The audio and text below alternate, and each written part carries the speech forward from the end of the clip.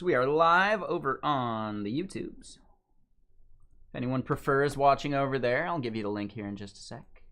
I know there's a few people, especially people where like their university doesn't allow Twitch, but they do allow YouTube. One second. So, you took a guitar for some help to someone?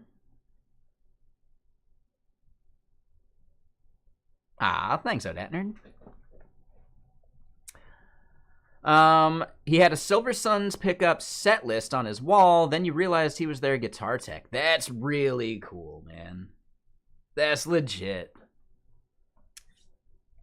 Yeah, that's pretty cool. What were his preferred strings?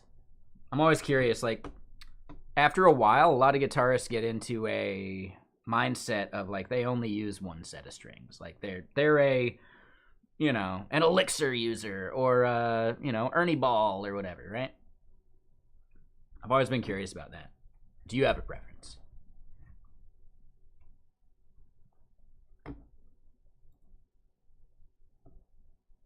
I'm a super slinky man, right? Heavily reminiscent of, like, Oh Brother, Where Art Thou? Where he's trying to get the pomade for his hair. I'm a Dapper Dan man. No, I don't want fop.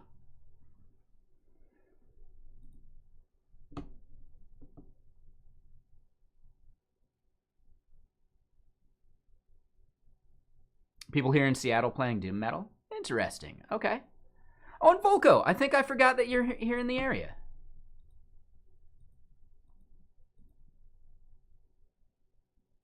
Wait, are you one of the people that I regularly chat with at Seattle JS?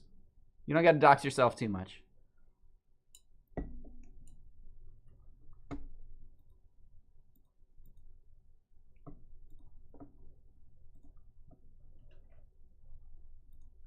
There's a couple people I chat with that they're like, yeah, I hop into your stream. And it's like, oh, cool. I'd really like to know who they are so I don't yell at them. Yeah, I'm over in Redmond. I go to Seattle JS every month.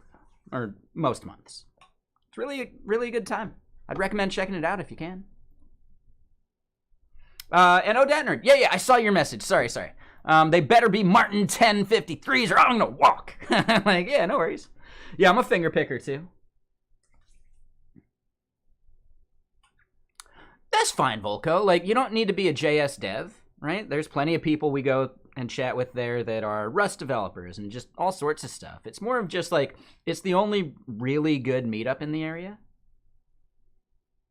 You know, just since COVID, a lot of the meetups have like gone by the wayside. I'd like to start one up here at some point. I think that'd be kind of cool. No idea what you have on your acoustic? Yeah, I don't have a preference for strings yet. So I typically just buy like 5 or 6 different kinds. I don't even know which like weight I like. I think I like the really light ones because I am also a finger picker like Odatner.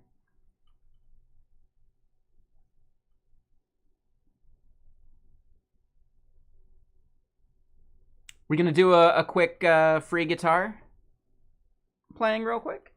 Why not? Why not? Yeah, let me do this. You guys get a free guitar song. Because Odatner, I don't know if you've heard me play before. So I want to share.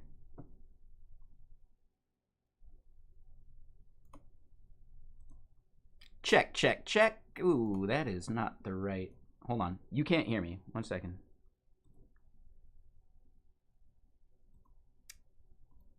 Test. Hey, that's a little better. All right. Yeah, for some reason it was on default instead of what we got. But, boom. This one's for y'all. I think my guitar's in tune.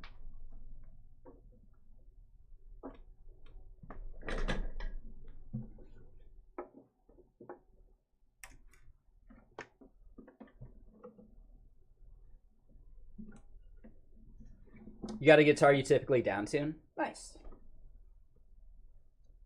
Yeah, we'll do just one song.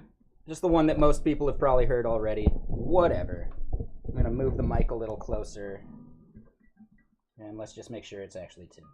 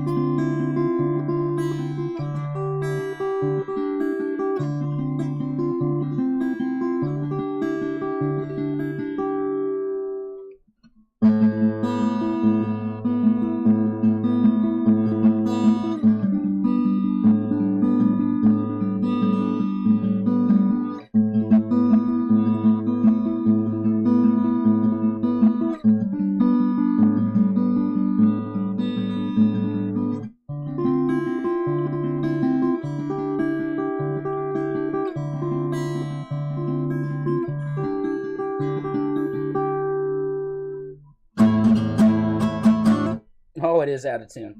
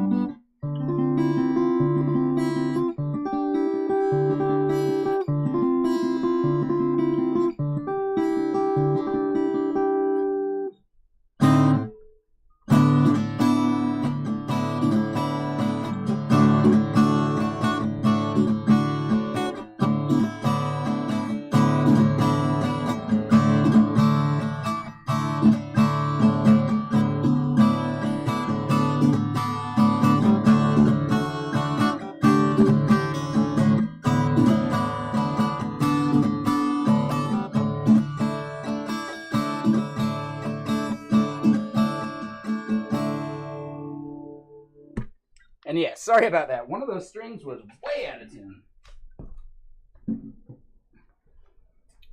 Definitely should have known better. I let it get really cold in the house the other day. Or not the house, but the apartment. Yeah. I definitely, like, I should have thrown a tune on it.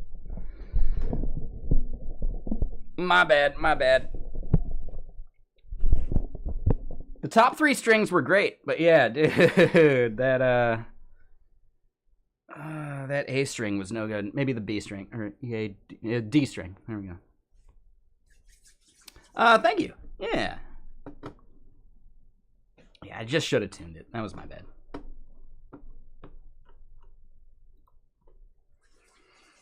I banjo, but poorly. Banjo's kind of easy because you can just bar chord that thing and then just do plucking patterns, right? Like, it's kind of like really easy. At least to, like, you know, make something passable. Not to make something good, but to make something passable.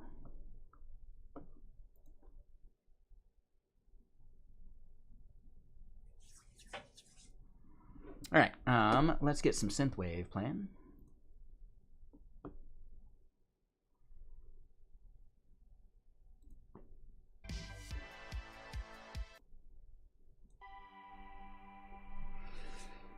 And yeah, thank you.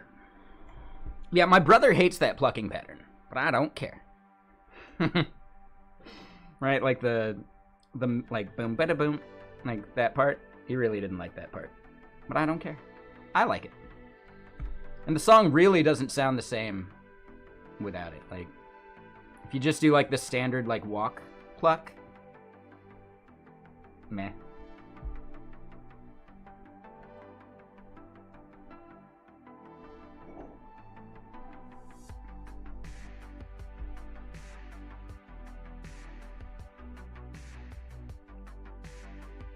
No, I've never taken any lessons. I'm not a big fan of lessons. I'm anti-lesson, basically.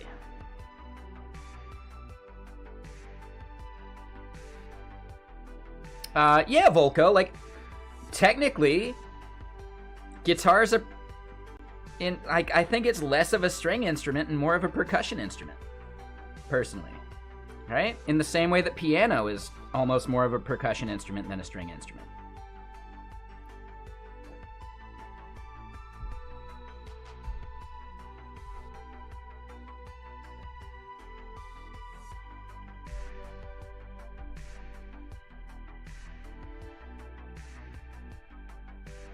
Right? Just the act of plucking is basically percussion, in my opinion. Doesn't mean I'm right, but it's the way I've always thought about it.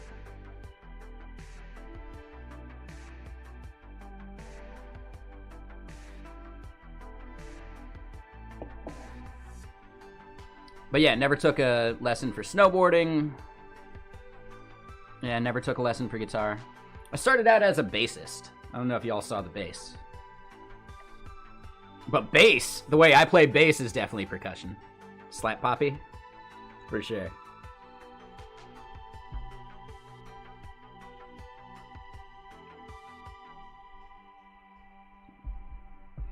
Percussion is like drums, where the sound is created by striking something. Right?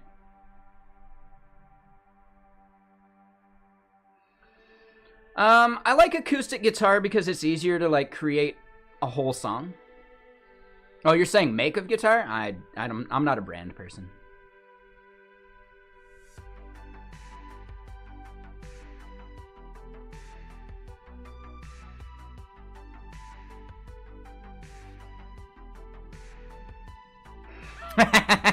Nice. Hell yeah, Volko. Do you have one of those, what is it, wool? Do you have a wool pick? I think I had one of those at one point.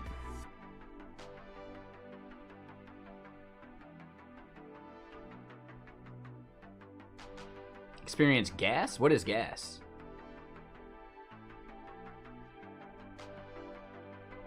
I might be thinking of felt. Either felt or wool. Like, it's just this thick thing.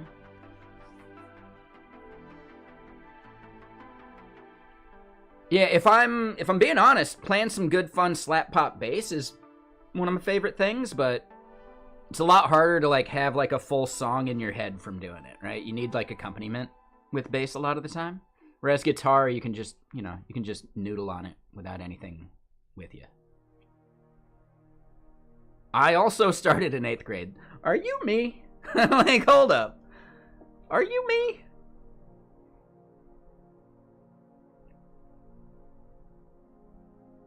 My brother had a drum kit. My older brother played guitar. So they gave me a bass so we could complete the band.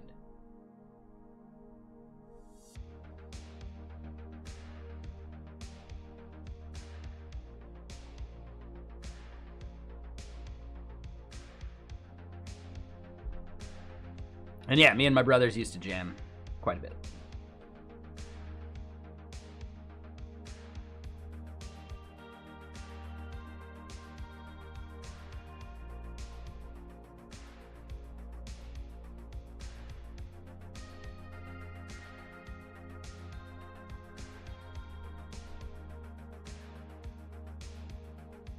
Right, so as far as our code goes, where did we leave off?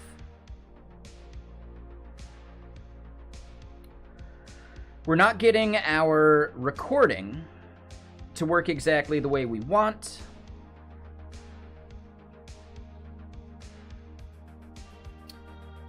I do have a USB microphone, though, that I could use. I don't, however, have a port that I could plug it into. I need to figure out what all these ports are occupied as. So we might not fiddle with that right now.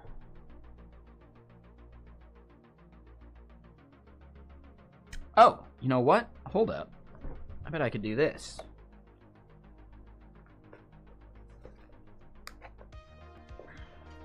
Yeah, hold on.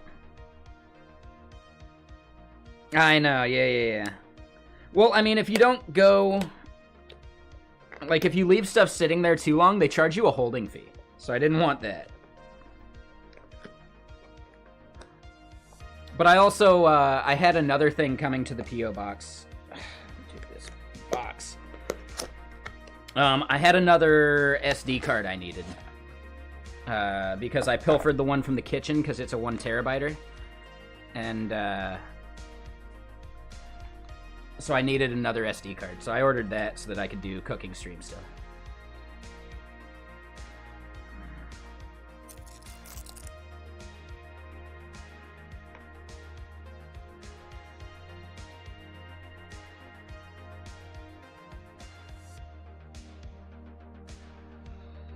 Oh, here's going to be the interesting part. Even though I have a microphone I can plug in now, we don't have speakers from the Mac Mini.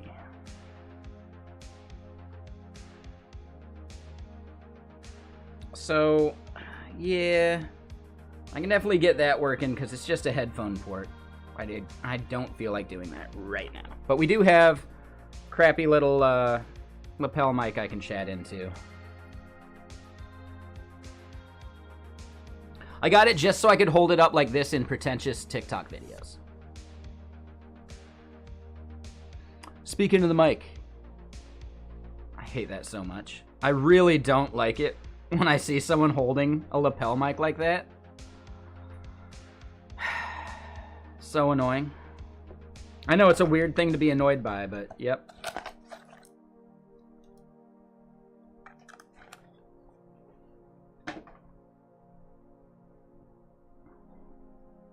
They're like conducting an interview. What do you think? Oh, wow, interesting. So stupid.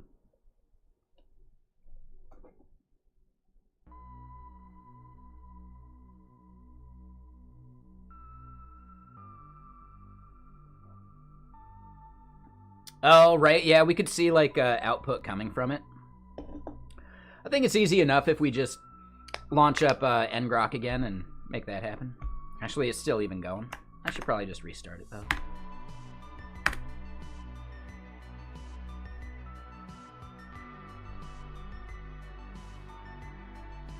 There you go, Sinome. Nailed it. How long were you working on that? You've been trying to come up with that for like 5 minutes, huh?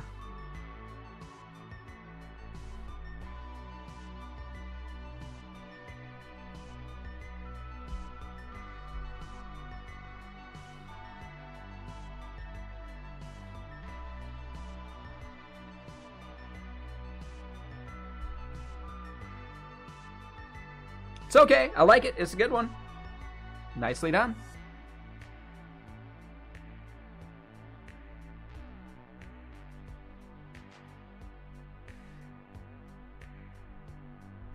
All right, so this media recorder stuff. One of the things I was thinking about trying was trying to move it like out of being a hook, but we end up needing to instantiate it inside the component no matter what. This is when we were trying to do it as a get microphone hook. But for some reason, this ref was firing way too often, which I find interesting. But state here fires only once.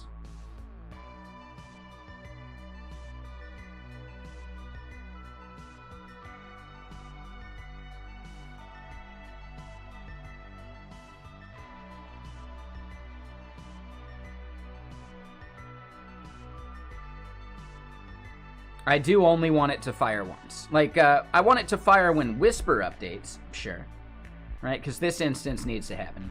But that was my guess of what was happening that was going wrong. Yeah. Sinon was using his keyboard as a percussion instrument. There you go. Nailed it.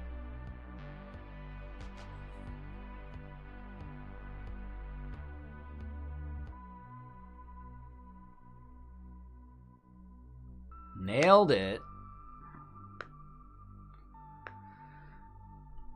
But yeah, the main gist is I feel like when the function was getting called too much, it was recreating a bunch of these things. And in this function that was a hook, it's not a hook, right? We instead basically just use a closure to pass callbacks into this thing, and then to pass callbacks out of it. Or methods out of it, however you want to describe it. But basically, we want this to be just that.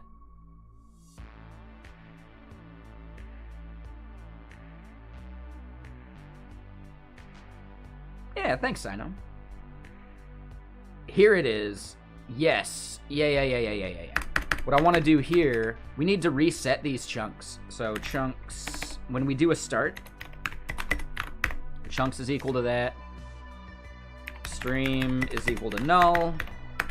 And media recorder is null too. That way, when it does refire, we're getting an entirely like fresh instance of all these things and all that stuff. So yeah, then we do a start, we create an audio context. All of this happens based upon a click event, which is required in Chrome and I think other browsers. And then from there, we do the get media, right? Get user media, that gets us our microphone.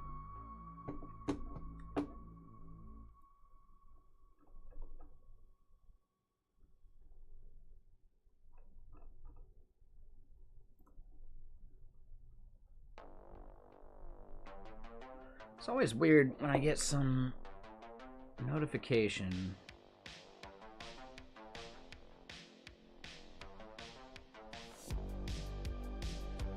Oh, I see. Damn, Lee Rob. Doing an @everyone tag in the Next.js Discord? Yikes, man. Yeah, I'm gonna be muting that Discord real quick. Wow. Did I do null equals null? Oh, Ron, you're saying right here. So this part is a type annotation. Because we're instantiating it as null, it doesn't have any information that this is going to be a media recorder eventually. So this right here is just saying, hey, this type is that. So it's really just media recorder equals null. But then in the future, we want to be able to assign to it. Does that make sense, Ron? What up, Cassadev? How you doing?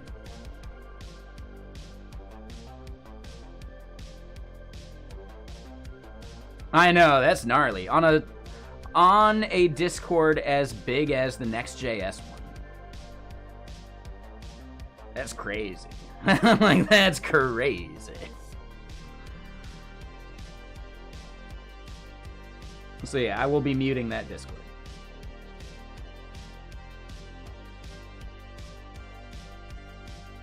There's another one that I got tagged into. Oh, Astro did an @everyone too?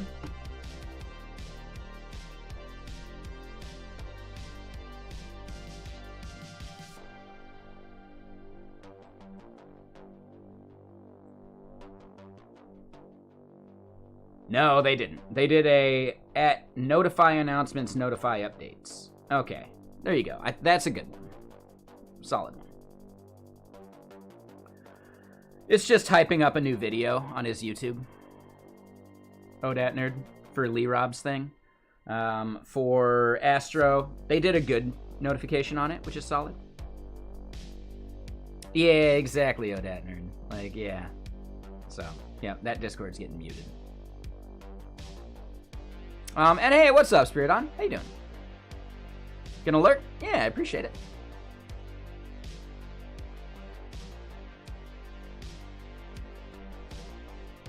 Ooh, hold on, Spiridon.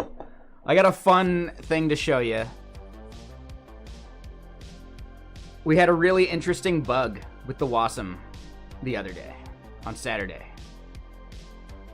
If you're around and you want to see it, I can totally show you. It's a fun, tricky one. But if you're busy, I get it. I can dig into it when you're ready. I think I'm even gonna make like a short little like YouTube video about it, because I think it'd be kind of fun. Right, just show like how things can go wrong.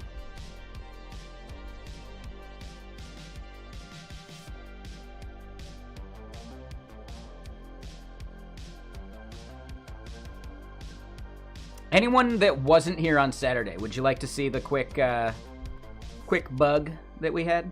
Because I can show that right now.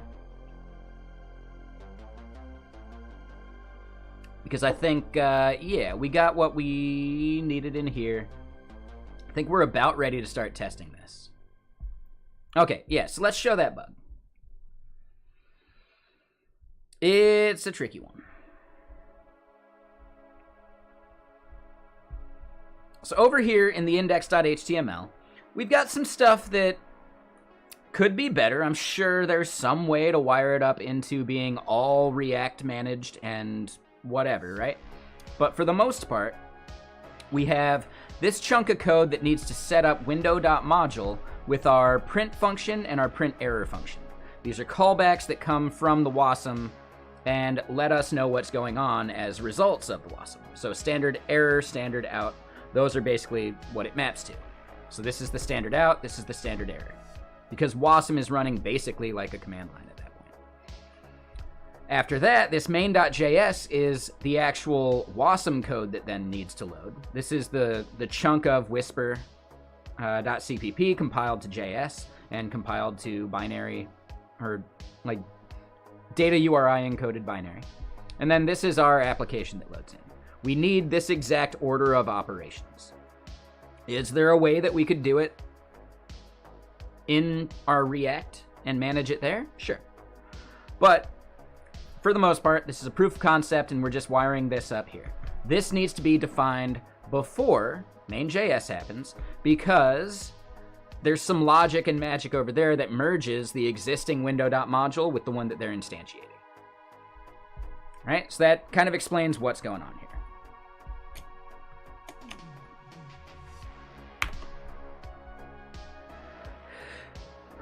Excuse me for the sneeze. So, what if, and let's just do it with print error. Print error actually shows us something a little quicker.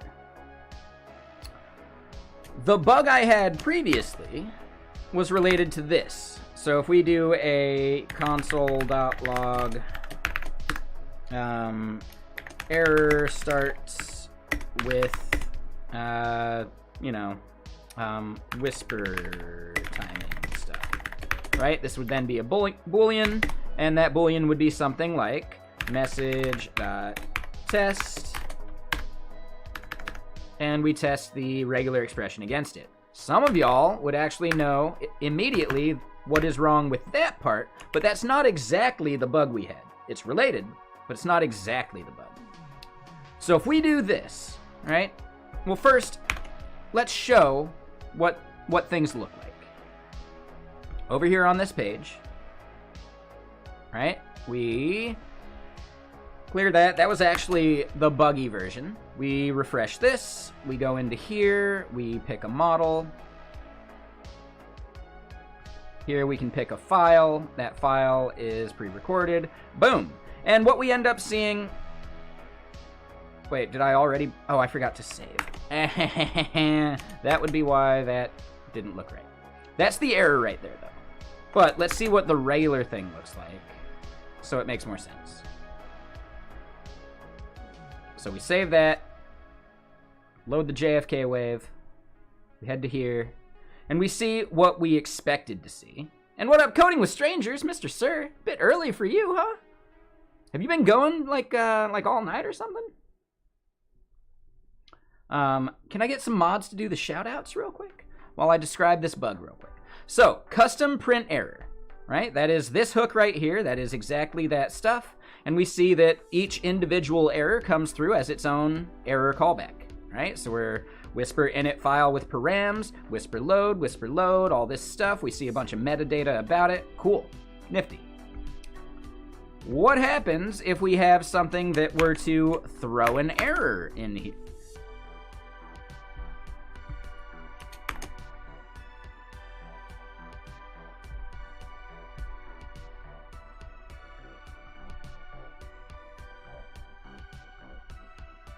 So we load that up, and we see, oh my, right? Our first one, hey, whisper init from file, params, no state, loading, blah, blah, blah. The next one includes that, and then concatenates the next line.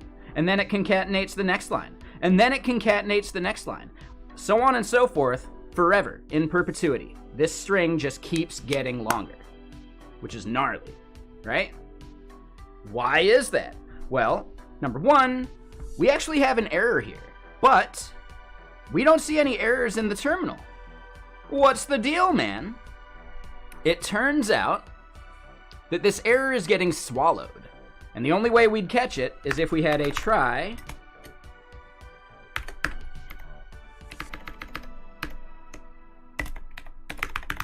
catch right here, right? So we're gonna go in here, we're gonna call this E, console.log E, clear this. And yeah, sorry, 1 second, hero. We'll get to chatting with you here in a second. Right, we choose our file, we go do this. Lo and behold, we get this error print now. Message.test is not a function. Because, yeah, it totally isn't. Instead, we need whisper timing regex.test of the message. I had those backwards. But we're not getting any of that stuff because this is just an index.html file, not TypeScript. So we don't get any like really good TypeScript like error messages. So boom, that's one huge problem. And again, the reason that is because we need to make sure these things load in a very specific order. We could do it in React, but it's more effort, and we're just not doing that yet.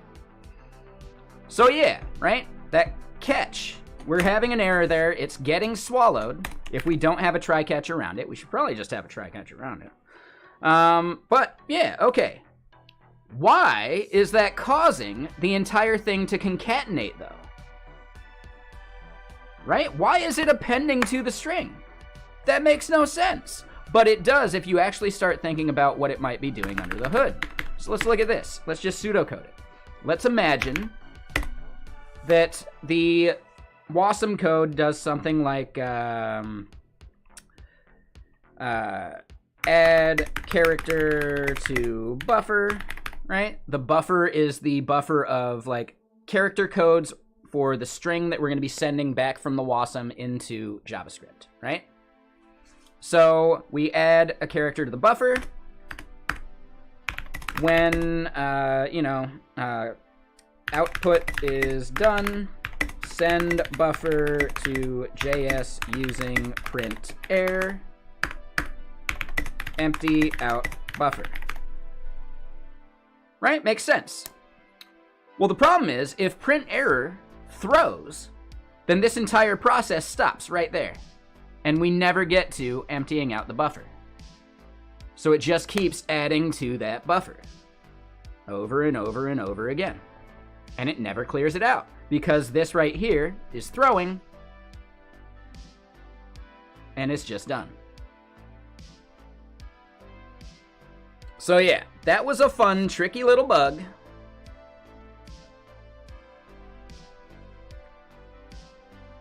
The fact that it was swallowing the error was actually the biggest problem.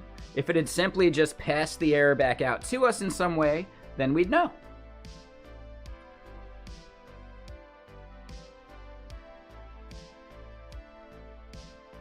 Take it easy, Sino. This isn't a comedy club. Chill. Not everything needs to be a joke.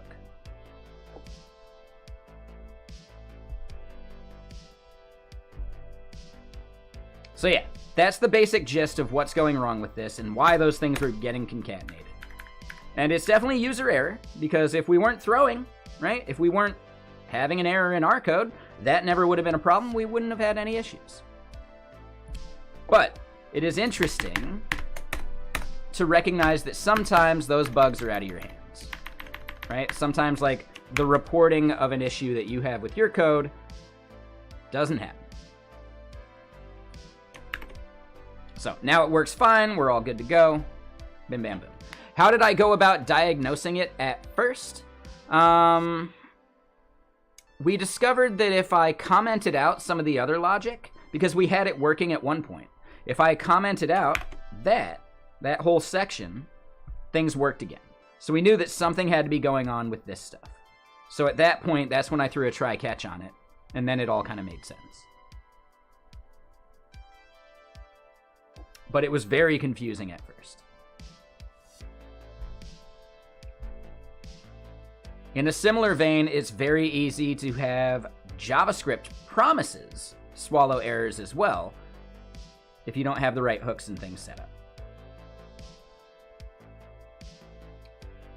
For the WASM, we're using whisper.cpp.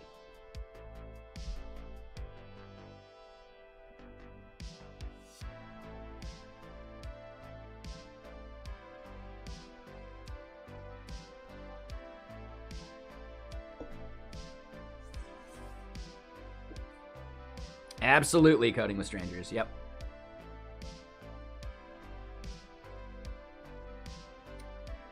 In some cases, you need try-catch to basically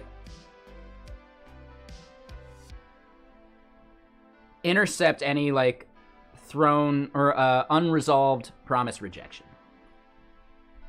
So, as an example, if you're writing Node.js scripts, sometimes the errors will be really good and, like, you know, you'll get it reported, but I swear there's still some cases where you're not going to get great output. So in any Node.js script, you pretty much always want to create these two, like, global log events. There's unhandled promise rejection, I think.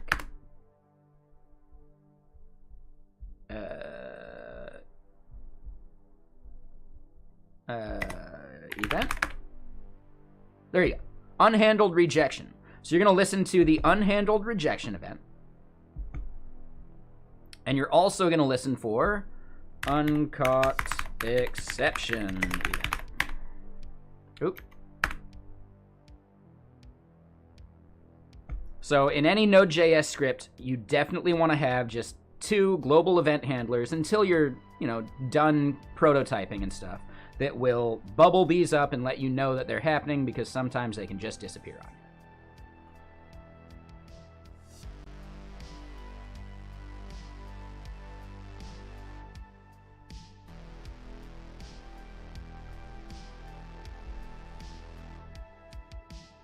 So yeah, hold on. Did any mods do the shout-out thing? We'll do it again.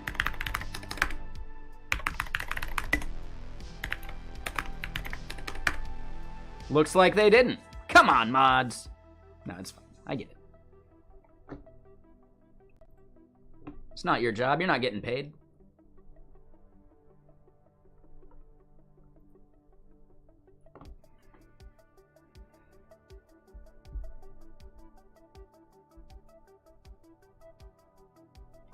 Oh, that's fine. I mean, coding with strangers could have done it himself, but that's a little weird.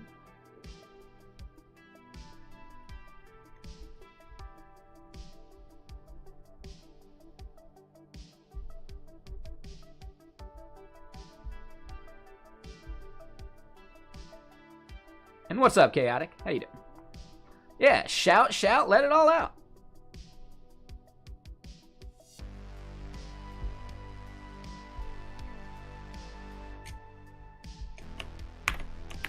All right, so we want that back to being uncommented. We should be getting most of this stuff, and we should call it good.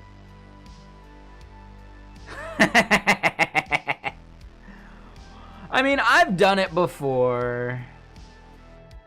If your Discord is specifically for you, then I think it makes more sense, right?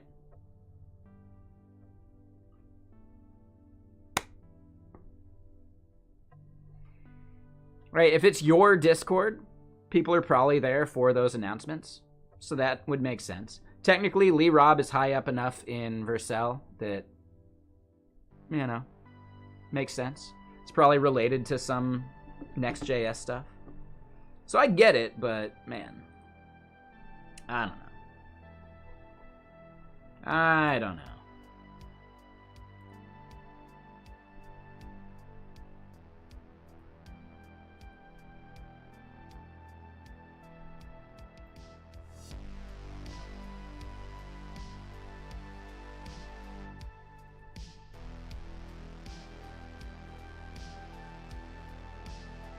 I don't even know what channel that was in. Was it announcements? Must have been announcements.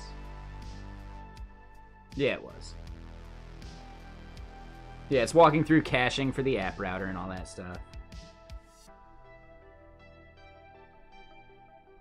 I don't know. It wasn't a terrible thing. Yeah, no, I get you. That was a fun one. All right, so.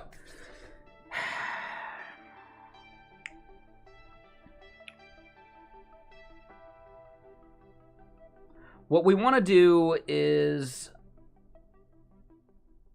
we want to be able to record audio and play it back so we can hear if it's actually a good recording.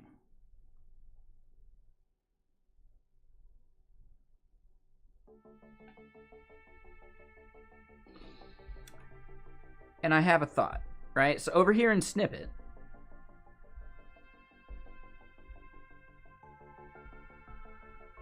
where is it? Ah, yeah, it's this. So we're doing flex direction column, processed audio, audio ref, audio string. Right? We're logging things out here. The place that we're doing that conversion, though.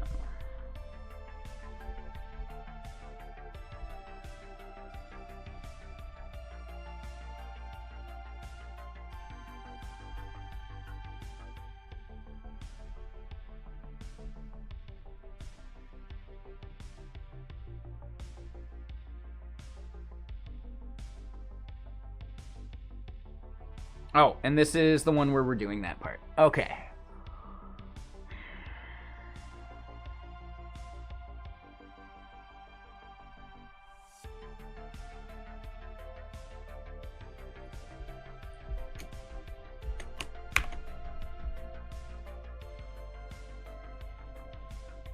So here we're creating a blob. We create an object URL for it, and I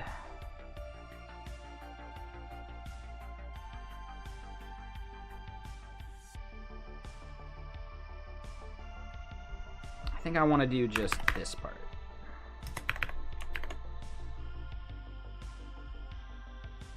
Basically, yeah, I want to see if we're getting like a realistic bit of audio. Right, to make sure our recording is actually complete.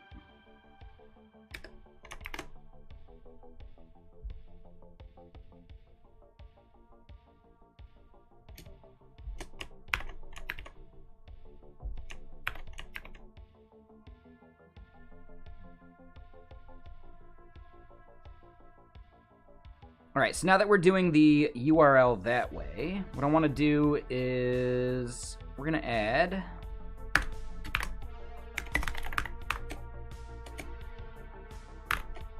this.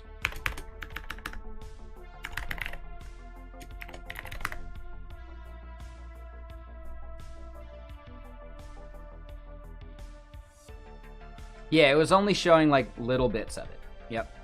So now we want to verify if I fixed that part.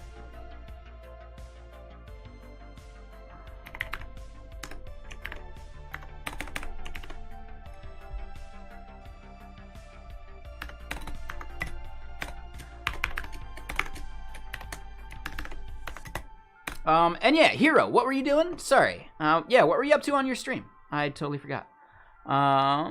Your focus needs more focus.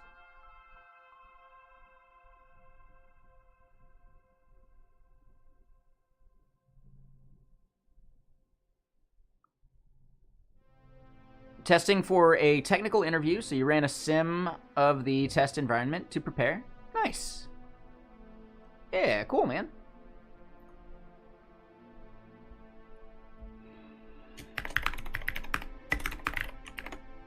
All right, so download audio will be that, and we'll see if it actually downloads anything. So we got this running.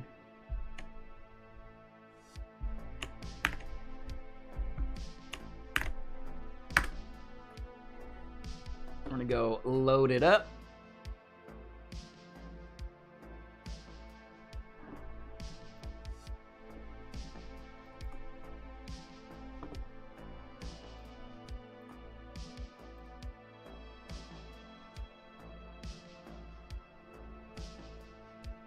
Ooh, that's a long test. And Abdu, I responded to you. Did you hear me?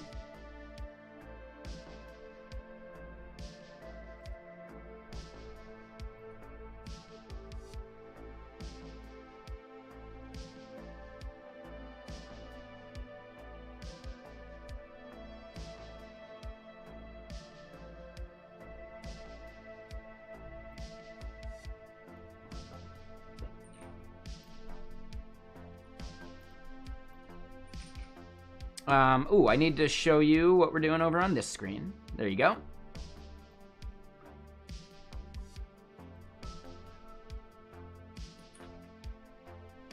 All right, we create a book, we create a chapter, we got those issues, which is weird. I don't care about a loader, though. I ain't afraid of no loader. We create a snippet.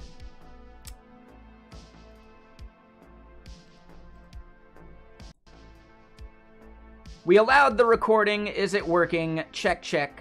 1, 2, 3. Check, check.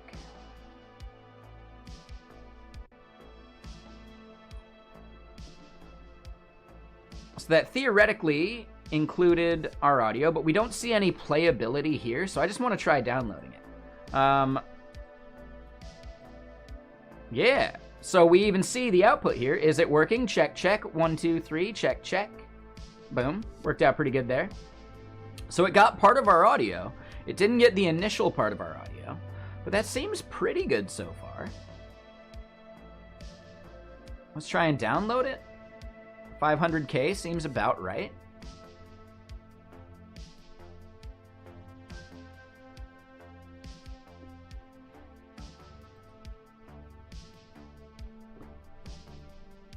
We're gonna load it with VLC.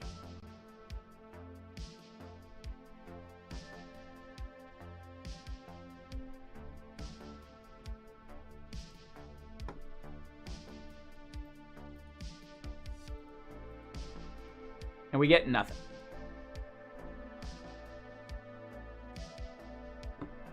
Let me try opening this with Notepad just once.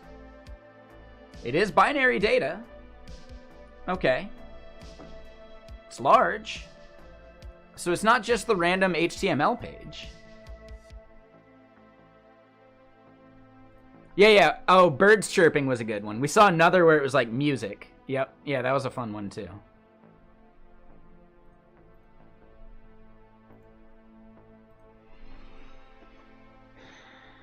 So VLC couldn't play that audio.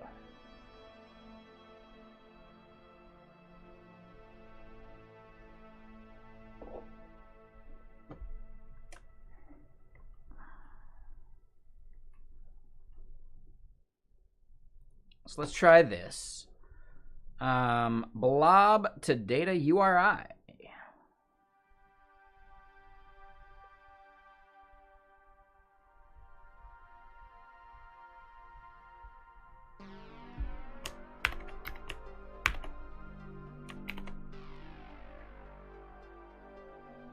So here, we end up doing the URL with our blob to data URL stuff. That means we're going to refresh real quick and try again.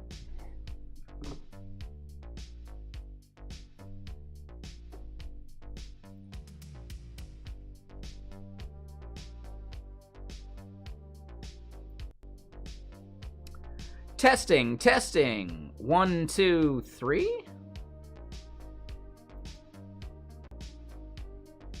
All right, we still don't get anything playable out of this. We do see a bunch of data URI stuff there. If I click this button to download it, we see that. If I try and load it, it does not play. All right, so something is just terribly broken about the audio we're generating.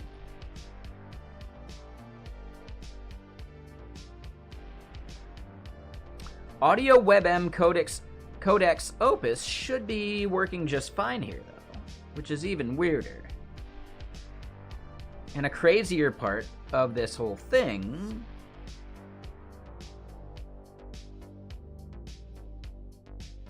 is that we actually have this.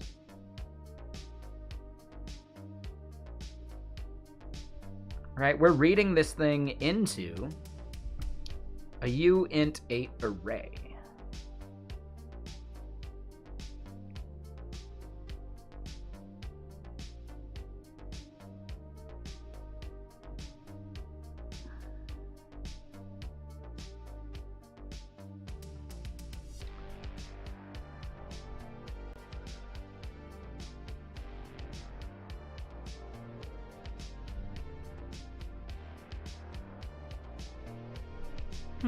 So what if instead we do something like this too?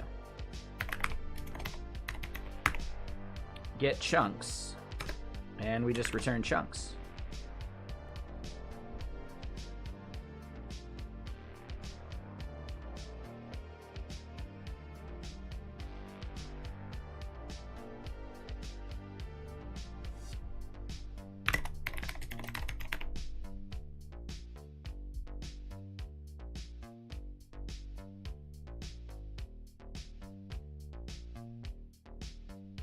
Oh, damn it. I keep forgetting to hide that. Yeah. So yeah, what I just did, sorry. I just created this getChunks function. And then we're going to get it here. And then we're going to call it somewhere.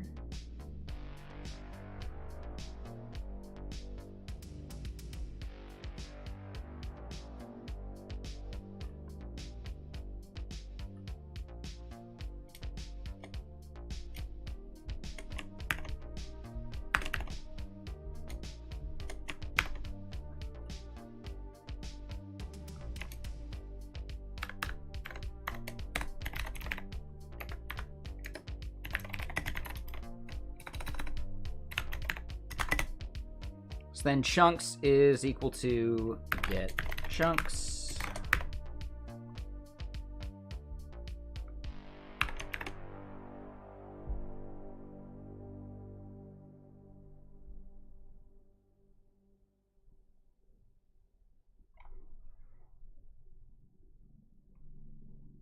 And let's just see if it's something to do with our conversion to and from all this other stuff. And let's go grab exactly what we're doing here, because it does seem like we are getting some of the audio from it, just not in the way we expected. And yeah, audio WebM Codex Opus.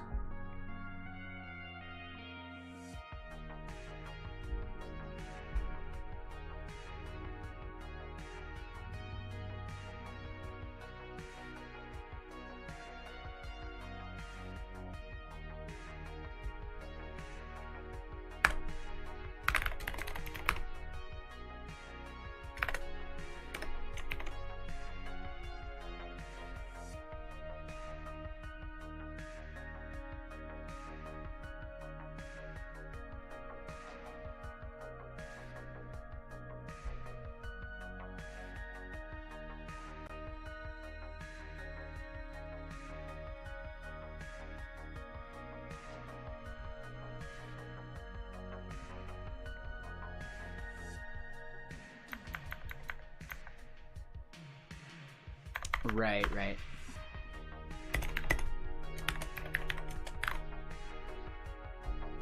We just cast it. We're good.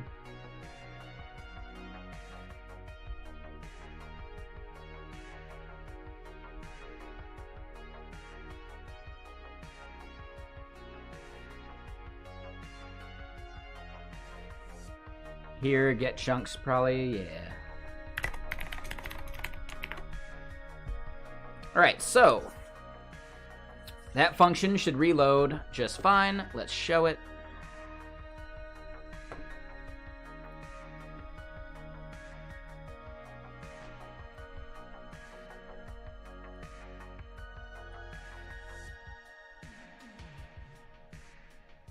Oh wait, we don't want to choose file, we want to record audio. We are recording audio. Is this gonna work? Will it blend?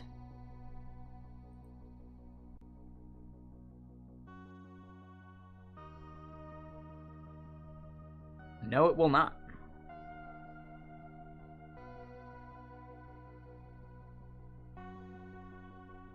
It thinks we said this is going to work, not is this going to work. So yeah, a larger model would probably help there, but will it blend did get rendered fine. But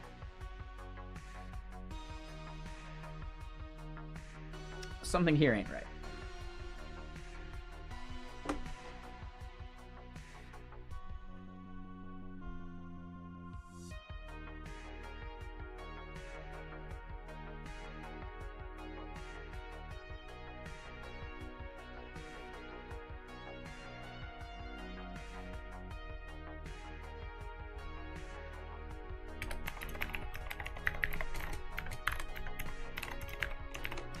It would hint that this was empty because the text area was empty as well.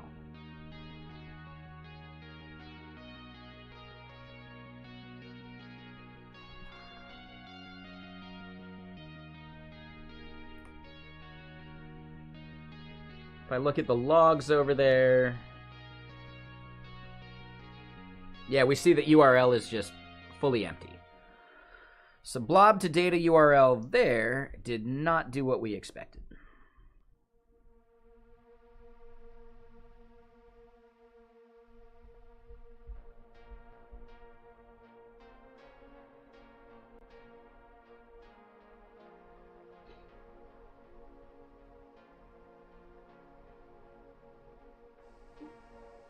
Yeah, hold on.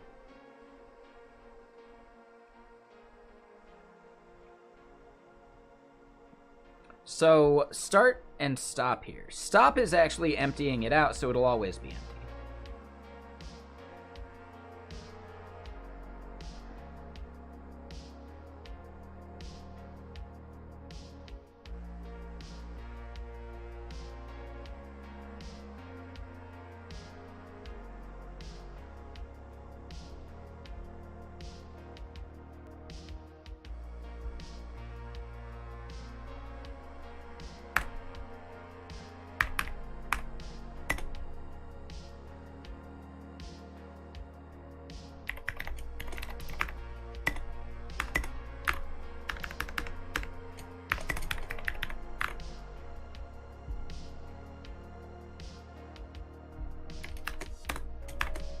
I don't want to modify too much here. All right, so we'll do that part.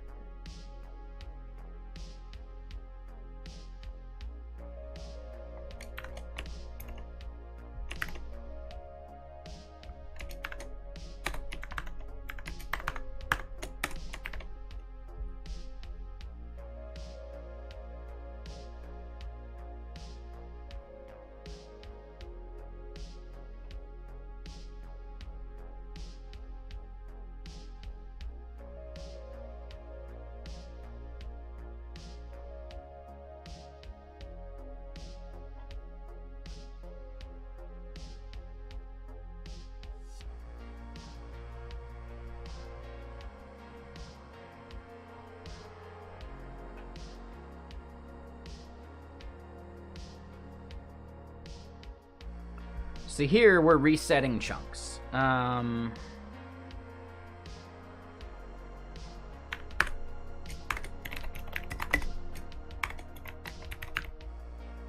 Right, and this is all just for like, just for fiddling with it to see what we get.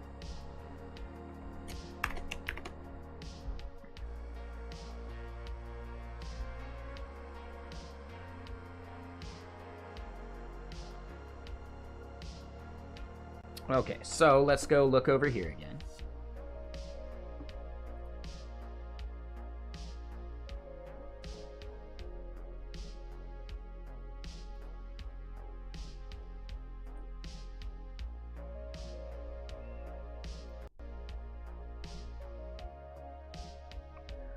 We gave it 3 seconds of lead time. Let's see if we get the entire chunk of what we're looking for here.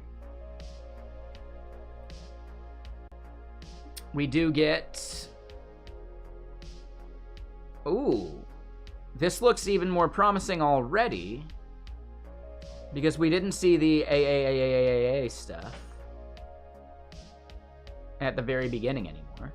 We still don't see this being playable, though. And if I download the audio, it's probably still not playable.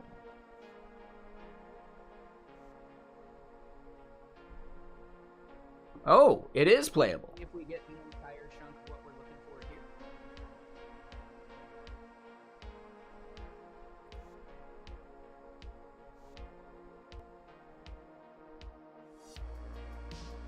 If we get the entire chunk of what we're looking for here. So, for some reason, we're still losing, like, the first half of the thing.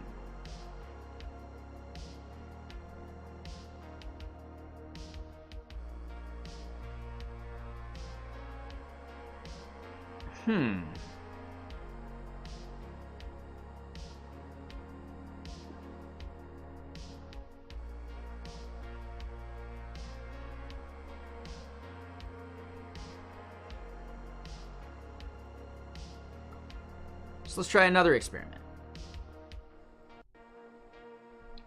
Testing.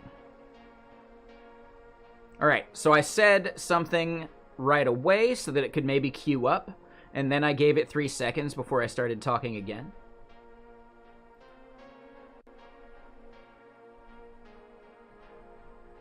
This is now playable in the browser.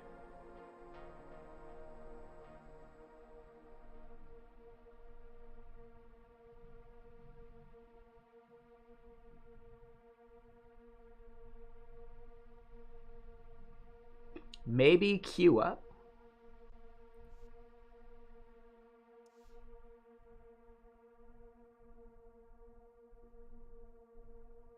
Maybe queue up, and then I gave it 3 seconds before I started talking again.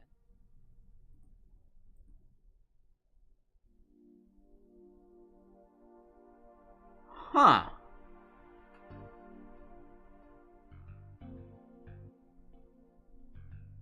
So it seems like the audio sounds great, but it's not starting soon enough.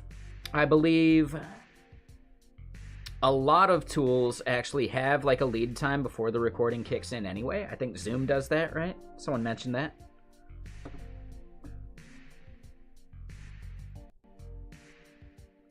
Testing. 1, 2, 3. Testing. 4, 5, 6.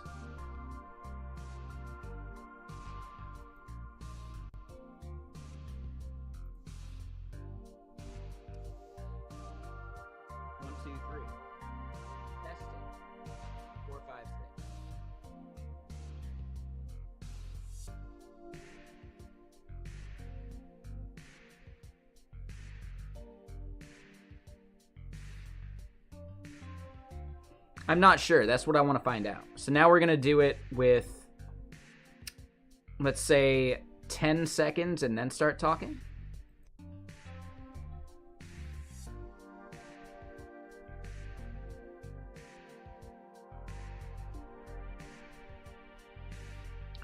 Testing, testing, testing. 1, 2, 3.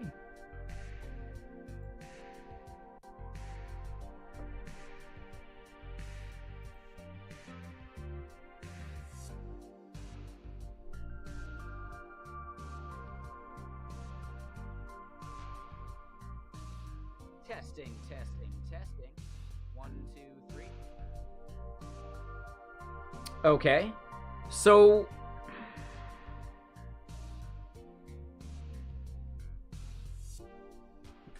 Let's try it at 5 seconds.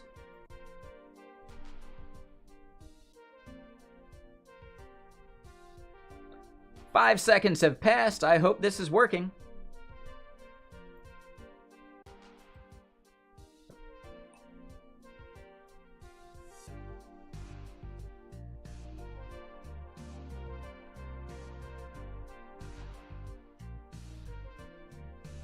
Let's see what the result is real quick.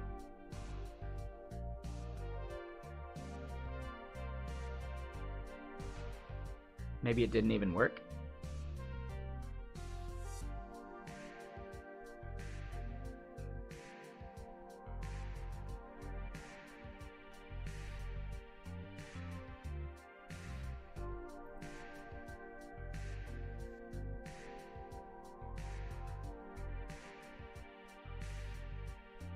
Working. Okay, so 10 seconds worked great. 5 seconds did not.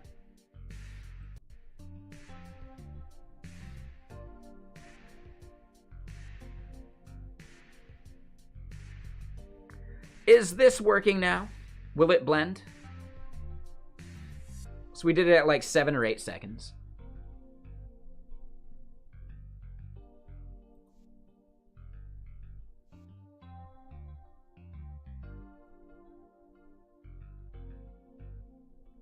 Is this working now?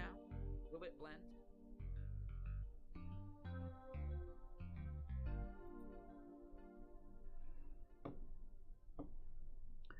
Oh, but we're getting a result -1?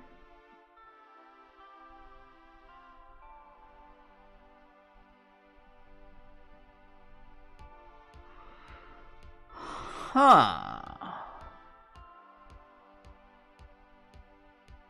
Yeah, and get chunks is going to get like longer and longer because that's no good.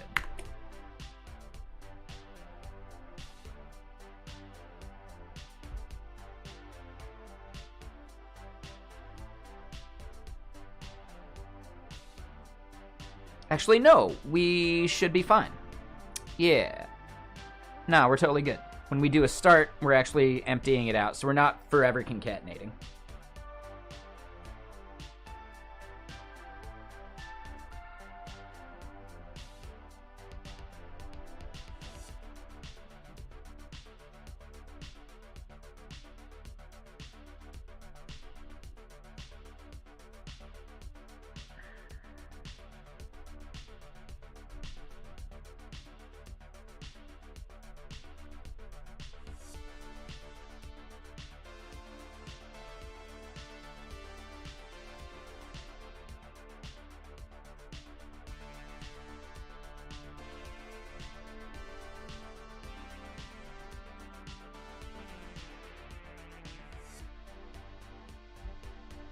So what we're going to do is we're going to send out the blob of it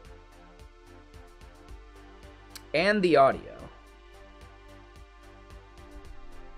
We're going to do that as this audio blob.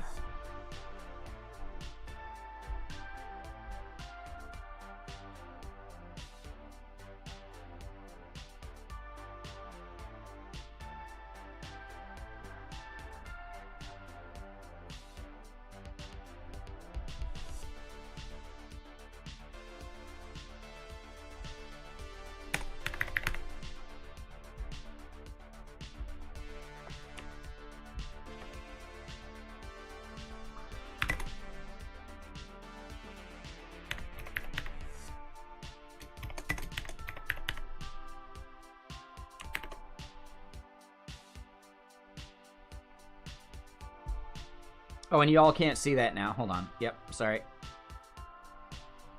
So, what I ended up doing is we're not going to need that cached version of chunks.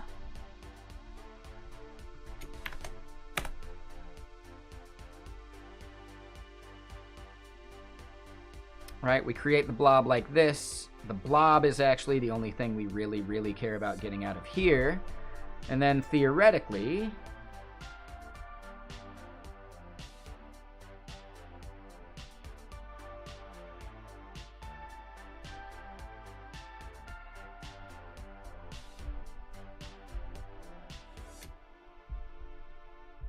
We don't need any of that. And yeah, here's the biggest part. Creating a blob from the audio we had, no good. Did not work. I think getting the blob out of it will actually end up being fine. So let's get rid of all that. Don't need that. We're going to have some errors for now.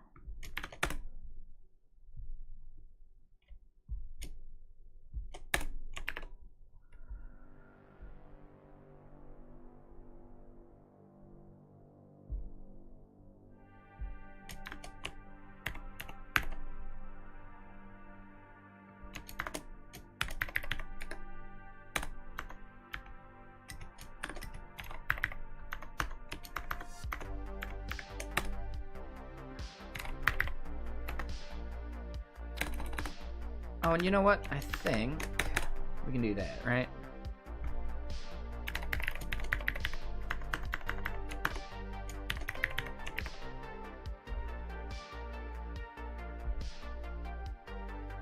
All right, so audio blob there. When we finish,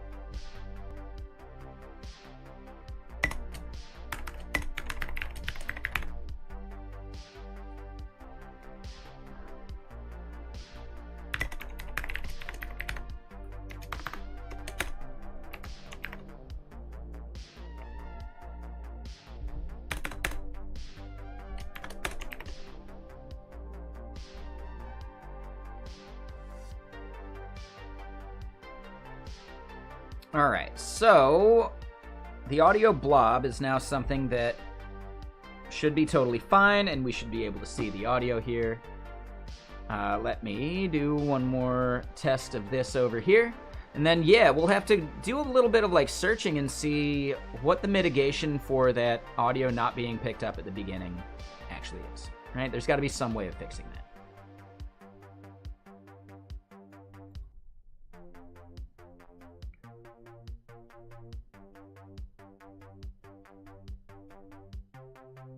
We should be good for recording now. Let's see what happens when we put stuff into the content here. Yeah, so we get result 0. We got a result -1 previously, which is not ideal. Yep, we should be good for audio now. Let's see what happens. It gets put into there, and we're good to go.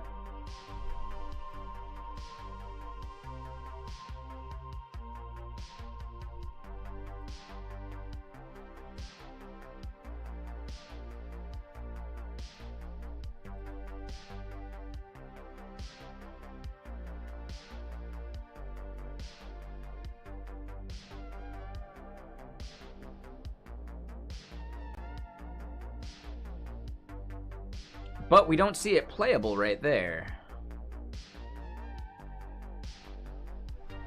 Oh, and I think our thread is frozen now.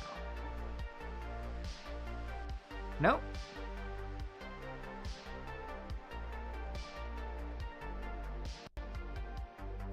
Testing, testing, testing. 1, 2, 3, 1, 2, 3. Will this blend? Is it gonna happen? Does anything happen?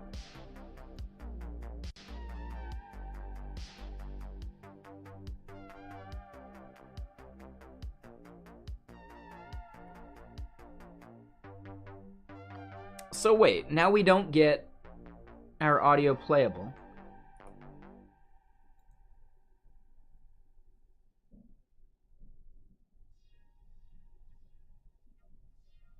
Ah, hold on. So now we can download that. Testing. 1, 2, 3, 1, 2, 3. Will this blend? Is it gonna happen? Does anything happen?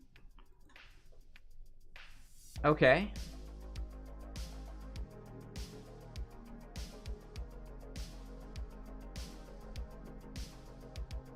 for some reason, the audio input here did not work, which is even more strange.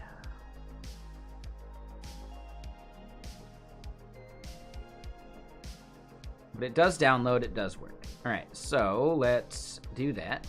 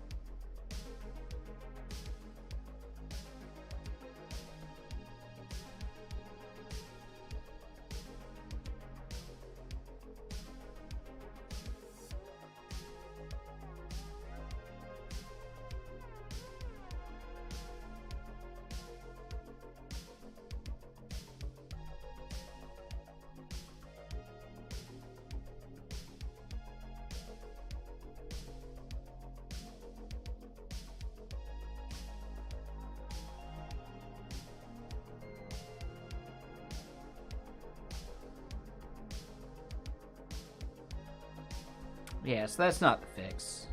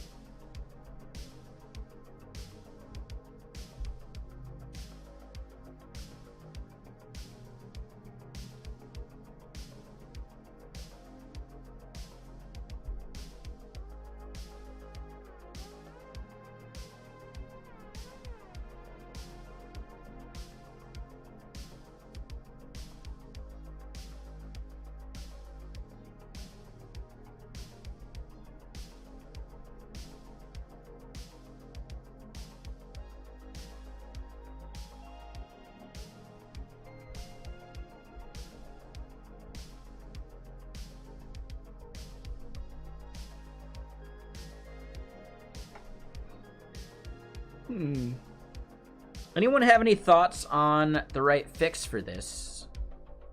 We could always just say, hey, user, give it 7 seconds to start recording. It's a little annoying, though, isn't it?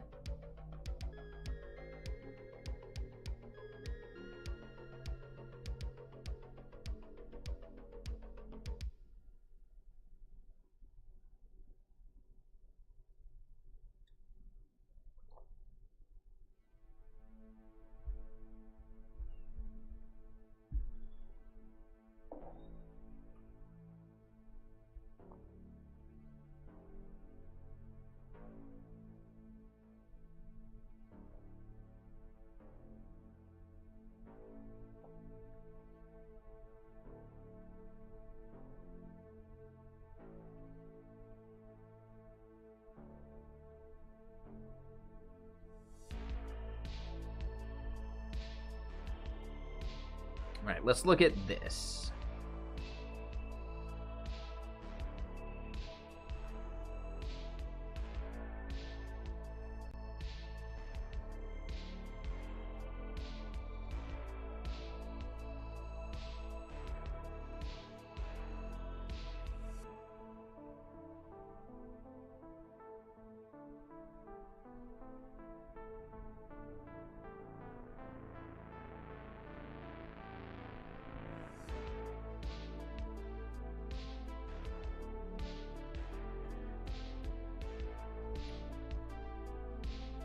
Right, we see what they're doing. This is all pretty straightforward.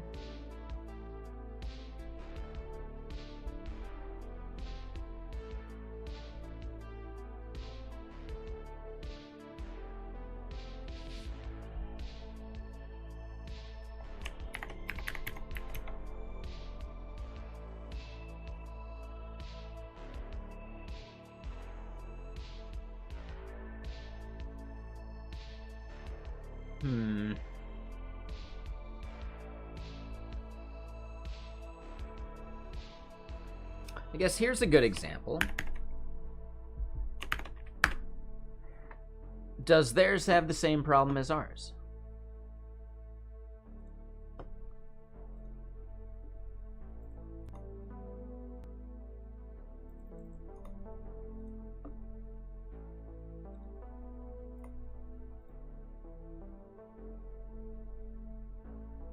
Let's try their demo.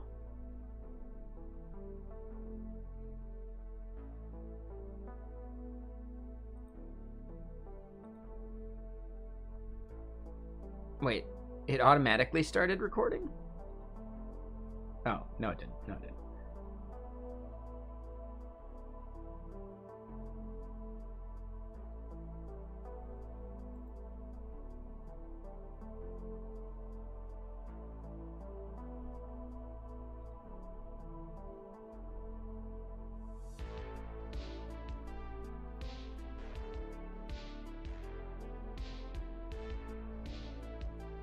Not allowed, error, permission denied. What?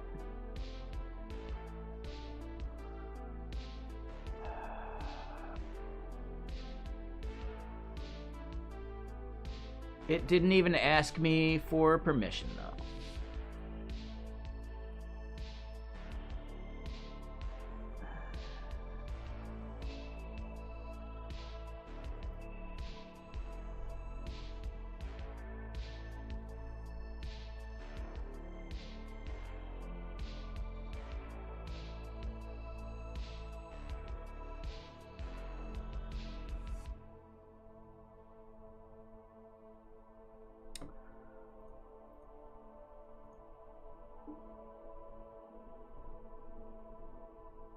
All right, let me try it in Firefox. Or, oh, this is Brave.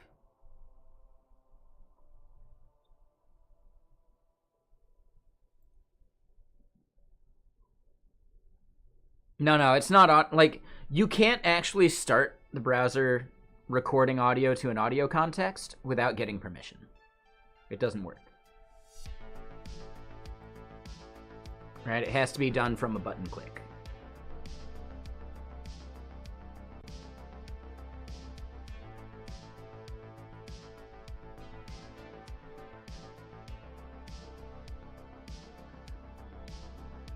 Yeah, it would show the request up here in the URL bar though. Right? And we don't see that.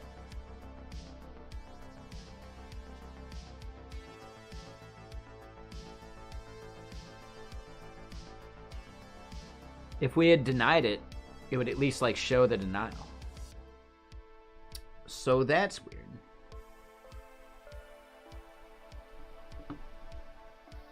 Okay. Is there a different browser-based audio proof of concept we can test to see if they have the 5-second issue?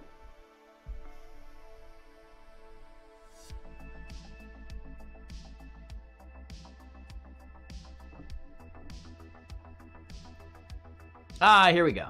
It was just the Mozilla site. Test, test, test, test, test, test.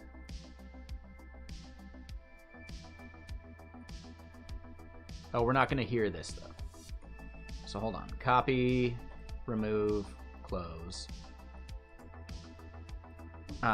Yeah, so there was another link we could click. View full demo here is the one, right? So then if we do this...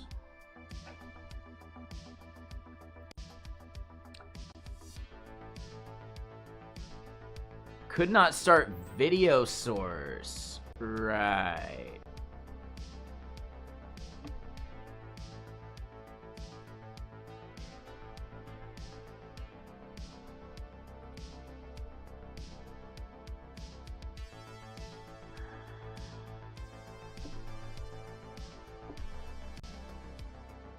Testing, testing, testing. 1, 2, 3.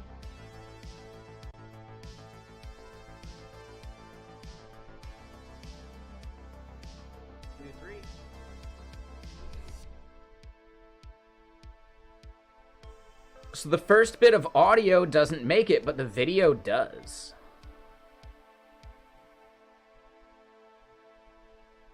So they have the same problem.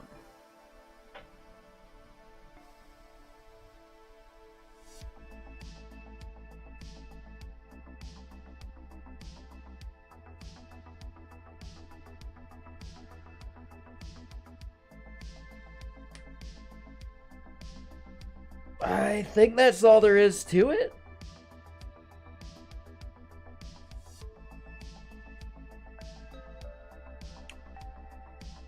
I've heard other people say that other things have the same problem.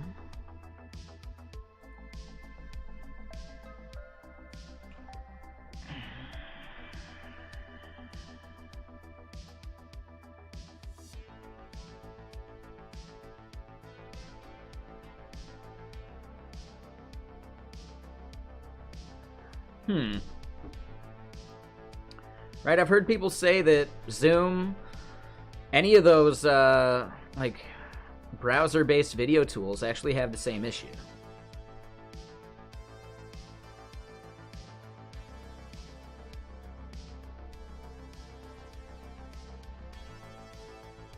Okay, the bread. And what system are you on?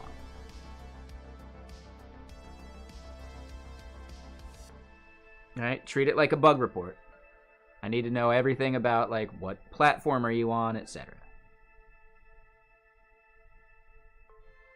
What browser, you know. We need a full bug report from you.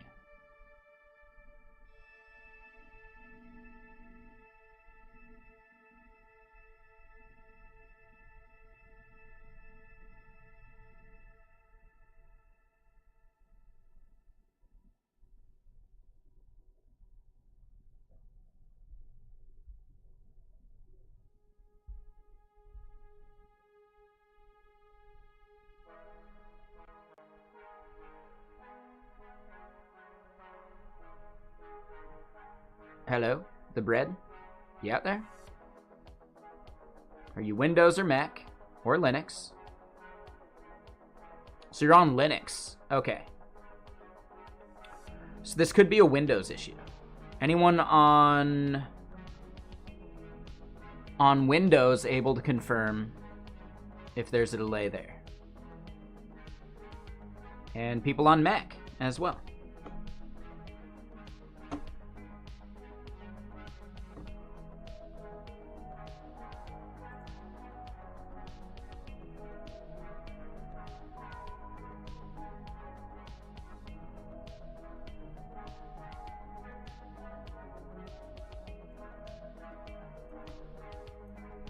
It is this link right there.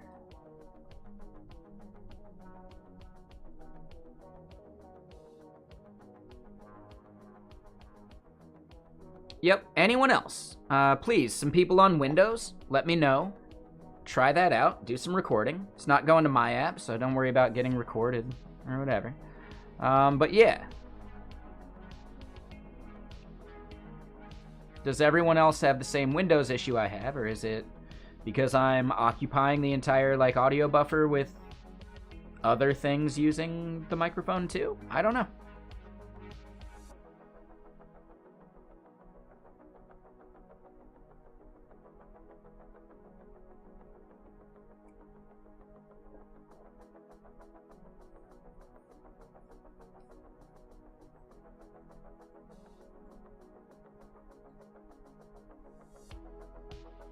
Yoinked phone, it's Mozilla, right? The people who make Firefox.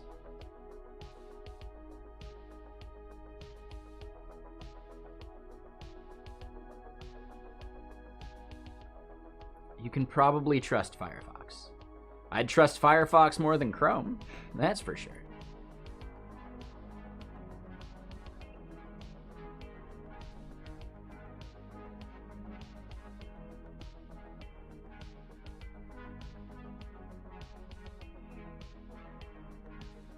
Anyone out there, come on, I need your help.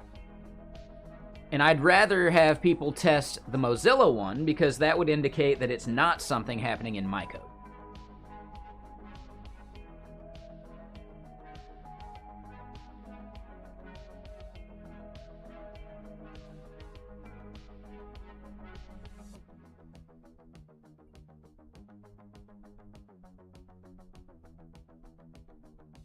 Bueller. Anyone on a Mac able to test as well? And I could do the microphone for this because we don't need to like hear it anymore.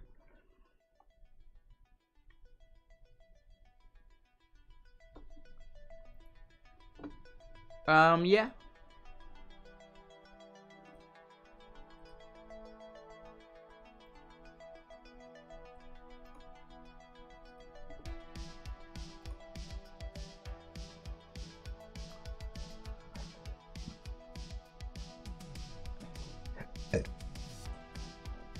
So I can test on a Mac.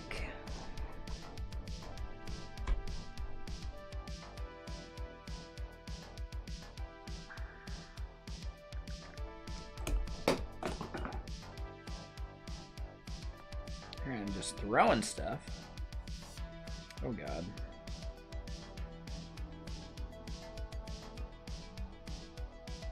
And yeah, how you doing, Productive Time? What are you up to?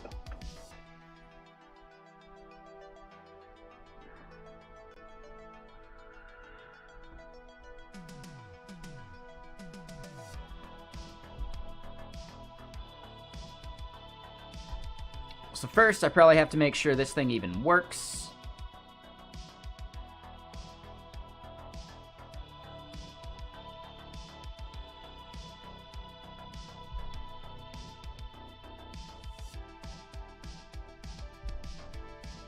Test, test, test. Ooh, that looks right. Hey-oh, there we go. Test, test, test. Test, test, test. All right, we can go somewhere in the middle of there. Microphone check. Hey, that's not bad. All right, so we do have audio recording working over here. Let's load up the full demo here. We're not going to be able to hear it, though. Ah, right. So instead, let's just go do my demo.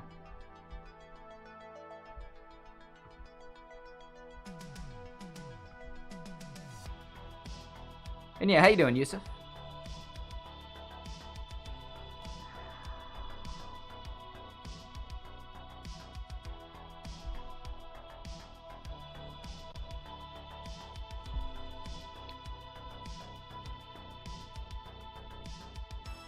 One, 2, 3, 4, 5, 6, 7, 8.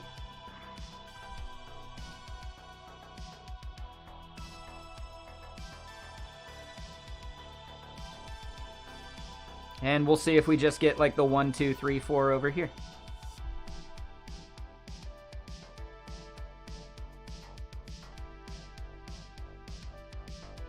Maybe. It takes a little bit. Yeah, the Mac Mini is slow.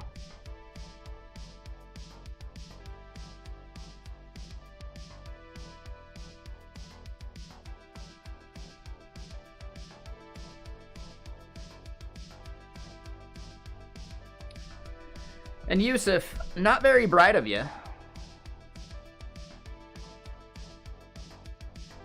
Right? When something you say gets deleted, I would suggest not saying it again. The fact that you're not following is interesting.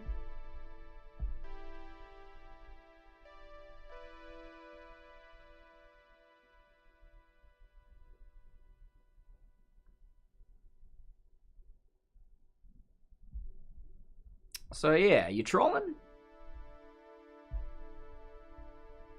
You'll get one more chance.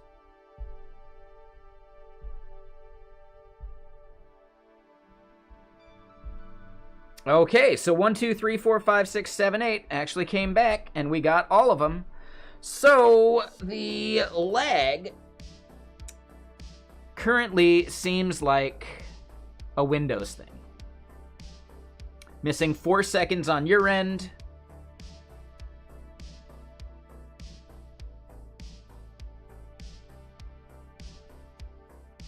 That doesn't matter, Sino. All you gotta do is ask questions, but nothing here is that crazy. We're talking about audio. We haven't even dealt with anything JS-based in the past 5 minutes because we're trying to figure out if any of this browser stuff just works.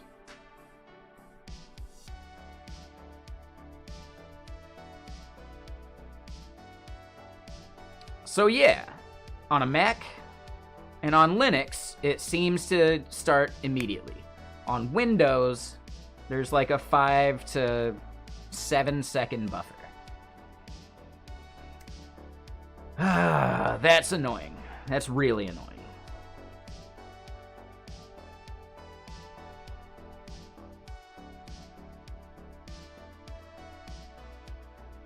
So, the bread, yeah. Are you saying you did that within your Windows stuff?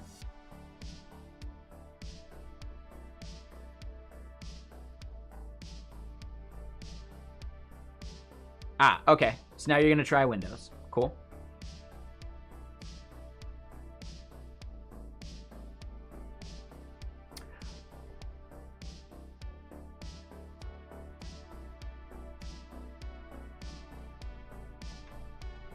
I mean, so chatting on a yoinked phone, this is for me, right? This is a tool for me specifically. It's a proof of concept for my own use. That's it.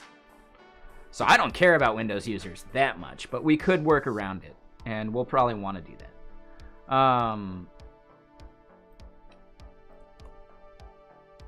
So hold on. Mr. Tomed, make sure you're using this link, not the original link. Right? Not the one that has, like, the tutorial on it, but just the demo link.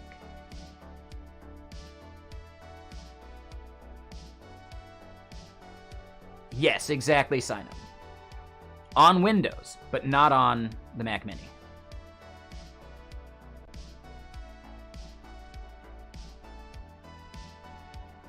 So yeah, Mr. Tomed, I was getting that same issue when I tried to do it on the tutorial page, but when I loaded the demo individually, it worked fine. So maybe try that.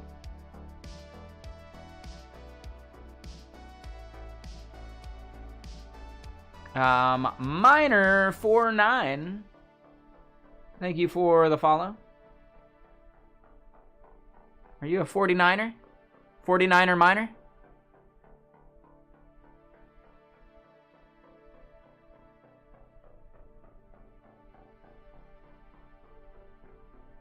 There are some people that might not know, but yeah, the 49ers, like the San Francisco football team, it's actually named based upon like the gold rush, which is kind of funny.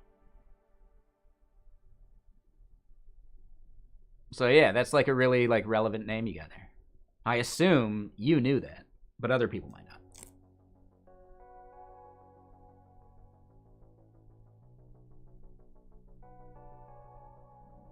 So, Mr. Tomed, what I'm getting at is, you did that on Windows, right? It worked with the direct widget link. Did it get your entire audio? No delay. Really? Okay. So we've got one person with a delay. I had the delay as well. We've got one person without the delay.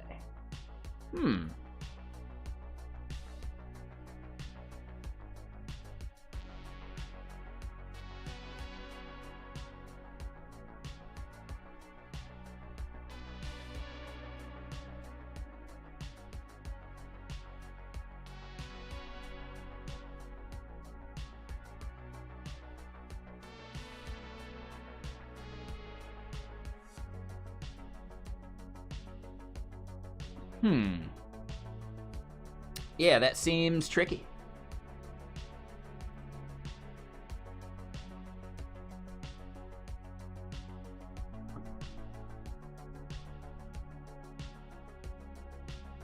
Anyone else able to help me test?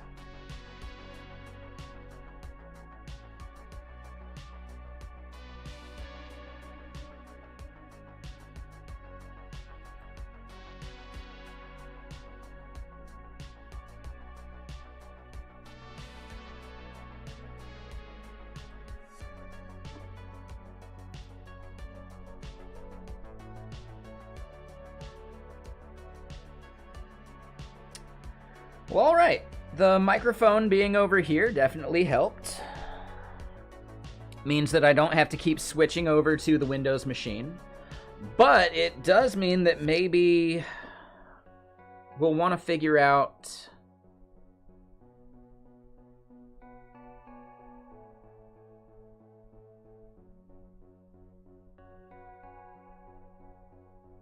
Yeah, how do we want to do this?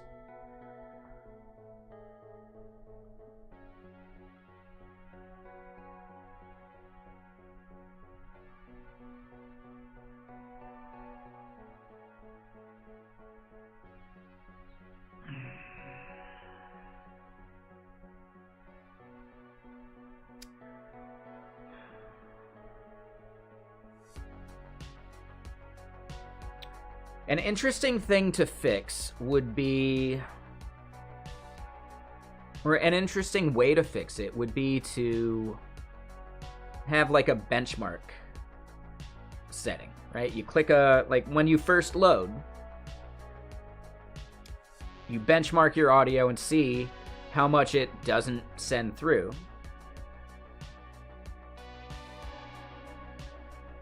Right? Alert the user, hey, it seems like the first 5 seconds of your audio didn't come through. Would you like to retest, or would you like us to add that amount of countdown to all future recordings, etc., right?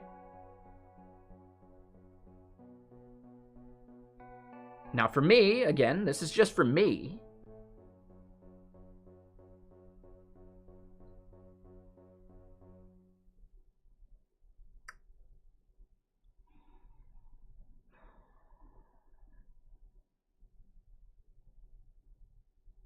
Yeah, I really wonder about this. Yeah, that would be a good user experience, I think, right? Rather than just every Windows user getting an automatic 7-second countdown. It might be longer for some devices.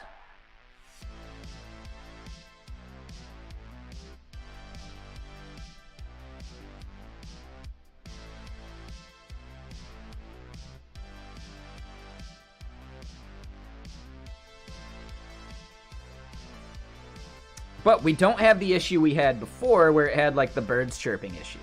So we've fixed the chunks issue, right? Like our hook refiring and mangling our chunks. So that's good.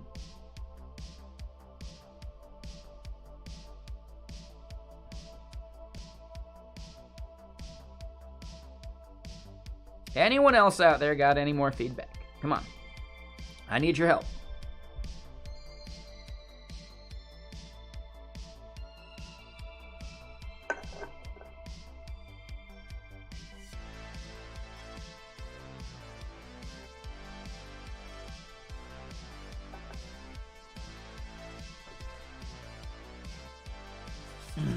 I think this is lemonade time while we think about it.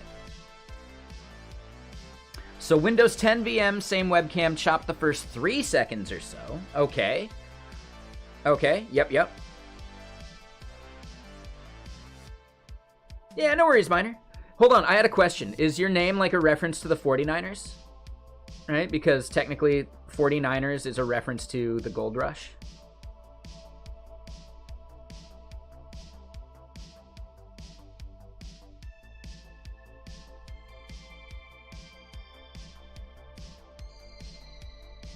Oh, it's fine. Thank you, Chiefin. No, that's totally fine.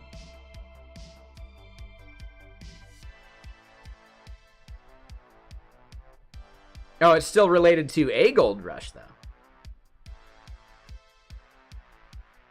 Different gold rush.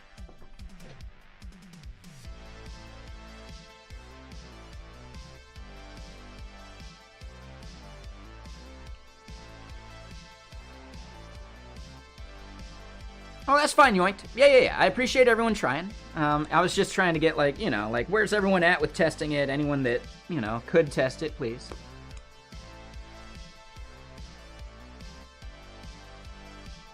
Space mesh. Okay, makes sense.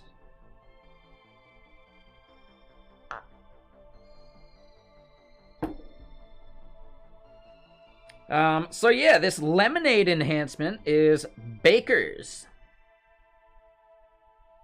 7-year aged.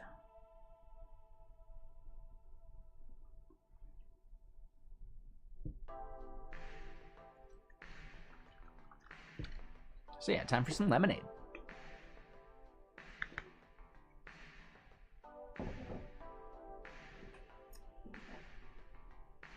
All right, so yeah, let's think about what our next steps are then.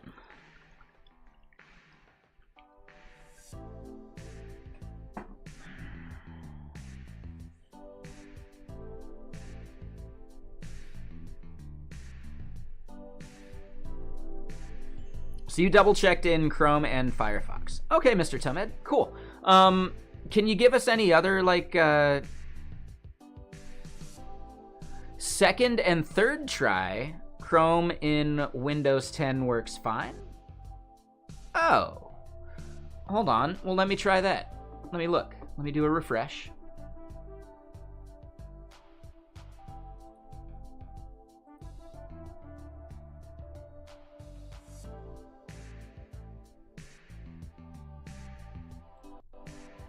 Fourscore and 7 years ago, this dude was trying to actually record some audio on a Windows device.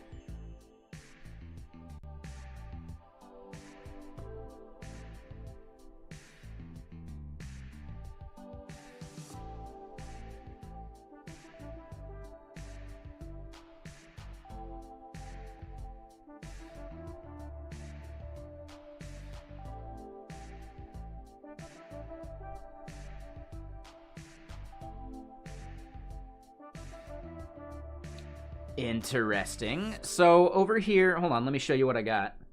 It did seem to try and work, but then it just didn't. 0 to 10 seconds, it just got blank audio. Let's try again. Fourscore and 7 years ago, this dude was trying to record some audio on a Windows device and wanted to know if it would work.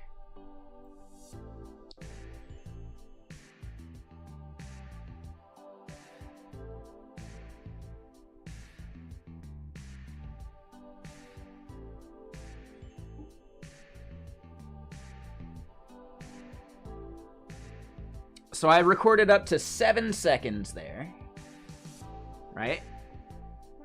But it didn't really know what we were doing here, and it got blank audio at the beginning.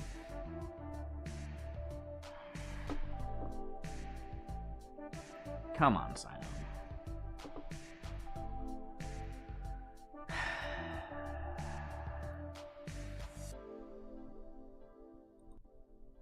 How about this time? It looks like it chopped off like maybe the first 3 seconds last time.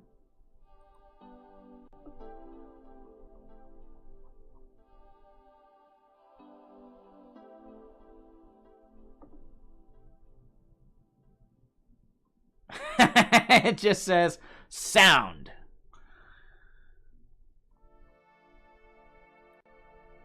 So it seems pretty inconsistent over here on my Windows device, which is kind of annoying.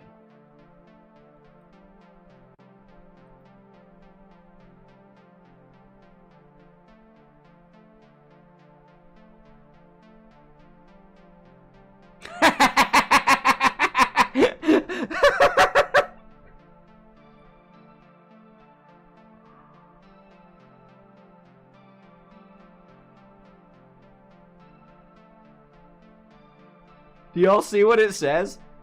Blows kiss, blows kiss, blows kiss. Which is kind of annoying. That was good. That was awesome, actually. Yeah, totally.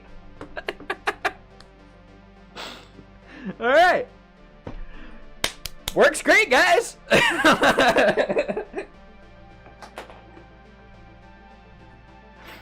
Oh, shit. Oh, that's good.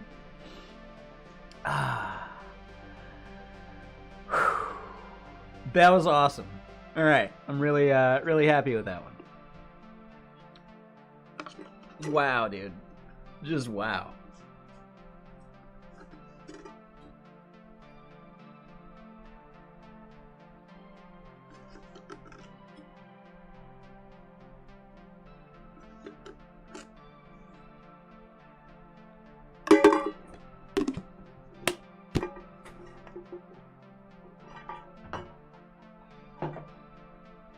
Chatting and Tomed. Yeah, I think the Mozilla one mentions something about the recording. It might be a minimum of 5 seconds rather than a maximum.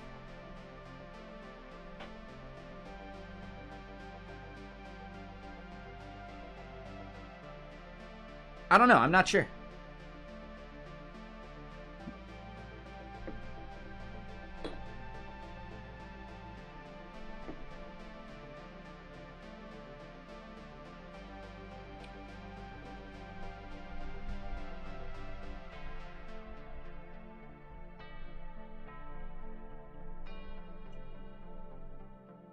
Oh. And hold on. Yoinked phone. Are you saying in the Mozilla example? So in the Mozilla example, in Opera, it actually obeys the 5-second ending? Okay.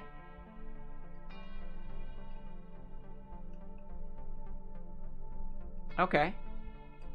Yeah, I didn't have that with any of the browsers I tested in. I don't think it was capping me at the 5 seconds.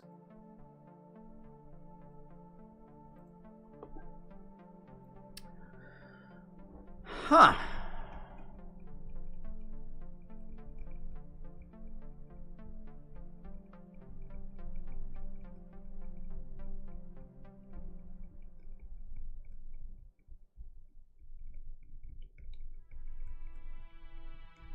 Okay. Well,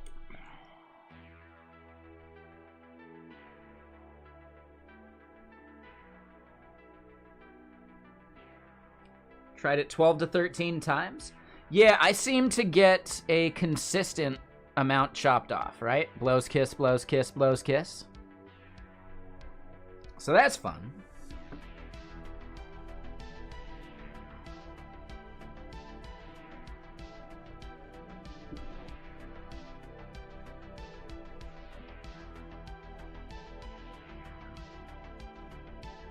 Did someone clip the, me, like, speaking and recording and then, like, the blows, kiss stuff?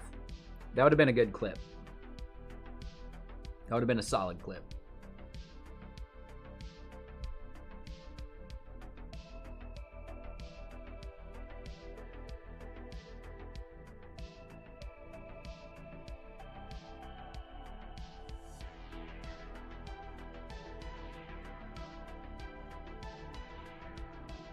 Yeah, a little bit there, chatting. That one's weird.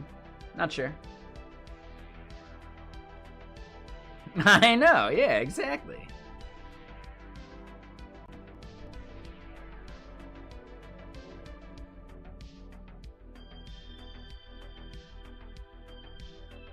And then, yeah, anyone that wants to test it in my app instead of the Mozilla thing, see if you get the same results. That would also be helpful. All right, let me know how much of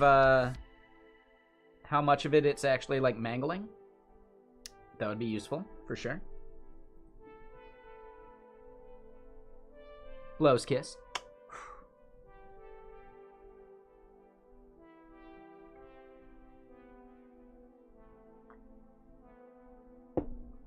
My beanie keeps going a little crooked.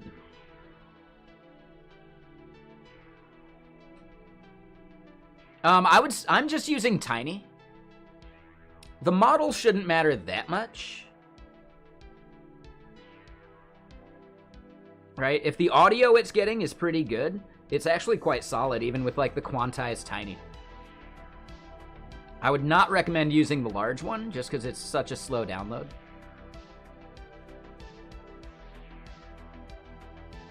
But yeah, I've just been testing with Tiny and it works fine, which is interesting.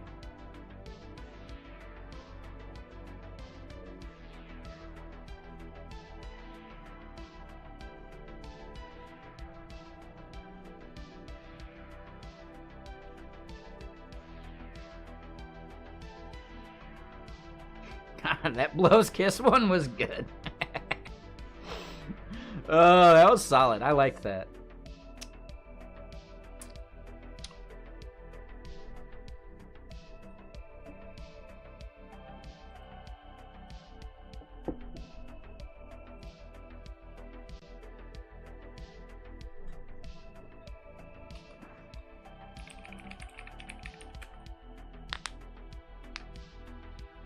Really? Huh.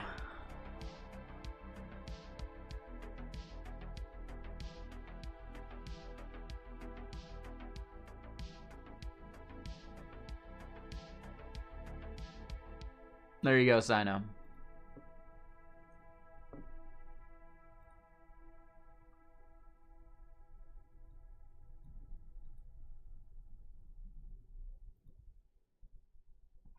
First attempt. Okay. So you're saying first attempt before the reboot or first attempt after the reboot?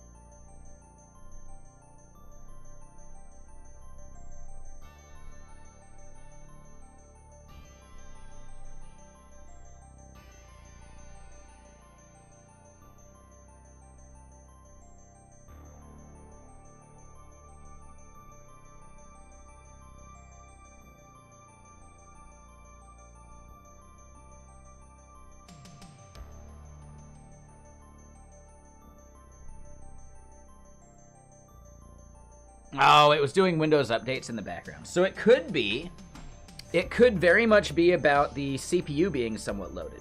Now, right now, OBS is consuming 0.3% of the CPU. But I got other stuff going. I got music playing. I got a bunch of stuff going on. What up, Rustin? How you doing?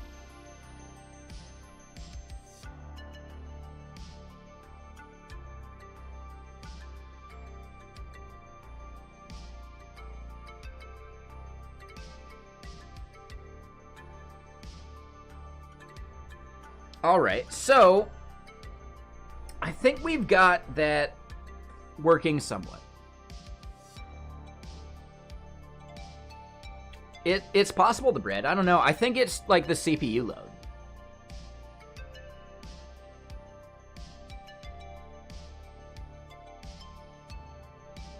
Not on my Windows machine. I've got OBS, I've got split cam, I've got YouTube, like the live stream. Like, nah, I can't turn any of that off. I could turn off the music, but I don't think that's going to matter as much.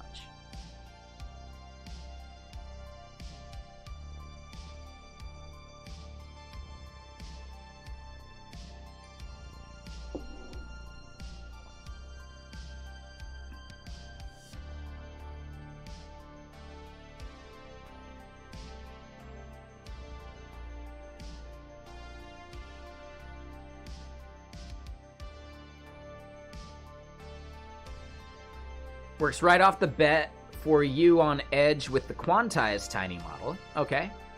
Do you notice any difference if you try the regular tiny model? I'm curious about that one. I feel like quantized would actually chew up like more cycles because it's basically like compressed. So it has to like uncompress it, but maybe that's not it.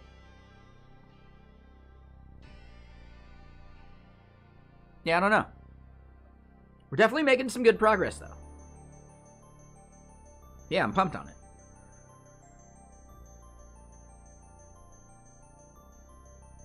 Okay, so chatting is pointing out that on their Chrome Win 11, it's missing a ton of chunks. And in the Mozilla Yoinked phone, did you have that same issue on the Mozilla, or did it work perfectly?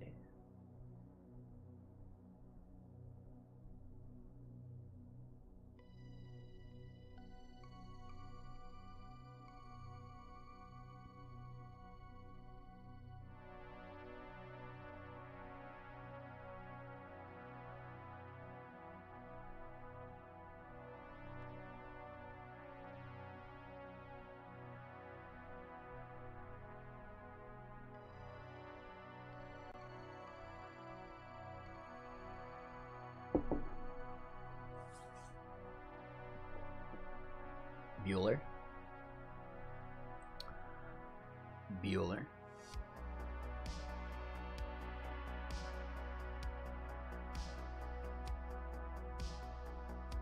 That's right. Okay. So just making sure. So on the Mozilla example, it was missing the first 5 seconds of audio on Chrome, and on Opera, it was auto-ending the recording, but the audio was good. Okay.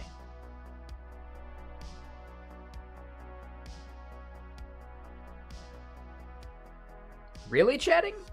Oh. So I haven't had that result. Can you try again a couple more times just to see?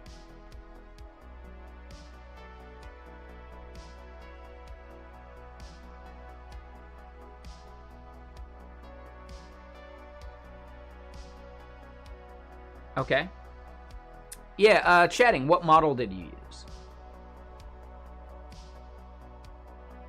So it might be the amount of like CPU overhead available that really dictates this. Which is kind of interesting.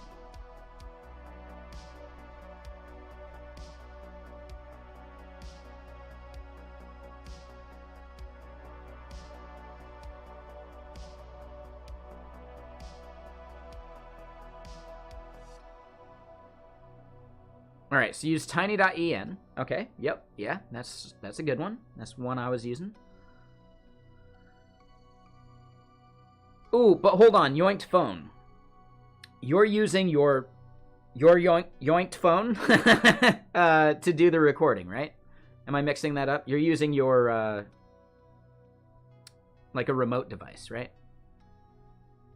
Or are you just doing it on your phone?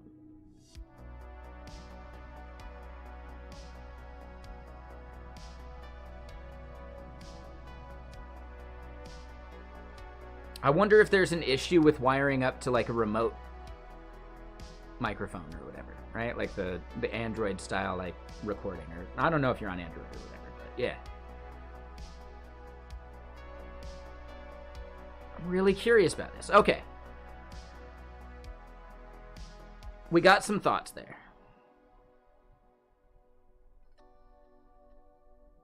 Oh, your recording is through USB mic. The Mozilla required the camera, so that's why you had to do that. Ah, okay. So you're using your USB mic, and you had that issue. Okay.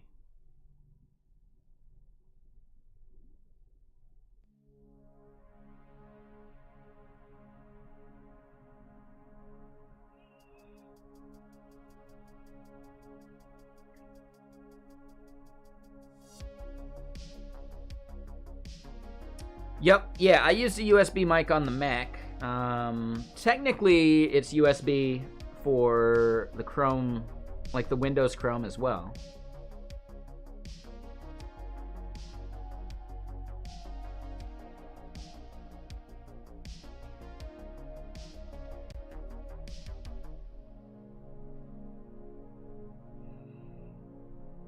I really do think it's an issue of available CPU cycles. Yeah, that's worth a check. Yeah, chatting on a yoinked phone. Check your like Windows Manager too, right? See if you're like capping out the CPU.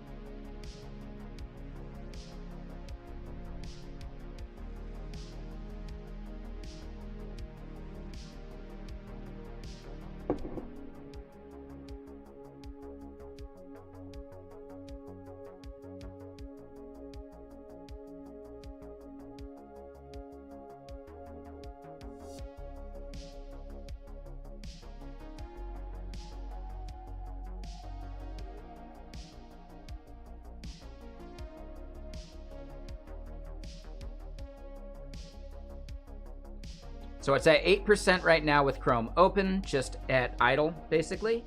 And then when you start trying to record, what happens to your CPU at that point? And then how much like RAM do you have available too? I'm curious about that, like if that matters.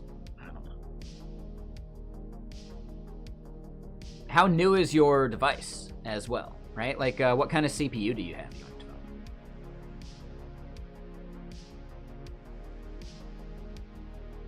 For the most part, I'm just trying to like troubleshoot and figure out what pattern we can find here for why things get mangled and not quite recorded properly. Geez, yeah, so that shouldn't be a problem at all. Like, you should be good to go. So hold on, chatting on a yoinked phone, does it happen the second time you try to record too? Or does it improve after the first time?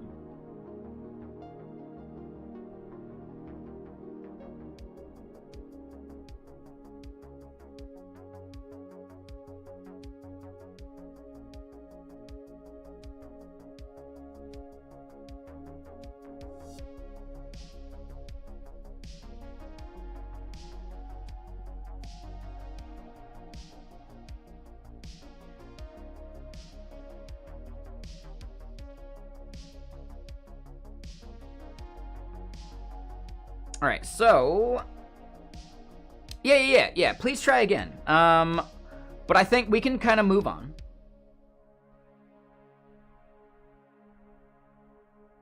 %, for a few seconds after recording. Ah, that could be part of it, maybe? Right? The way I'm jamming together the chunks and converting.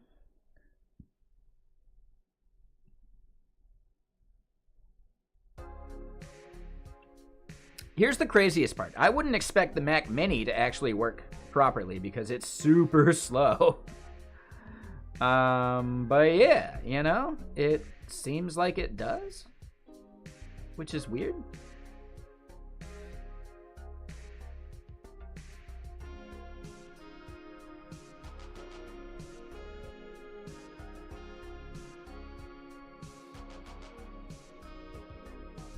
But at this point, I'm willing to say it's as good as we're gonna get it, basically. Oh, so Chiefin, all you gotta do is refresh for that one. Yeah, that's a weird error that I probably just need some kind of, like, suspense boundary. And I'm just too lazy to implement. Yeah, when you see that error, just hit refresh. You should be good. You'll have to repick your model, but it should be cached.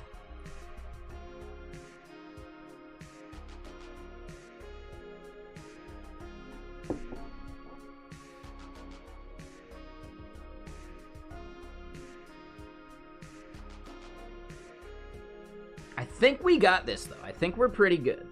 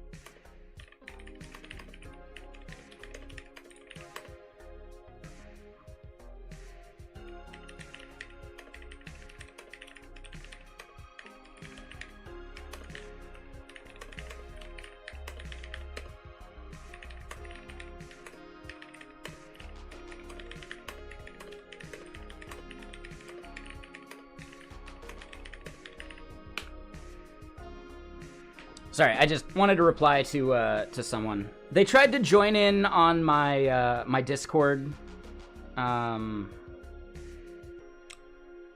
my Discord group or whatever, right? Like, I had accidentally left myself live in my Discord gaming group for like all day yesterday. Didn't realize it, which was my bad. But yeah, they tried to join and they were muted the whole time, and I didn't even realize or look, and yeah. So that was my bad.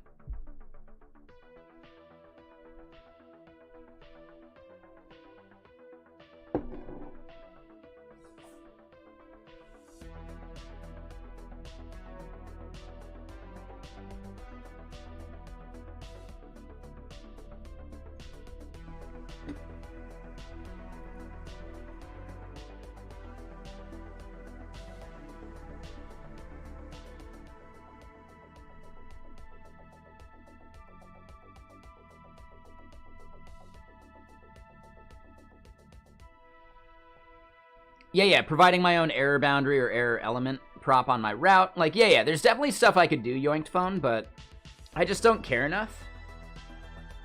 Technically, I think we'd be totally fine if we built it as a production app. We just wouldn't see that. We'd see a loader or a spinner at some point. I don't care. Yeah, show me a loader or a spinner. we're unlikely to actually ever see a loader or a spinner.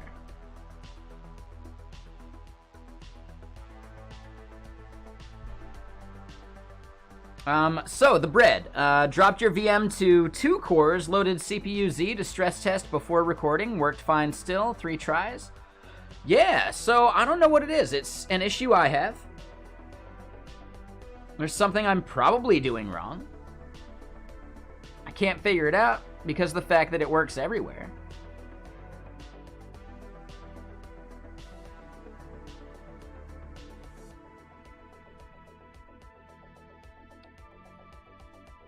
Yeah, so that might, like, so Yoinked Phone, that is, like, closely, like, possibly related to the model that you used. If you were using a larger model, theoretically it would have been more accurate, right? Smaller model is going to be less accurate. You know, that's the gist of it. I just don't necessarily want to overload my network and have people downloading all that stuff from me.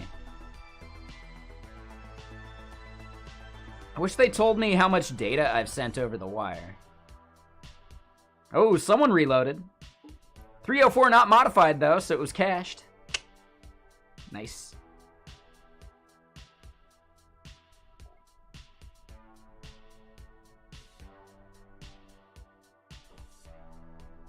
Yeah, I'm glad it doesn't dox anyone's IP address or anything. That would be brutal.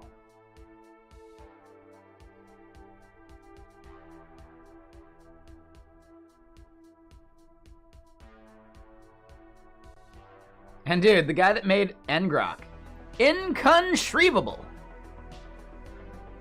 Which is pretty funny. This word, I don't think it means what you think it means.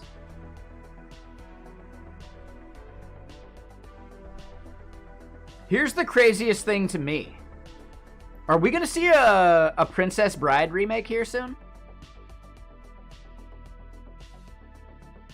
Sometime within the next 10 years? I bet we will. If Rob Reiner passes away, ooh, yeah. Yep, it'll happen. We need Rob Reiner to survive. Because his children would most likely happily take a paycheck for a remake of The Princess Bride.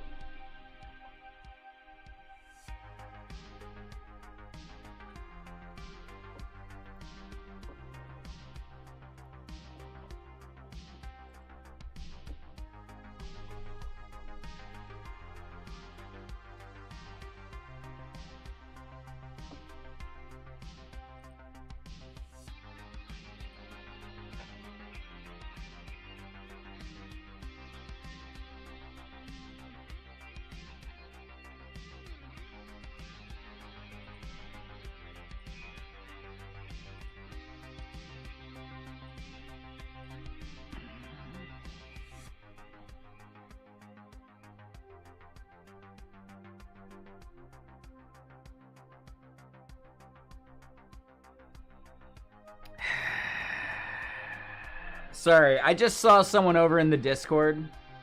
They did it in the right channel, at least, I think, but we might have to just create a rule for, like, no overlay emote logo designer advertisements anymore. We'll let theirs stay, but we should probably just make that a rule.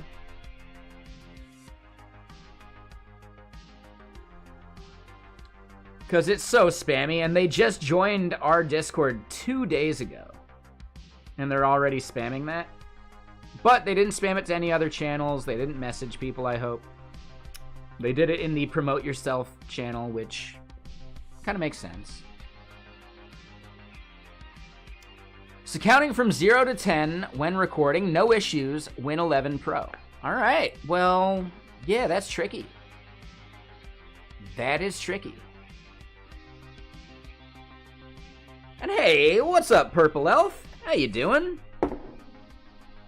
Raid message. I don't know why your raid message always reminds me of Don't Be a Menace to South Central while drinking your juice in the hood, right? That movie. There's the bit where the director, Keenan Ivory Wayans, every once in a while, he's like a random character like the mailman or the baby, and he goes, message! Right? You know, like when he's emphasizing some like BS thing we were supposed to learn from the movie. He's like referencing other movies where they do that stuff over the top, like Menace to Society, etc. So yeah, it's kind of funny. Message!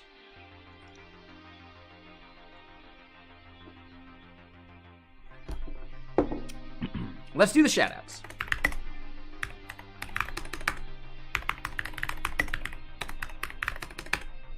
Whoop.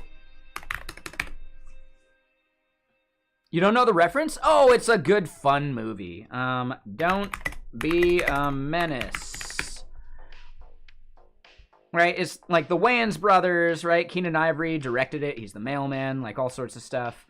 Bunch of like really good actors and all that stuff. But yeah, it's a good fun parody movie before parody movies got ruined.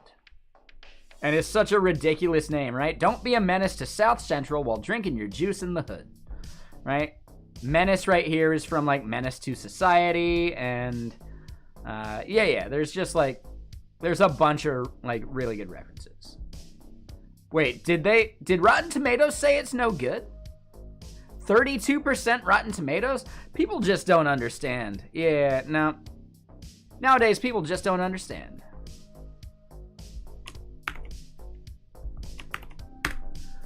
Basically, this movie was like the prototype for the Wayans family creating parody-style films in general.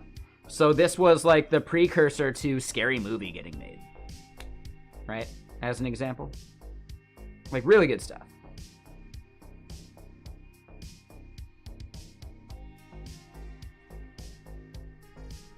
I was quoting something. What is... I don't know what I'm quoting. Hold on.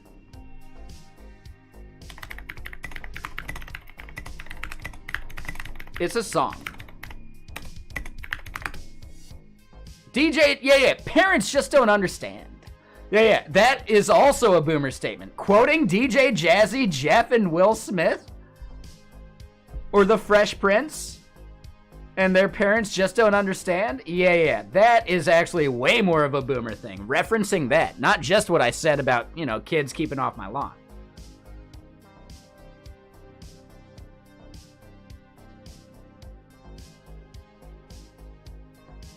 Oh, there you go, restarted. That makes more sense. Yeah. Right? Official reviewers suck. They want to, like, hate on something just for the sake of hating on something.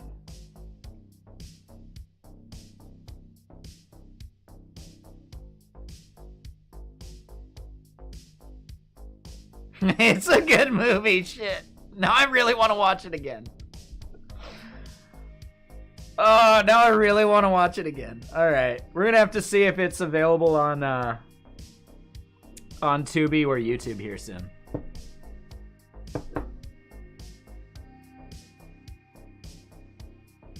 Alright, let's make another lemonade. The thing we're gonna do next. So, for everyone joining, yeah, let me show you the thing we're working on. And I'll just do it right here, real quick, so that everyone joining from the raid can see it before I pour another lemonade. Ooh, and I can be like one of those Zoomers on TikTok where they hold the lapel mic up like a microphone. Yeah, there we go. Awesome. I feel really good about this. Right? So I do a boomer thing, I do a Zoomer thing, and that puts me right in the middle.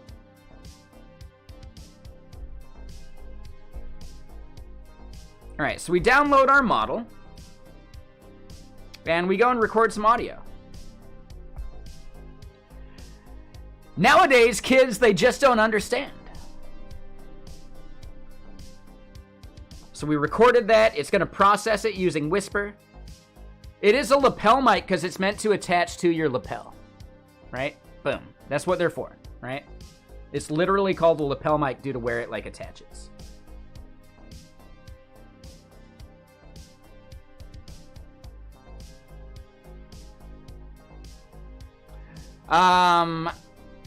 Technically, the lapel is a different thing. Lapel is more like on suits, right? When you have a suit, the thing that flaps over, that's the lapel.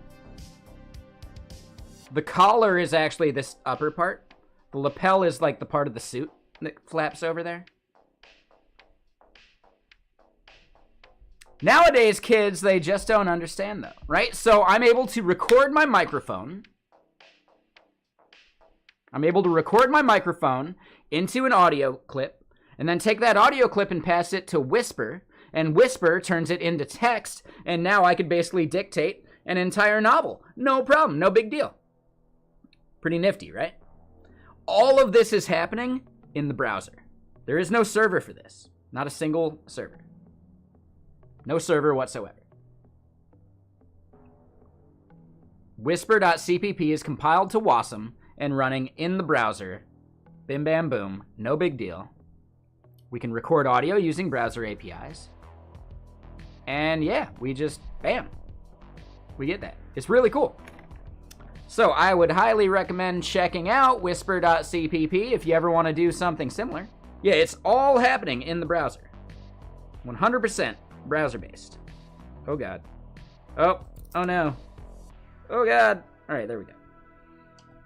In the browser. Yeah. Fully client-side, no server involved, all just static HTML, JS, CSS. Bam, bam, boom. Science. So that's the thing we're working on. If you want to test it out, will you be able to check history? So when you say history, what do you mean by that? So the main gist is that this is for writing a book. So if I do a new snippet. Oh, and we got a bug already because we're not reloading this based upon snippet changing. So we got some stuff to do there. But if we were to say snippet foo, right? The idea would be that we have a book we're writing. And that's where like the snippets are recorded and reorderable and all that stuff. As far as checking the history would be if you made edits, and I think that type of like edit history or re-recording a snippet is a thing we could do eventually, but we're not doing it yet. So previously recorded snippets, yeah, they're like their own separate thing. We've got a state issue that we'll totally go fix here in a second. I just noticed that one. But the main idea is a history of an individual snippet is not something we have set up.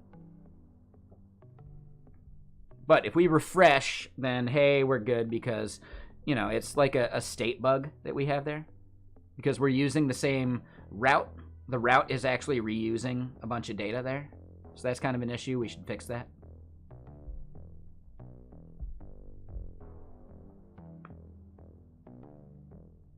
However, I think gap, you're not wrong. That's a good idea. Like a really good idea. Maintaining edit history would be worthwhile. This is mainly a proof of concept, so I'm not sure I want to implement that feature yet. There are other features I need. I'm building this out for myself so I can actually just write a book, right? And I don't want to have to type it out. The idea of dictating a book came to me as an idea from watching the show Columbo. There's an episode on Columbo where there's an author who dictates his book and then sends it off to a place to have it typed up for him. Well, yeah, I want to do that, but without sending it somewhere. It's just right here in my browser.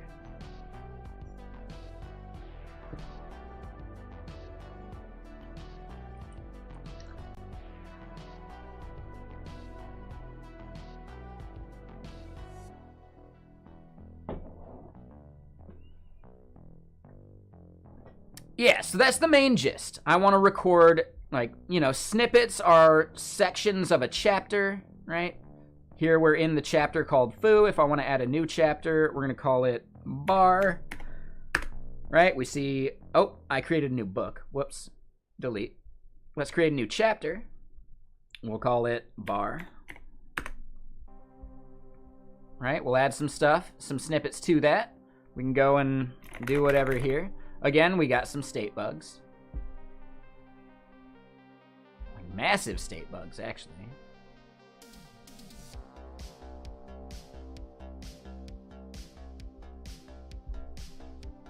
How heavy is the WASM? If you're talking about the payload, let's go look at that. Right, like, in my opinion, it's a cost that's worth paying. But let's go look at it. One sec.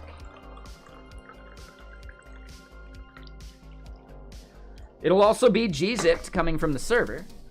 So keep that in mind, too. But if we look at it... Oh, God. Hold on. Let's just do this. Quick refresh.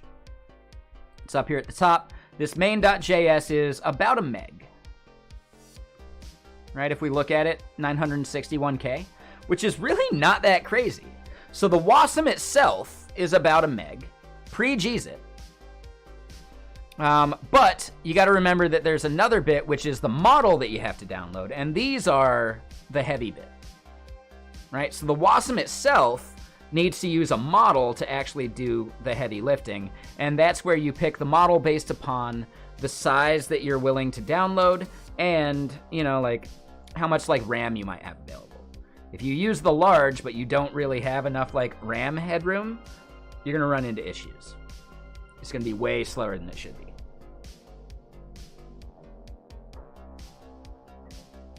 I know, this is crazy, right? Yeah. This is whisper.cpp.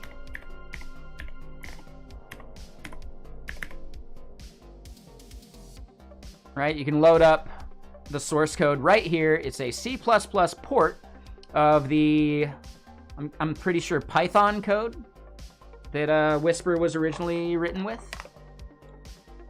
It gives you all sorts of really cool access, but Whisper.cpp, because it's written in C++, is actually exportable to WASM, and that's where some of these demos happen. So that was my inspiration, seeing that this was even a thing.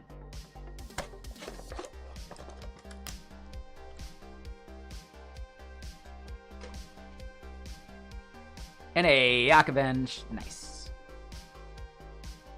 So pretty cool, right?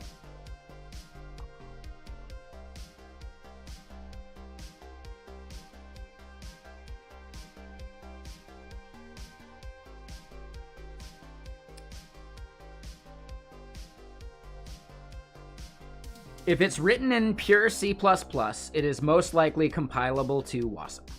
That's the right way to look at that. But keep in mind that a lot of the stuff that this is doing might not be automatically available, and you'd have to write custom logic. So if it's written in C and C++ with no dependencies, it is most likely able to be run in the browser via a WASM output.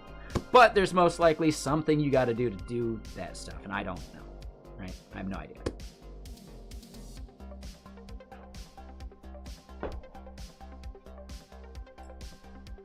No clue.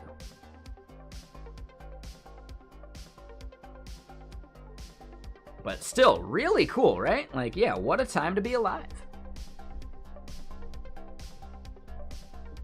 And shit, yeah, sorry, Maya, Purple Elf. What was Purple Elf up to on stream? Anyone want to chime in? Maya, if you're still out there, yeah, let us know. I just wanted to like share what we were doing before I poured another beverage. Lemonade.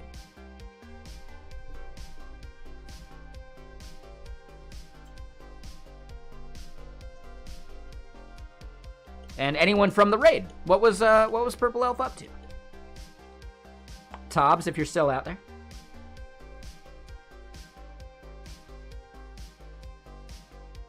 Theoretically sound a lot. Yes, exactly. I was actually going to consider using something to clean up and like format things, right? Doing punctuation and whatever, right? Yeah, totally. No server whatsoever, running all in the browser. Yep. Yeah. Yeah, right? It's crazy. Like, really cool, man.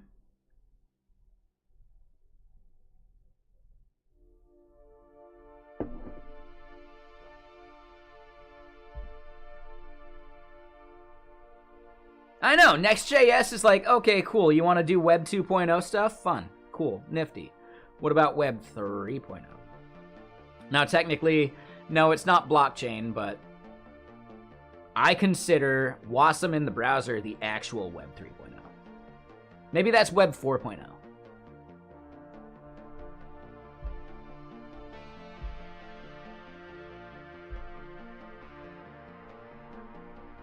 That's a tweet right there. We're making a tweet about it.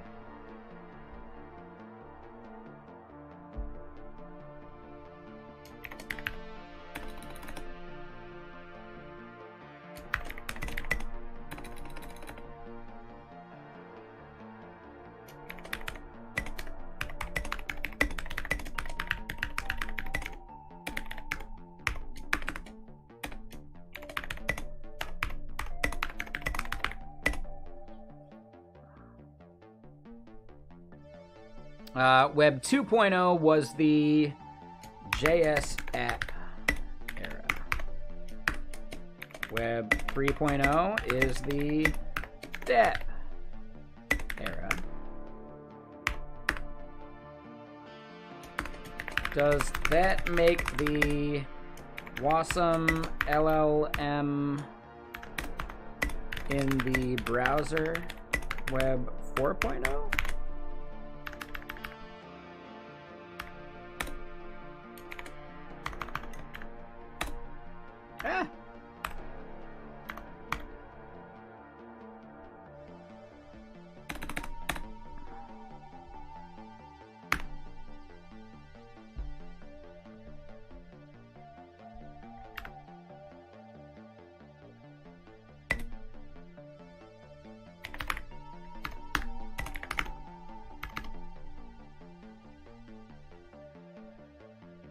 And what's up, Graham? How you doing, Mr. Sir?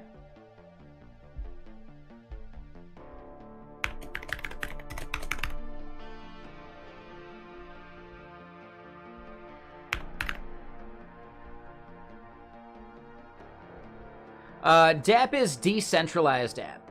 So DApp crypto era, DApp blockchain.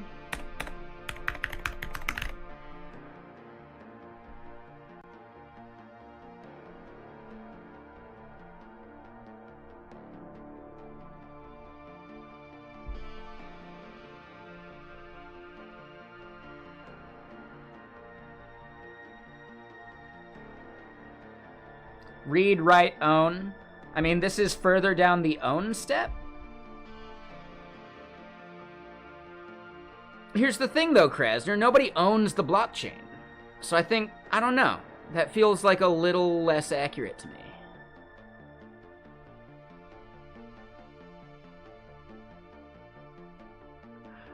So I think we've got it working right now. I would say, Graham, give it a shot.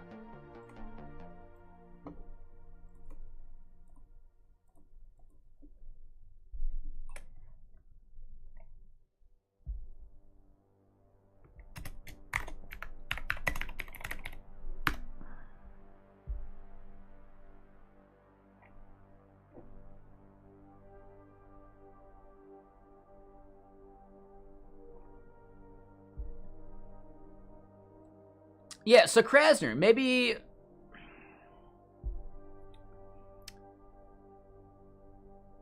the WASM LLMs is a further step in the own direction, right? Oh, and Krasner, hold on. I really want to chat about Solana. Are you going to be around tonight? Would you, like, I know time zones are tricky. But would you be around sometime today or tomorrow to chat about Solana? Yeah, it's like local ownership instead of maybe decentralized ownership.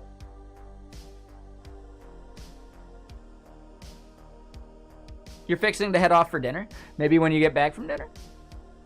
Again, time zone's working in my favor in that case. But no worries, I get you.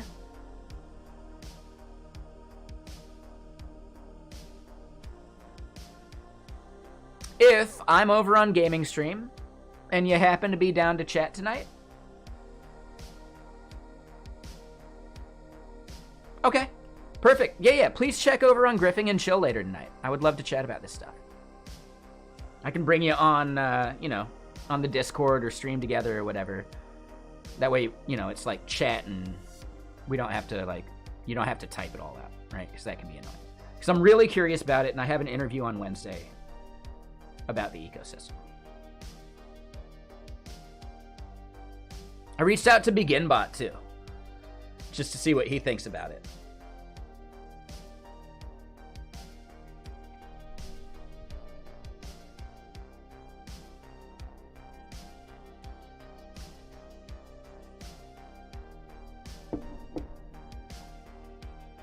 Yeah, I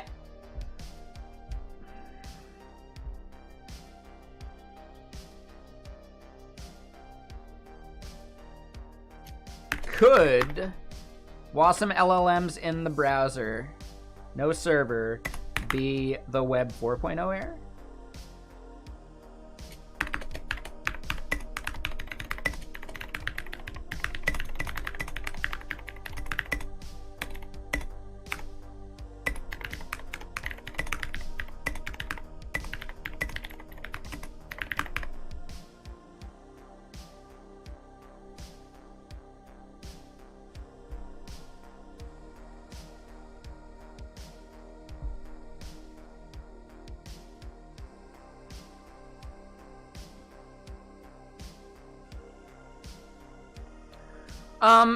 No. So that's going to keep happening, but if you pick the same one, it downloads immediately because it's cached.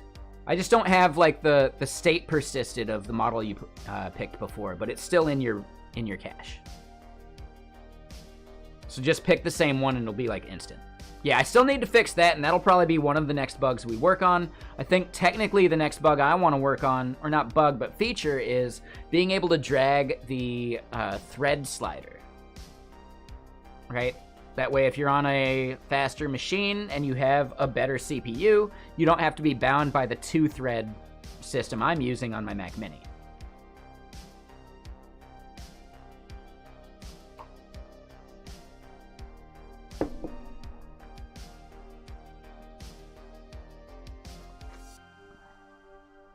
And yeah, we got bugs galore, right?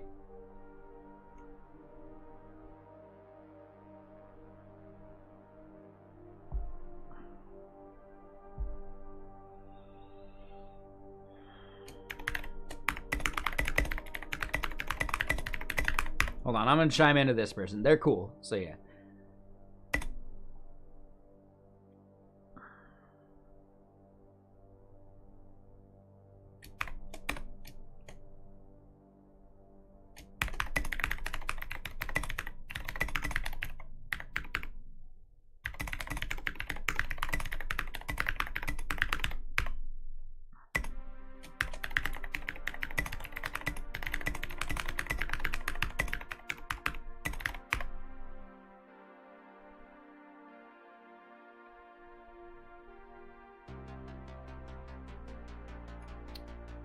Might be buggy. So here, Graham, yeah, this is the thing we were looking at previously. When you say buggy, did it just miss, like, the first portion of your audio?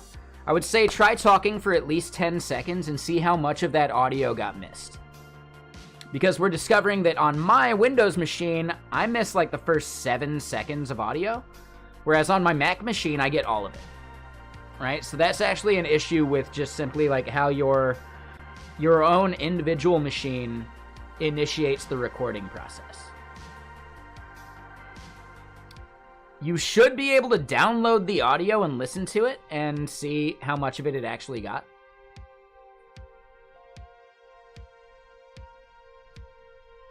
And what up, Yellow?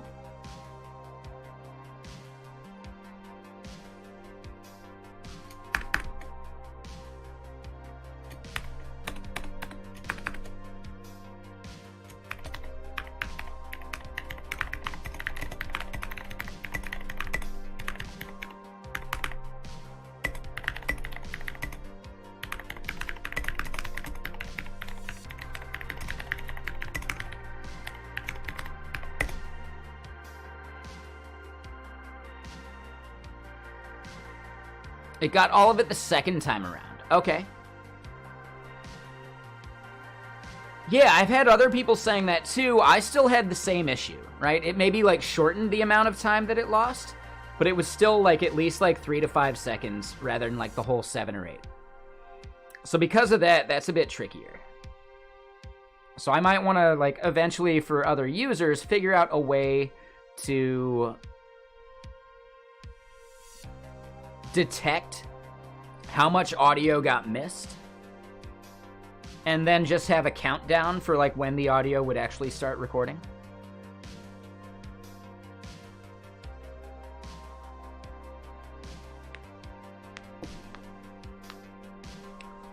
Yeah, maybe, Graham. I had it consistently on my Windows machine. On my Mac, there is no lag. For other people on Linux, there was no lag as well.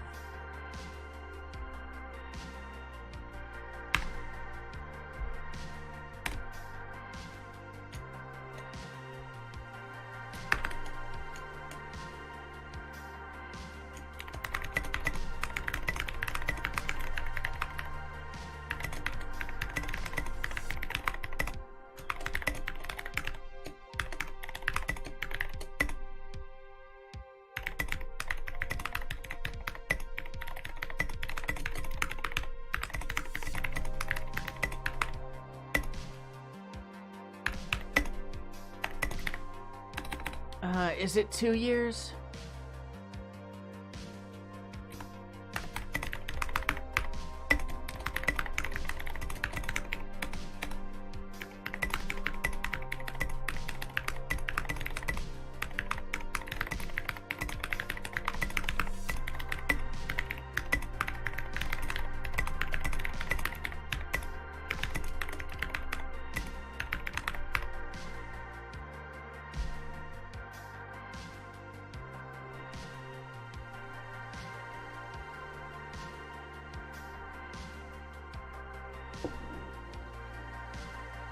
No, I don't use Elixir for APIs nowadays because I want something that is Lambda based. If I was building something Docker based, I would use Elixir every time.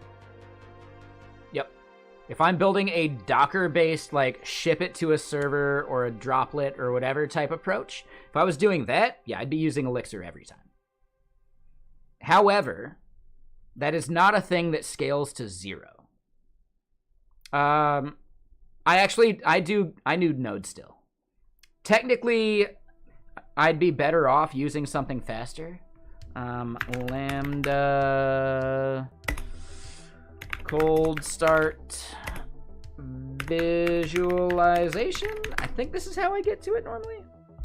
Here we go. This is it. So this is a way to visualize and see, like, the common start times for various languages on Lambda. I believe AJ Stivenberg has some insights into how awesome Docker-based Lambdas have gotten. So it might be really useful to try and spin up an Elixir Docker instance, or like an Elixir Docker Lambda, to see, like, what happens. Because I really like the idea of Lambda scaling to 0. Heyo! So I can't contribute anything else. No more. When you say this year, do you mean, like, just, like, this year, or, like, over the past 365 days? Gotcha. Pretty good. No big deal. You know what 6 times 6 plus 6 is? 42. Coincidence? I think not.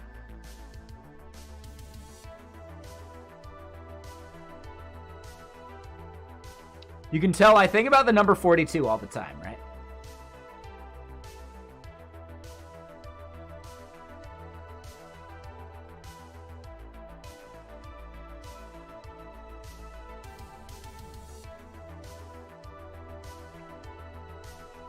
Yeah, so now I need to do 1 commit a day. No more, no less. To keep that number, like, where it needs to be. Sure, I get it. Makes sense.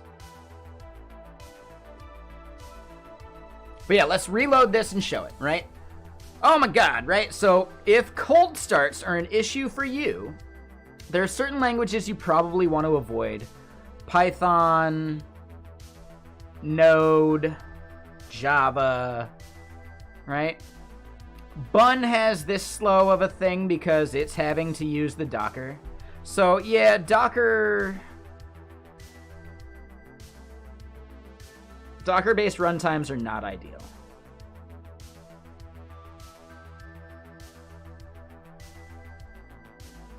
The cold start is interesting here. So Bun Prov A12, right, has a cold start time of 351 and consumes 63 megs of RAM or whatever, right? But when it's hot, it's 220. However, if you use Bun Layer, and I believe Bun Layer here is the Docker version of it. If you Dockerize your Lambda functions, your cold start might still be slow, but your runtime is actually pretty fast. 62 milliseconds is not terrible. This is insane to me, though. .NET 6, yeah, 221 second cold start time. When it's hot, 518.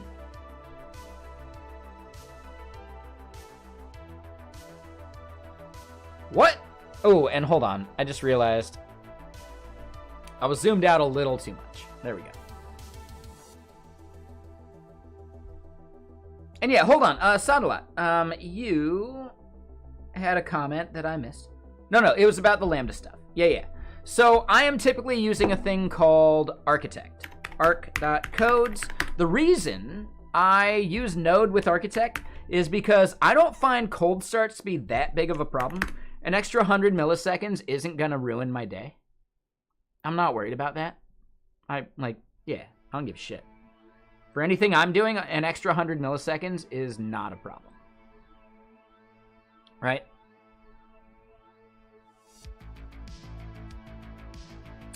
So that's fine, Nearland. I get that for performance reasons, but a Lambda, if no one uses it, scales to 0. I'm not made of money. Do you realize how many projects I spin up and run? I can't afford to spin up a $5 VPS for every project. I can't afford to have a single point of failure either, because that means it's something I'd have to maintain and deal with if it ever does catch on and people actually want to start using it. So the ability for me to launch something and have it scale to 0 if no one uses it, or have it scale basically infinitely if people do use it, that's magic, man. That's magic. I don't care about a $5 node. The $5 I'm spending on that node are not worth the ability to scale to anything I need. I can have this thing totally work every single instance of the day, every single part of the year, whether a lot of people use it or only a couple people use it, and I pay for what I use. To me, right now, as a solopreneur, yeah, orchestration of VPSs is not something I want to deal with at all. And I don't want to pay $5 a month for something nobody uses. So scaling to 0 is massively important to me. And it should be for any solopreneur.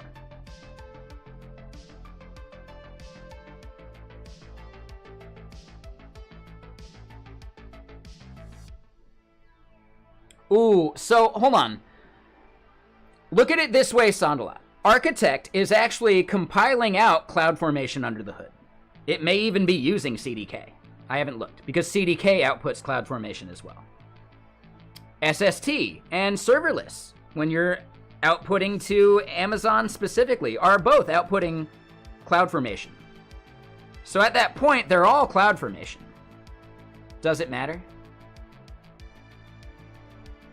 Architect makes things way easier than my own CDK approach.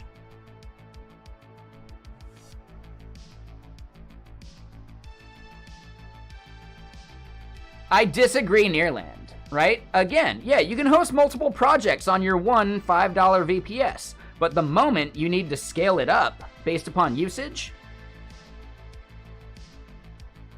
that costs you way more in time and money than things that scale to 0. The more things you put on your $5 VPS, the more chance you have to deal with that problem in the future of having to scale it up. Ask Levels.io how much he pays for his services. I almost want to bet money I would bet a massive amount of money that if he were to architect that as a serverless application, using caching and everything properly, he would pay way less per month.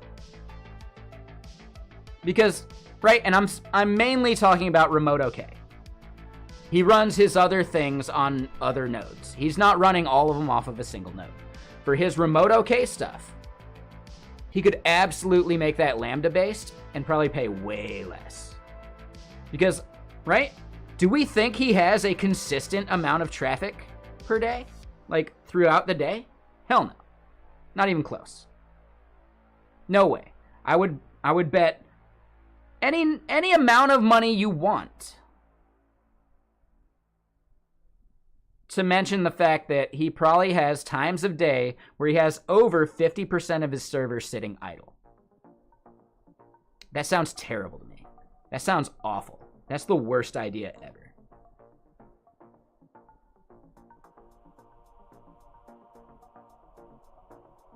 He uses a Linode VPS. He pays $1,000 a month plus.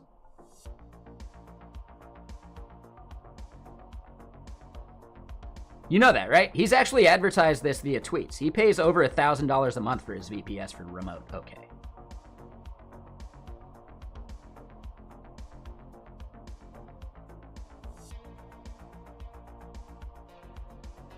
Does it matter where you host if you have 0 users? Again, if you have 0 users, why even pay $5 for it? If you have 0 users, why pay anything at all? That's the point I'm making. You can scale to 0 with a Lambda. I'm not going to say that we're going to totally get the same value at peak times as a VPS would. No, not even close, right? But you're not at peak time 24/7. You're not. Nobody is. Not a single service in the world is. Not even Netflix.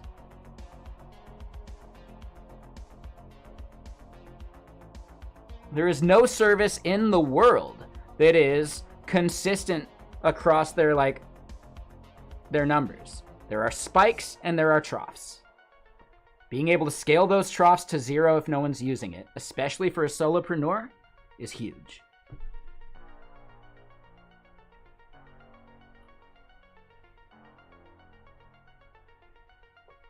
It becomes even more interesting when you consider staging and production environments and all that stuff. Do you really want to run your staging and production environments on the same server? That sounds like a terrible idea to me. Even if you're using Kubernetes. No, it still sounds like a terrible idea to me.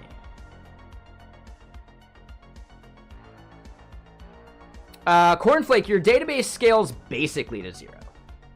If you're using DynamoDB, you're paying for storage until someone accesses it. And your storage is pretty minimal.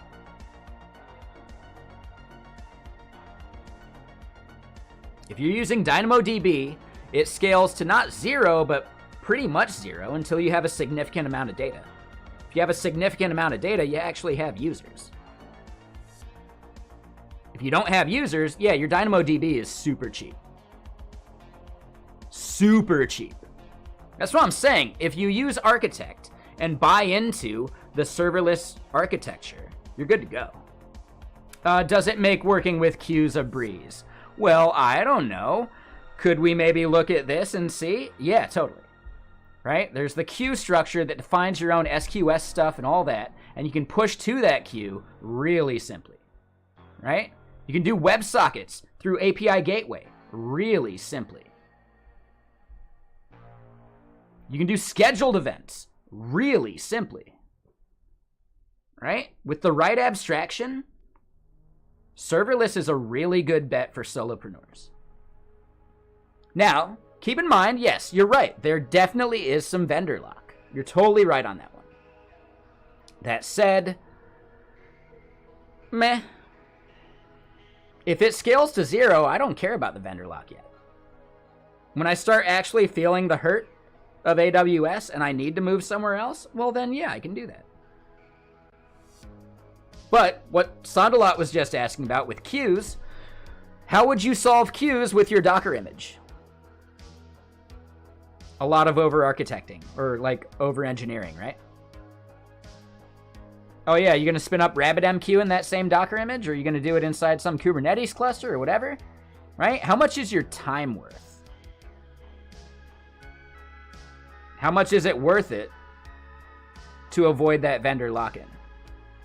The only time it's worth it to evaluate that vendor lock-in is when your costs actually approach something untenable, right? So if your costs never approach untenable, who cares? So Sandalat, the reason Kubernetes was created was open sourced, right? It was created from Borg, etc., was because Microsoft and Google both wanted to work together to give people a way of migrating off of AWS. So if you spin up your stuff on AWS using Kubernetes, theoretically, it's a lot easier to migrate over to another cloud. Kubernetes, their entire goal is the multi-cloud approach. It's the entire reason it was open sourced. It's the entire reason Google and Microsoft worked together on that. I get that, Nearland, but again, that's something you have to deal with, right? What does your dead letter queue look like?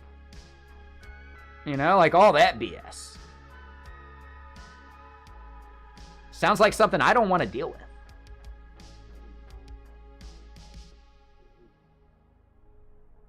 At all. No, thank you.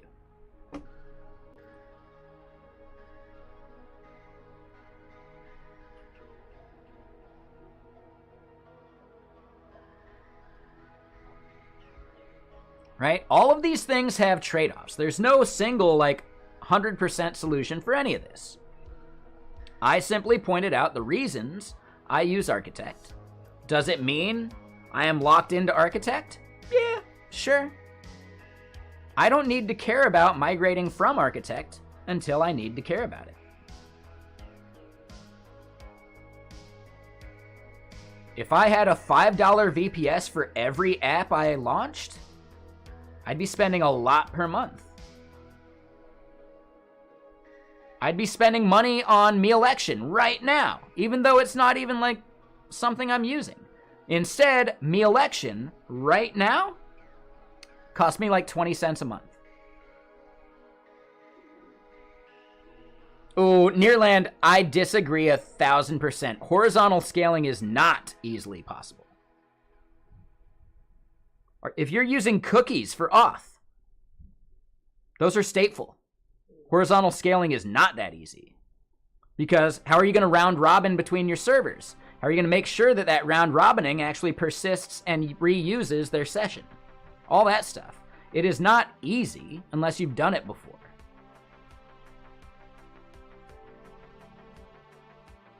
Ah, okay. Vertical scaling is easy. Yeah, vertical scaling is easy until you realize that you might be paying $1,000 per month for a server that has moments that it's not even being used. And yes, single point of failure, right? One DDoS and it's done. I don't know, man. If you want to do that, go for it, but don't pretend that it's, flawless. There's no way to have a conversation with someone who thinks their thing is perfect. What I'm saying is, I will happily take the trade-off of vendor lock-in for having to worry about scaling a thing if I get a spike. If you were to post your thing to Hacker News or Reddit, and it got, all of a sudden, 10,000 people on it at a time, would it scale? Or would you have to do something about it?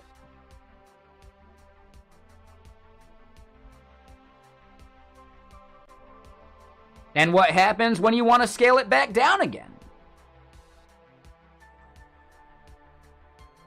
Right? If you want to scale back down because you're past your spike, right? Oh, hey, we scaled up because we had 10,000 users from a Hacker News post.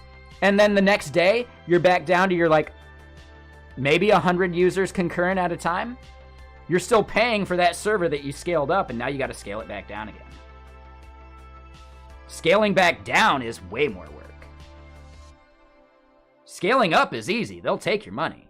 Scaling back down, way more effort.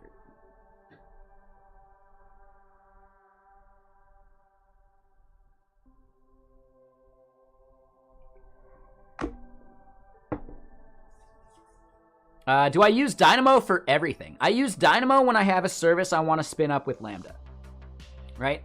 If I'm spinning up something Docker-based, right? Keep in mind, StreamParrot is an Elixir application. StreamParrot is Elixir and Postgres, and it's hosted with Docker.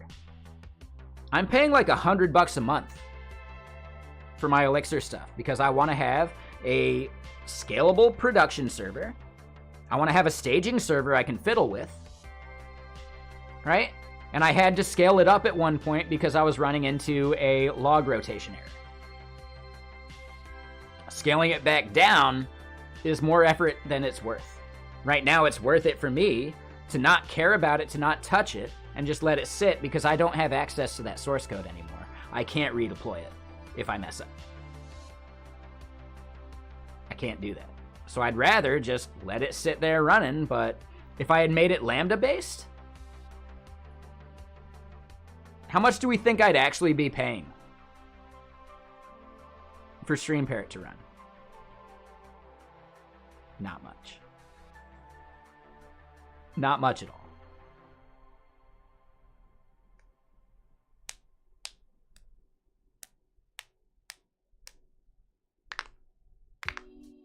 Again, scaling up is easy, scaling down is hard.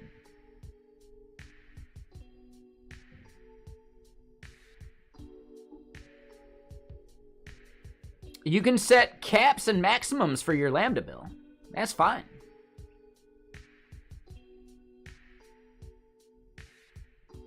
Yeah, I'm not willing to take downtime.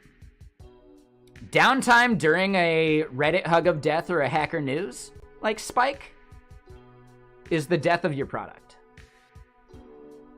If you're doing an initial like launch to people and your product is down during the moment that like you finally went viral, surprise, you're never going viral again.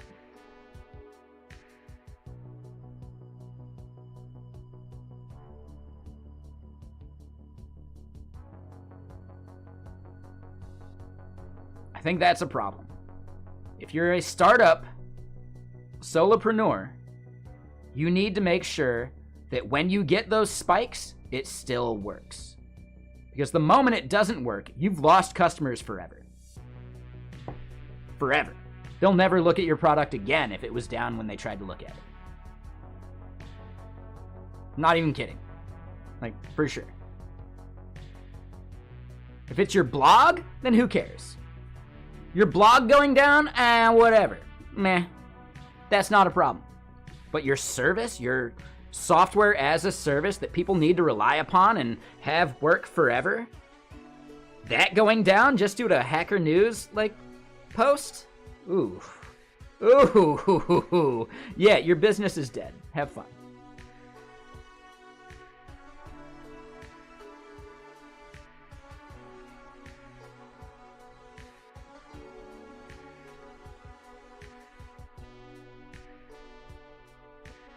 Yeah, they'll tell people about it, right? Like, it spreads like wildfire. Your business is dead if you fail to handle scale if you're making a software as a service. If your software as a service doesn't handle scale, you're done. It's over. If it goes down for even a moment, even for like an hour after someone posts it to Hacker News, you're done. In my opinion. I'd love to hear some other stories from entrepreneurs, founders, etc. that have dealt with their service going down during a major spike where they could have had a lot of customers made. I'd love to hear that.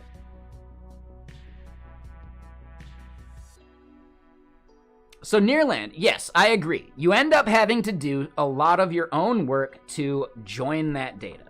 If you structure it properly, it's actually not that big a deal.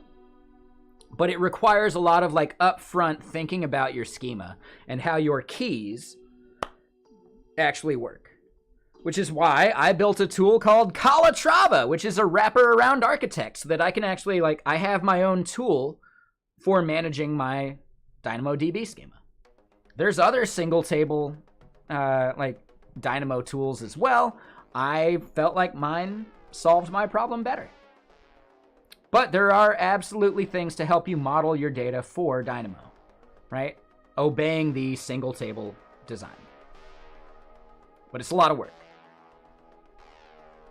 But yes, you do need to like really model your data properly. If you find yourself having to create a new table because you didn't model your data right the first time, that's a really big problem, right? And it hints that you probably didn't understand Dynamo at first. I've worked at a company that did that. To get various bits of data, you had to hit multiple tables. Gross.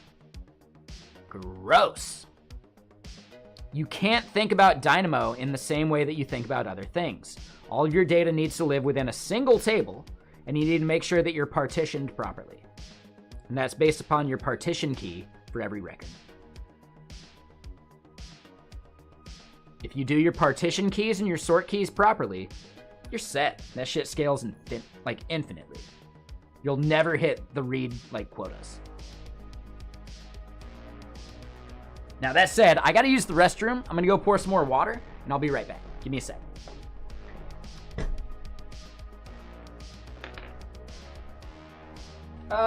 1 second, Sanla. I'll be right back.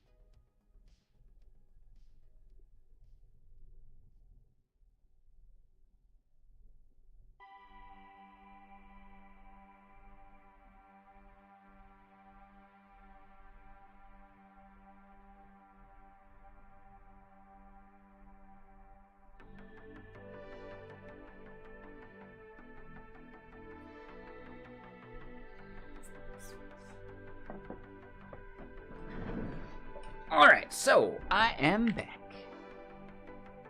Shall we build Drizzle for DDB? Technically, that's what I've kind of done with Calatrava.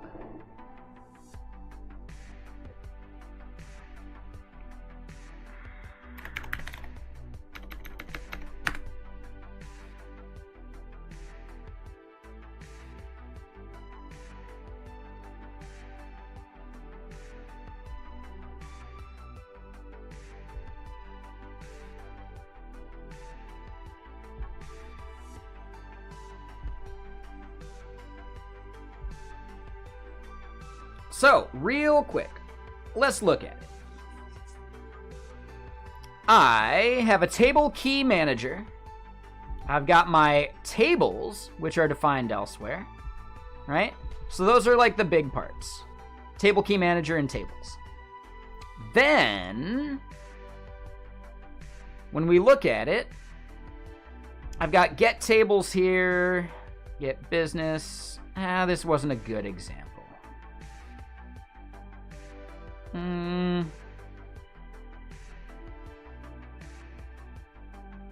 Basically, I can get my table key and create my partition key. So I have like convenience methods for generating my partition keys or my table keys and the type of key it would be. And then these are the values that go in to generate it. And this is type safe. So account key methods, these are actually like determining what things would go into this partition key. Now, it's been a bit since I looked at it, so hold on. Let's go look at apps. Maybe it's not apps. Maybe it's... I'm trying to remember where some of this stuff is. It's been over a year since we've touched any of this. So, app stores? Is this it?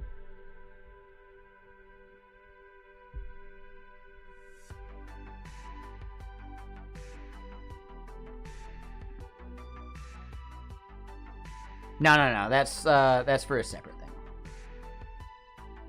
Nope. That ain't it.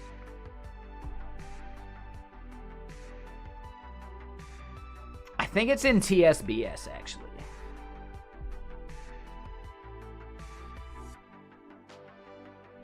Right, so we got our user, our data store record. It might have been stores over there, actually, right? These are all kind of defining, like, the models and some of those things. They extend the base thing.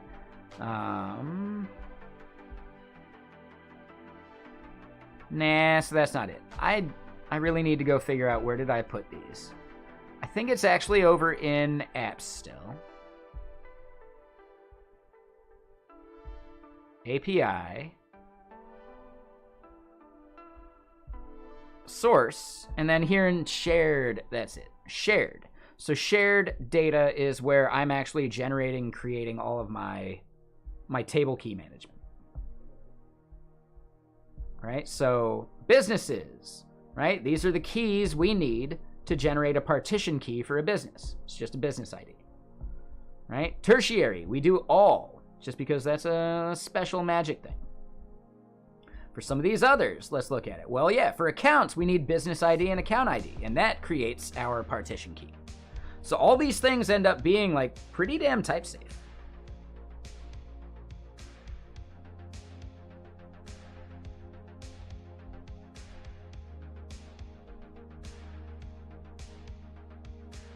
I know, right, Cornflake? Like, yeah, kind of crazy.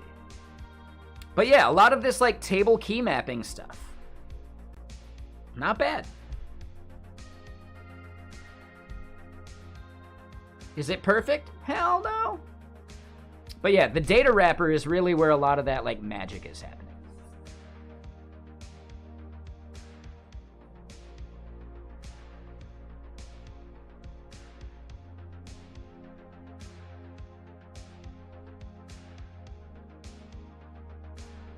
You just write anything you want to it. DynamoDB is absolutely fine with sparse rows. Right? So technically, when you're doing DynamoDB, single table design. Alex Debris here explains when and why and how and blah, blah, blah that you would want to do a single table. So when you think about it this way, if every single entity you have is in a single table design, that means that you have very, very sparse rows. There are going to be columns that just are empty for various rows, and you're not charged for that because they're empty.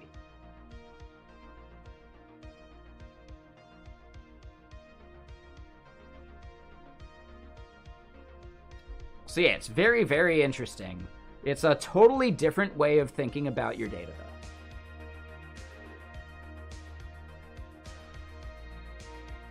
If you want to fetch every account for every business? Well, yeah, you have a partition key for that it combines the account and business. Bam. So you can actually get relational data without having to do joins even, because you're storing that data with the right key. Because amalgamated keys is the way to do stuff with Dynamo, basically.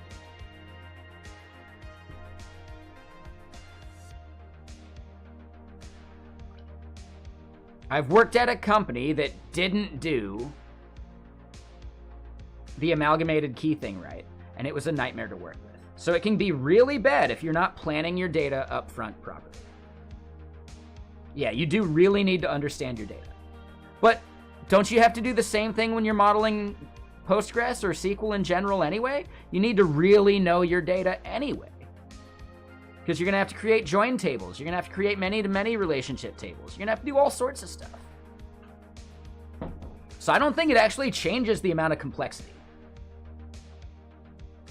I think maybe it shifts a little bit of it, but I don't think it actually removes or adds any. Right? No matter what, you need to think about your data properly. Single table design within Airtable. Now that sounds interesting. I've never used Airtable.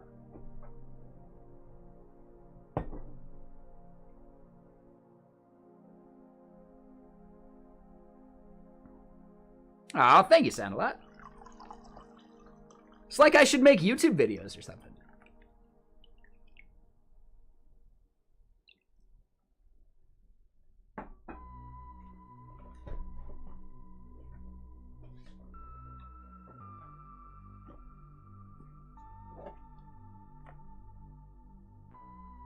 But I think that's the big thing, right? If you're dealing with data, you have to think about your data ahead of time no matter what. Whether you're using Postgres or MySQL or Dynamo or whatever, right? Data modeling is one of the most fundamentally important things to your application in general. Because migrations to more robust data models are complicated and error-prone.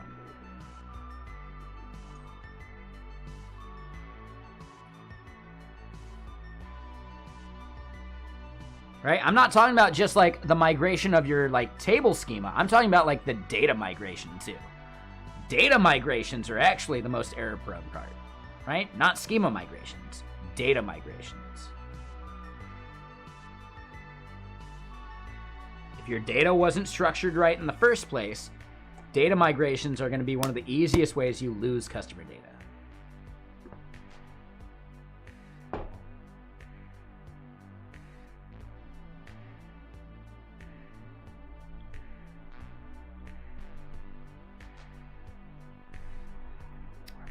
Yeah, I think RSCs are complicated, especially due to the fact that they don't even need a server. But server's in the name, isn't it? No, technically your build step could be the server, right? Dan Abramov has a blog that's just static files, static HTML, static whatever, compiled at build time, using RSCs though. Which is very interesting, right? So I think it's not that it's overly complicated, it's that they didn't define the abstraction properly. They didn't give it the right name, right? There's only two hard problems in programming: naming things, cache invalidation, and off by one errors.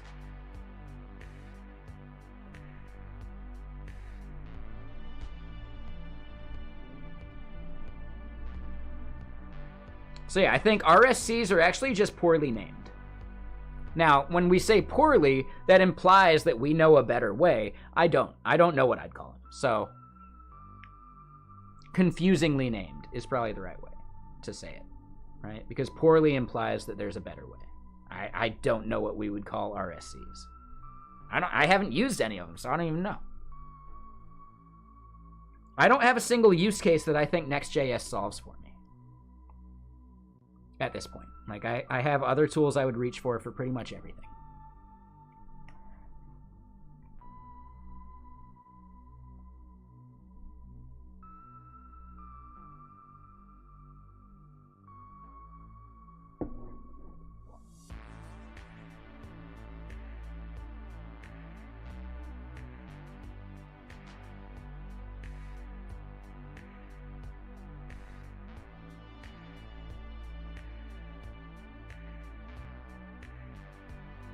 There you go, Bob. Yeah, that can work. It's a thing.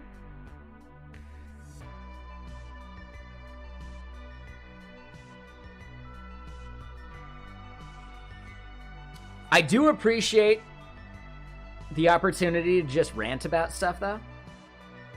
And Sondalot, I think, again, let me know if I'm pronouncing your name wrong. I'll try and do better. I think that's one of the biggest, like, benefits to streaming. You do get asked a lot of the same questions on a recurring basis. How often that recurs is also, like, often, like, the case of burnout. But talking about serverless versus serverful, I don't get those conversations nearly enough, so it's not a big deal. And every single time I talk about it, I get better at talking about it.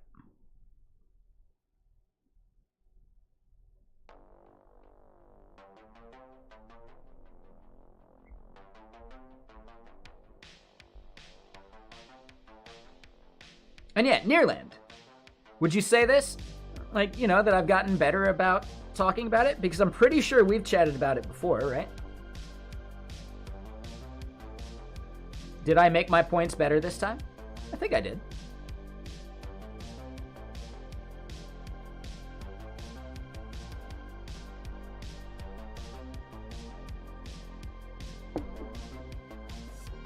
I know I have chatted about it. I can't remember if you were part of the conversation before. So, sorry, Nearland.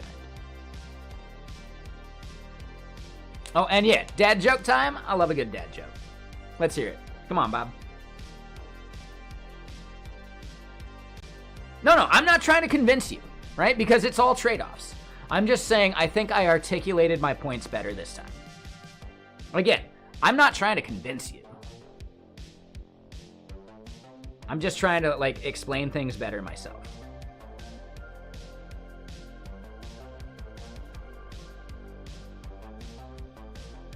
It's hard to convince people of things. All you can do is give them enough information, enough, like, points that maybe they can end up convincing themselves later. That's actually the most powerful part of debate.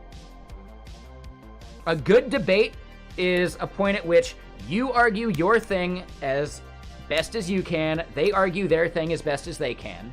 You should theoretically be able to switch places with them and have a good debate still, right? Because it's supposed to be objective, right? The result of the debate should be objective. But the most important thing that I think comes out of debate is when you're debating and having an argument or whatever with someone, you're not looking to, like, convince them in the moment. All you're looking to do is sow seeds of doubt and let those seeds grow.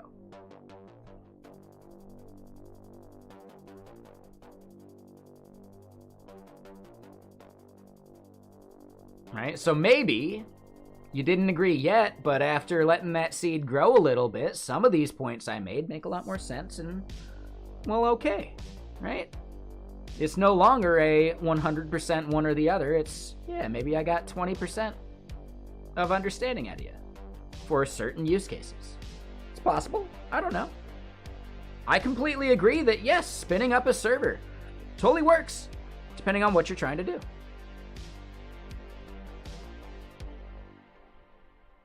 I saw a really bad post on Twitter the other day. Maybe it was even yesterday, where someone's like, with a $5 Node.js VPS, you can serve 12,000 requests a second or whatever, right? Do you really need to over-architect it? Well, yeah, if you're going to go above 12,000 requests, your Node server is going to die. And that assumes that you're going to get 12,000 consistently throughout the day. That never happens. That never happens. It's never a solid line across that graph for your daily usage, right? It always spikes and troughs. So your server doesn't need to handle 12,000 requests a second. It needs to handle the spikes you might get. And that is most likely higher than 12,000 a second because, right, they made a point that, like, hey, at 12,000 requests a second, that's something billion requests a day. There's only 8 billion people in the world. You're not going to have that many users. And, like, their argument is so flawed. It pretends that a single user only makes one request. No, not at all. It assumes that you get a consistent amount of traffic throughout the day. Nope, never gonna happen. Right? So there's a lot of like really just terrible arguments on Twitter, terrible points people are trying to make about like, you know, hey, you don't need to over-architect things. Yeah, you could just do it with blah, blah, blah, right? Just do it on a single node. Does this person make money the moment you need to scale it up? Oh, yeah. Oh, you hit a bottleneck with your single node? Well, now you might need to pay some cloud architect to solve your problem for you. And it makes them money. Because they're the cloud architect you might actually contract.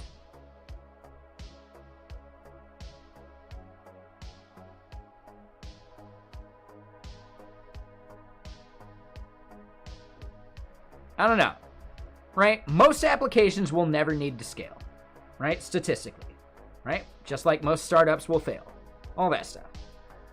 But wouldn't you hate it if your startup failed because you couldn't scale? That's like the worst way to have a startup fail. Not that your product sucked, not that you didn't find product market fit, but that you didn't scale when you needed to. That's like the worst way to have your product fail.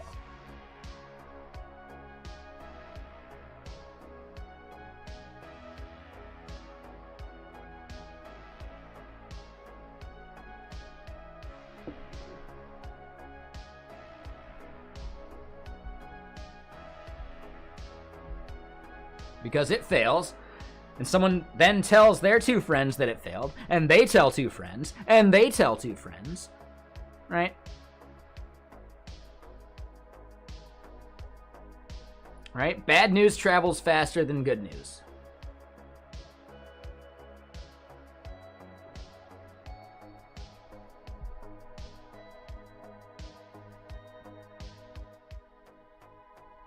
Sounds to me like Lambda, because if there's 0 users, you're not paying for it. Sounds to me like you want to do serverless.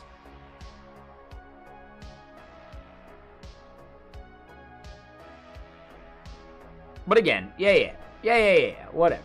Sold, right? Yeah. I don't know, we're just having fun, random discussions. This is some of my favorite part of streaming. And keep in mind that we got a lot of good work done today, right? We got our recording stuff verified and verifiable and recognized that certain platforms have a chunk of the initial audio recording that doesn't make it through. We could definitely work around that, create some user experience stuff to solve that, sure. But we've made some major progress in proving out a whole bunch of stuff for the app. So I am less... I'm trying to think of the right word. I am less... not incentivized, but like less stressed about getting something done today. We got a lot done today. Like in a really good way. To where I'm totally fine chatting and hanging out. Now, granted, I want to do another feature that allows us to drag our thread slider. We can get to working on that right now. Let's do it. Why not? But when I say right now, well, you know, we got time. Any other questions about serverless, etc., before we really just dive back into the application?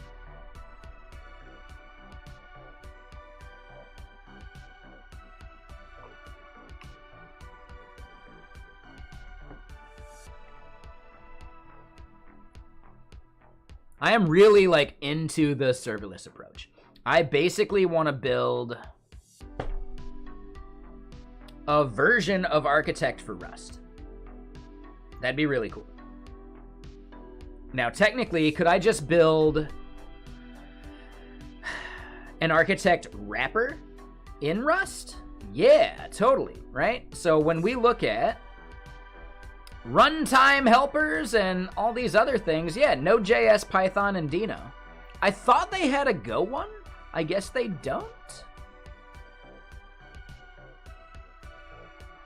The fact that they have Python is interesting. But yeah, could we end up building out Rust versions of all this? I think so.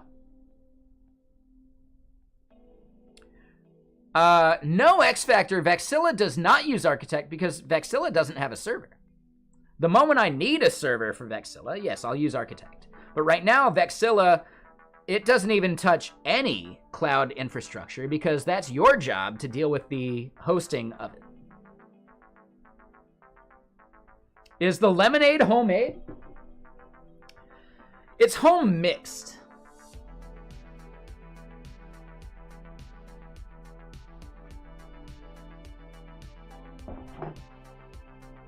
Which I think counts.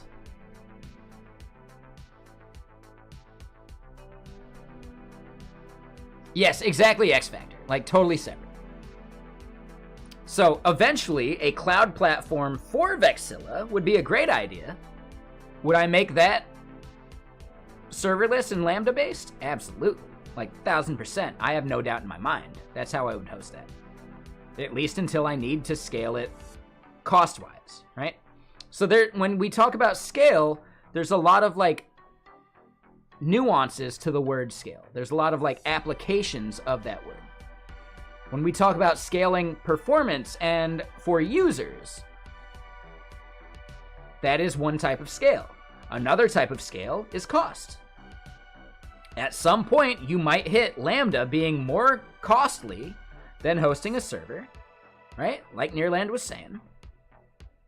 Being able to scale that, though, is a really nice problem to have. If you're hitting a moment where AWS Lambda is too expensive, that is such a nice problem to have. That means you're actually, like, you've found product market fit, and now you can actually optimize cost. Now you can actually scale your cost better. In my opinion, scaling that is less risky than having to scale up at a moment's notice on a server.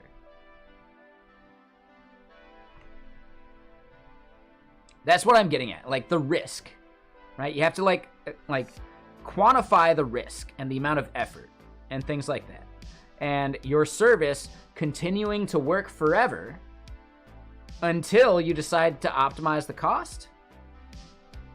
The risk to that is just purely based upon like the cost of the services you're using, not the cost of customers lost because it died. The cost of customers lost is almost unquantifiable, but it's the most important like negative metric you can look at.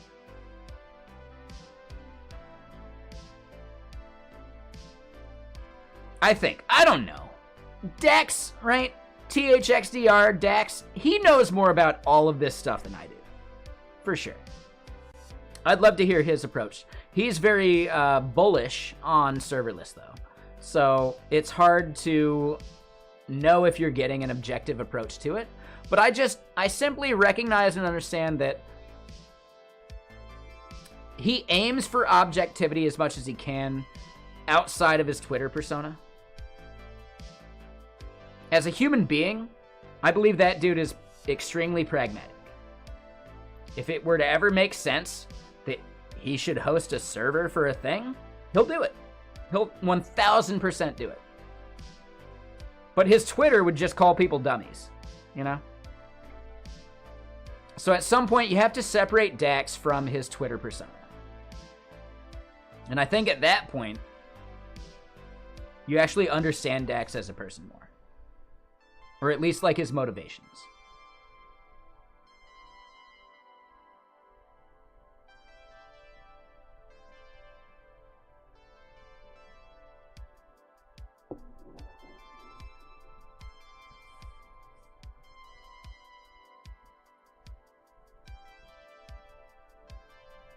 I love these conversations, though. Like, this is the best part of streaming. This is like going to a meetup and having 40 people chatting with you at once, but it actually being somewhat manageable.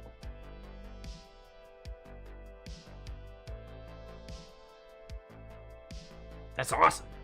This is the best. So, thank y'all for hanging out. Let's actually go hack at some more code. Meetups are amazing. I love them. But there becomes like an upper limit to how many people can chat to one person at once at a meetup. It's somewhere around like 4 or 5, which is crazy. Like crazy. The moment you get more than 4 or 5 people in a circle chatting, they're going to start like subgrouping. You're going to end up with like 3 or 4 people chatting about one thing while the rest of the group is chatting about another thing, right? Because it's how that works, right? There's like a buffer to how much you can do in a moment.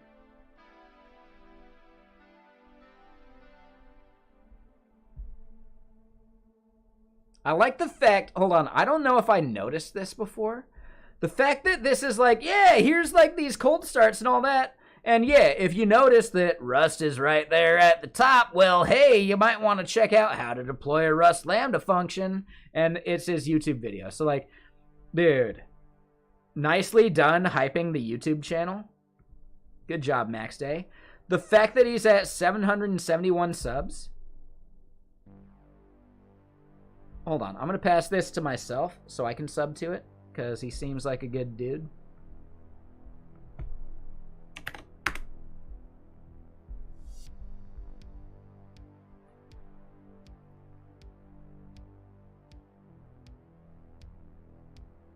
Oh, I see. Yeah, ASMR live coding, AWS Lambda stuff. Sure, I get it. But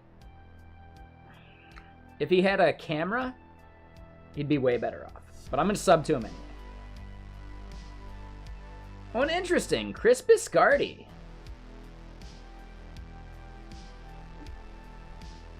Wow, Chris Biscardi kills it on YouTube. I don't think I knew that. We've seen him on a bunch of other streams. Pretty sure he doesn't like me, but, you know, I'm a jerk and I've had jerk moments. So, yeah, people judge me for those, and that's fine. I get it. But yeah, dude, Chris Biscardi kills it on YouTube, man. It's maybe why we haven't seen him on Twitch that much, because it's less worth his time. Huh.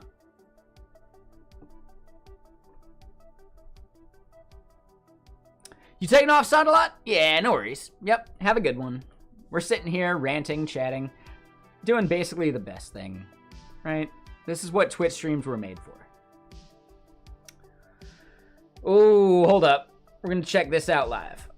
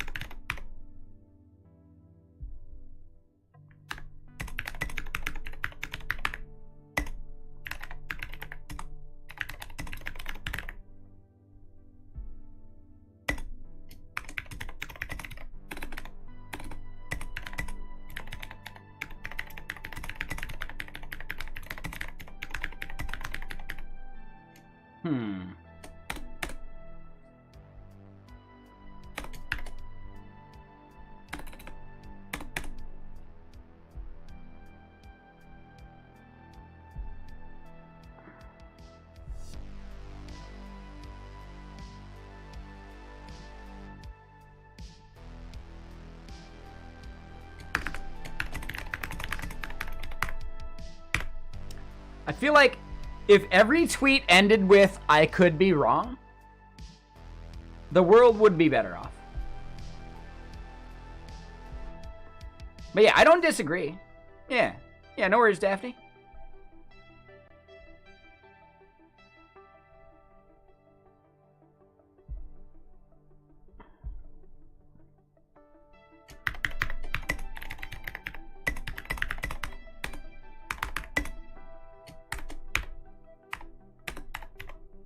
Hold on.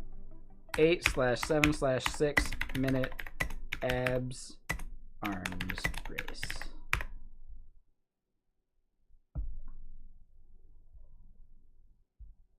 Boom. Nailed it. Solid. And yeah, all right, cool. This seems like spam. How do I ignore that?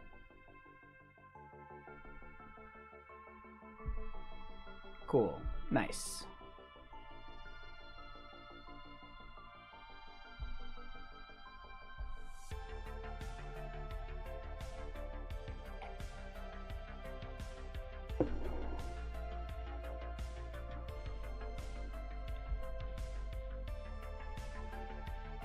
And yeah, people over on YouTube, right? Feel free to chat. I'll respond. Hope you know this. I'm trying to be really good about responding to YouTube comments, etc. So yeah, like, you know, feel free to chat and chime in on any of these conversations.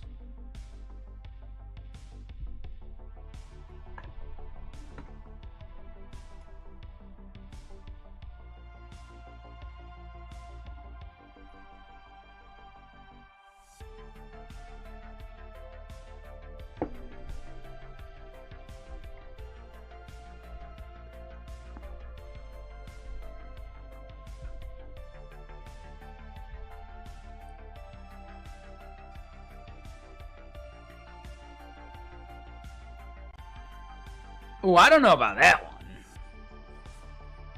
We're basically energy vampires, so we bite a little bit.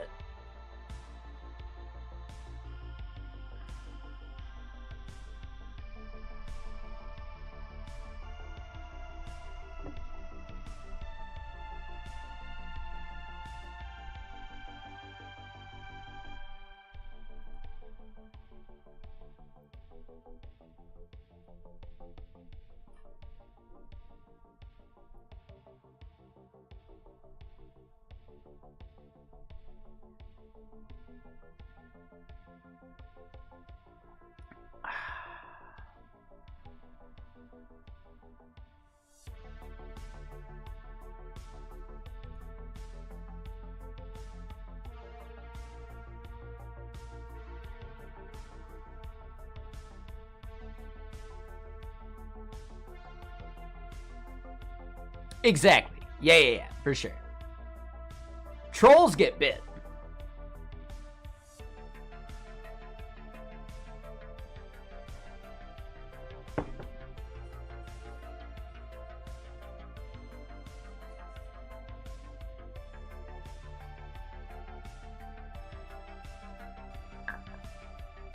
All right, real quick, I just want to shout out this Baker's right here.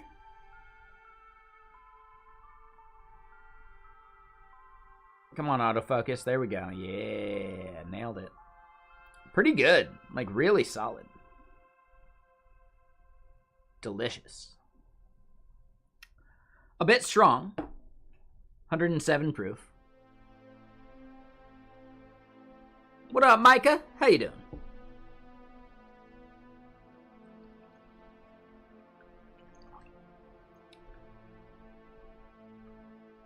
Micah's a Geo. I know that's probably not how you say your name. So how do I pronounce your name better? If I say Micah, is it good, or is it closer to like Mika? Like, I'm looking for just like the short version, right? Just like in Fifth Element. Right? When she's all like, Lumini, blah, blah, blah, blah, blah, blah, blah. He's like, hold on, like, short. What do I call it? Right? Lilu? Bam. Nailed it.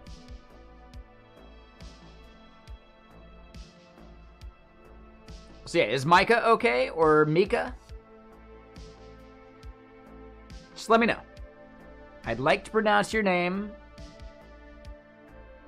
as close as my effort will allow.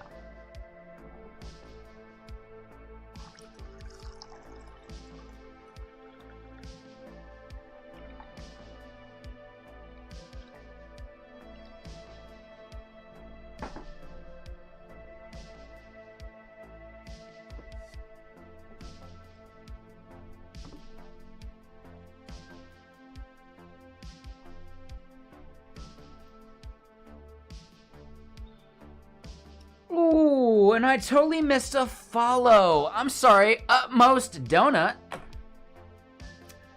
Ooh, the Utmost Donut. Is that a bear claw? Or is it one of the twists, right? It's like a donut, but it's even more. So it's like the twist donut.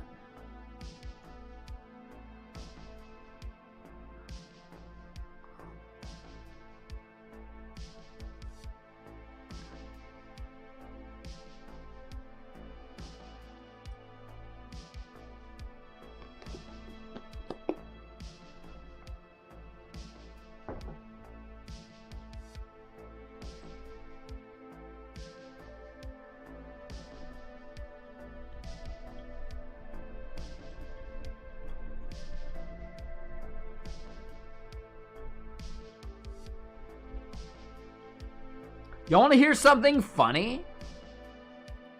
Here in Washington, SR 167 and I-405, they have some toll lanes for you can pay money and get into the lane that bypasses a bunch of traffic.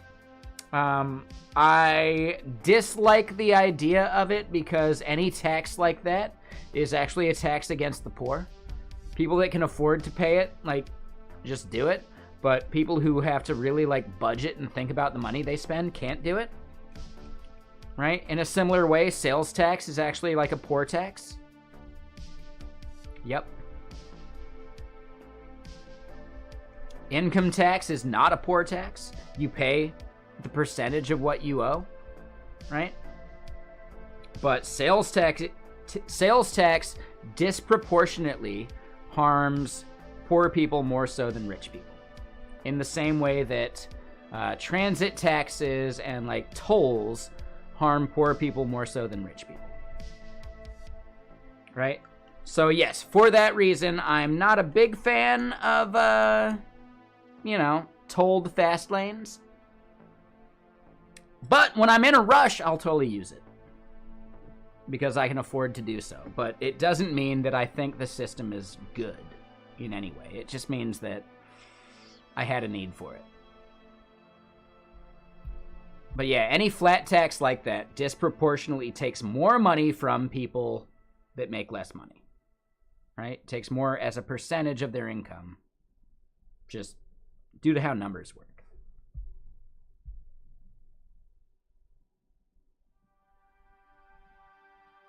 That's why I really like, hold on, where is it?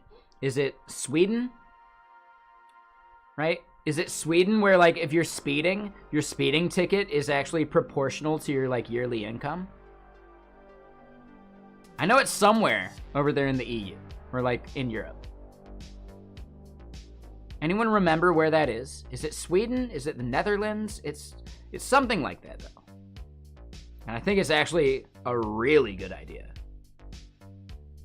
A rich person getting caught speeding should pay $1,000, whereas a poor person, maybe 50 to 100. Bam, bam, boom. Right?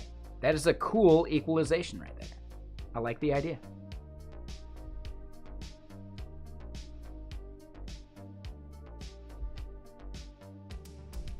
Right? Fined according to your means, not according to a flat rate. Flat rate harms poor people more.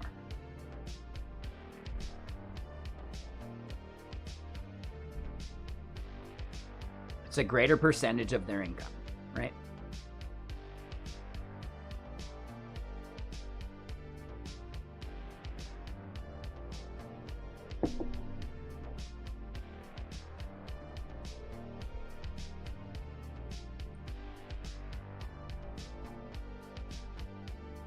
And sales tax for the same reason, right? A rich person buying a $5 loaf of bread versus a poor person buying a $5 loaf of bread, that percentage of sales tax is more of the poor person's actual income than it is of the rich person's. So yeah, sales tax is actually harmful depending on tax bracket.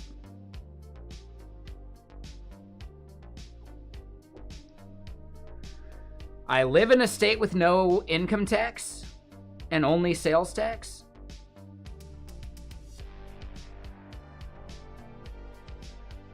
I find it a bit problematic. That said, I'm not going to move to Oregon. Oregon is actually the state that has income tax and no sales tax. It's a better system, in my opinion. However, their snowboarding isn't as good. I'm going to go where the snowboarding's better.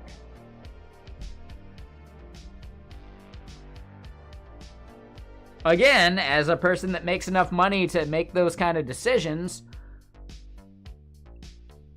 I am disproportionately favored towards being able to make that decision. So yeah, like, man, it's kind of crazy how taxes work out for certain groups.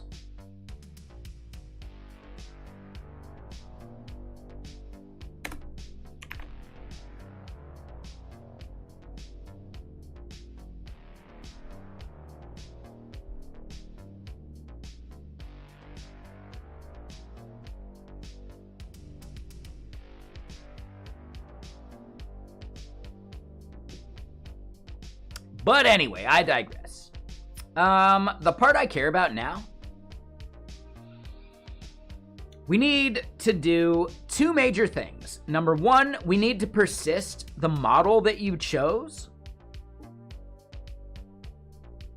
right? Based upon like data saving. We need to persist that model so that when we load the application, we know you have that model and we don't prompt you to select a model, right? That would be the easiest way to do that. Would we need some type of mechanism to handle like, hey, yeah, you stored that you chose this model, but we just don't have it?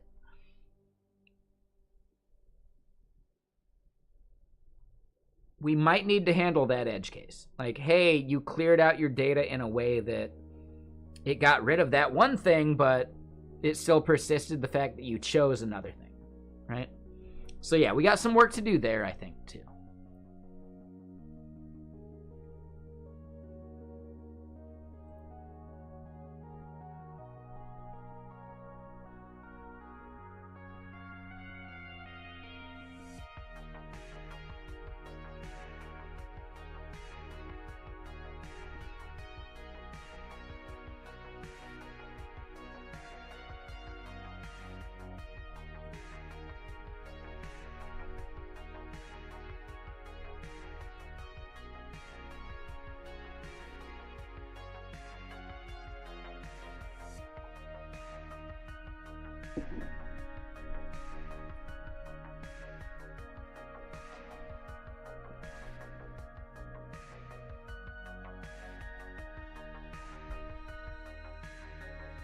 All right, so we don't need that chunk. We get rid of that. We can clean up some of what we got. I want to clean up some of the open, like, you know, if we look over here, I got a bunch of things open that I don't think we need. So let's close out a bunch of these and start fresh. What I want to do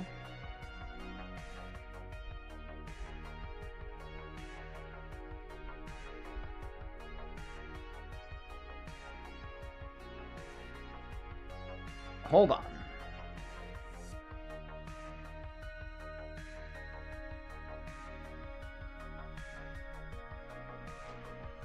Where are we setting the thread count? Is that happening over in our store? It is.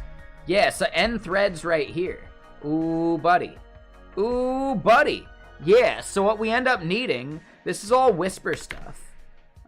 We can do, oh, I don't want to do the declare module thing, but yeah, let's do export const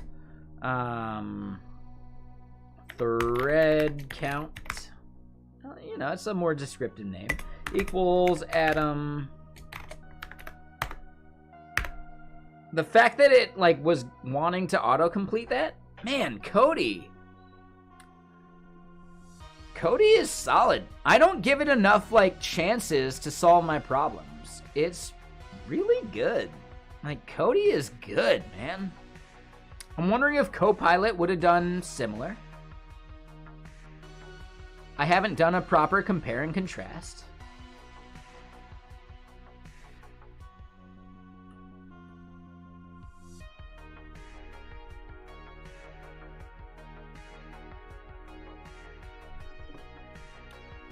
And yeah, today's a holiday, so I haven't heard from the company that I have made it to a final step for.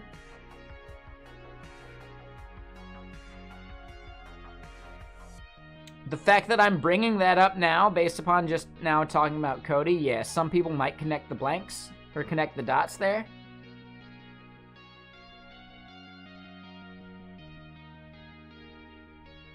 So yeah, that's my bad. We can move on. But yeah. I'm looking forward to hearing back.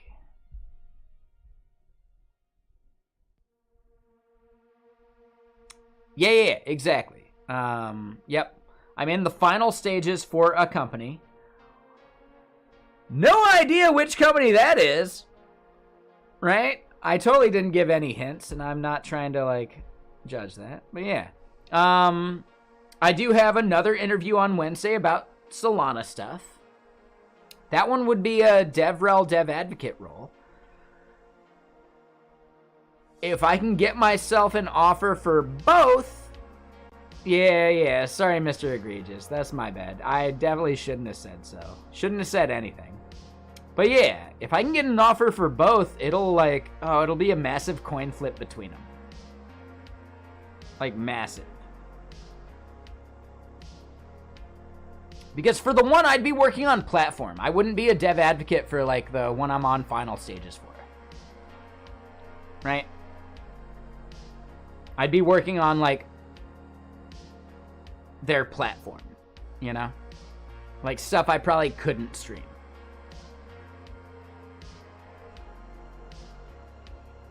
So it might come down to, if I get an offer for the Solana-based thing, if I can stream my work, oh, man. Yeah, I'll be starting up, like, 9 a.m. my time. Just working. That would be amazing.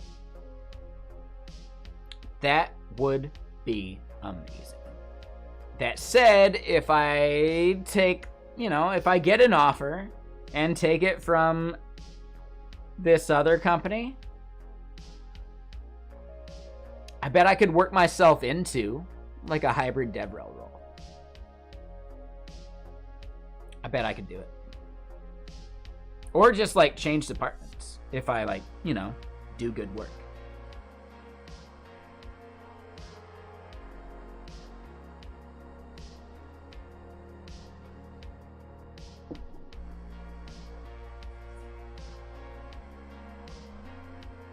Wait, what is that, Marvel? I have no idea what that is.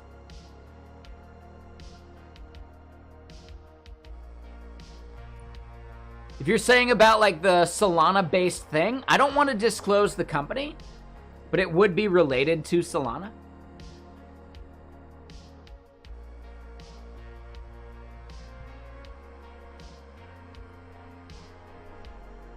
I need to understand and like really like think about and like know how Solana is different and like blah blah blah, but whatever, right? The role would be basically building out Solana based dApps live on stream is something I think they'd be totally okay with too.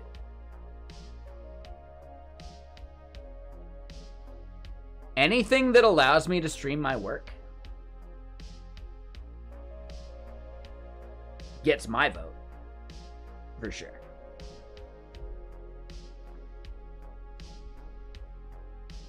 But again, beggars can't be choosers. Maybe I don't even get any of the others. I've never heard of that one, Marvel Scorpion. No, it's not that one. And please stop trying to guess, because that would be awkward if you end up guessing it.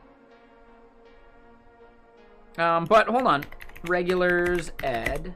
Marvel, like, nah, you've been here, like, plenty of times. You're awesome, man. Oh, no. Oh, I did the wrong thing. Regulars. Add Marvel. Marv Ellis over there. But yeah. So Gnomic Foundation. No, it's not for that. I don't know what Gnomic Foundation even is. Oh, so that's it's Ethereum based. No. Like, nope, not even close. I would be extremely talking about the Solana blockchain. Like, yeah, right? So not even close. Not Gnomic, because Gnomic is Ethereum. So definitely not Ethereum yet. I haven't interviewed with any company that is Ethereum based. I'm not saying no. I own some Ethereum.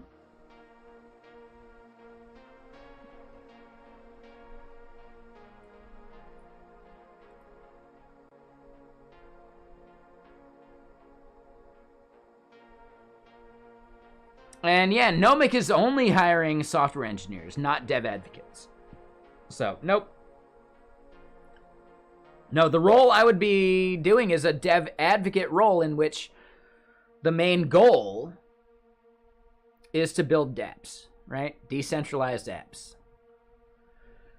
I actually already have some ideas about, well, hey, yeah, there's a bunch of dApps built for other ecosystems. Could we establish a niche or need for other dApps on the Solana ecosystem that solve those same problems? Absolutely, right? So, like, my first goal for that would actually be to build out a directory in which you look up various types of decentralized apps and, hey, what is the solution within each, like, blockchain? Hey, here's a thing for blank, right? Yeah, there's an app for it on Ethereum, but there isn't one for Solana yet. Hey, if you're a developer that wants to make decentralized apps, this could be an opportunity, right? I'd want to make a tool that helps other, like, app builders recognize a niche that they could solve within specific blockchains. I think that would actually be one of my biggest and best contributions towards that ecosystem. But it would be towards, like, all of them. So maybe, like, yeah, Solana wouldn't be pumped on hyping other people up, showing their deficiencies, whatever, right? So I don't know. Not sure. But it does sound really cool.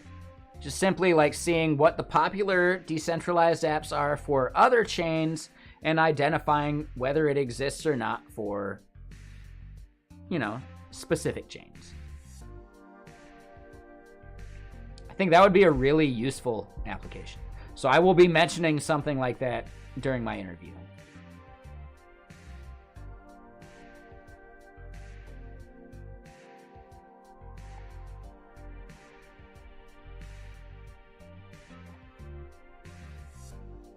It's Hooli. It's totally Hooli. Yeah.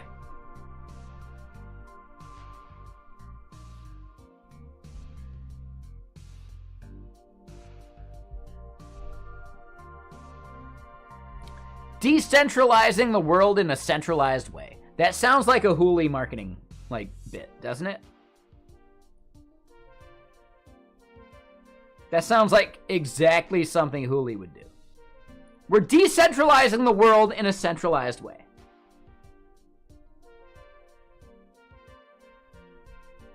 Boom, nailed it. Pay me money now.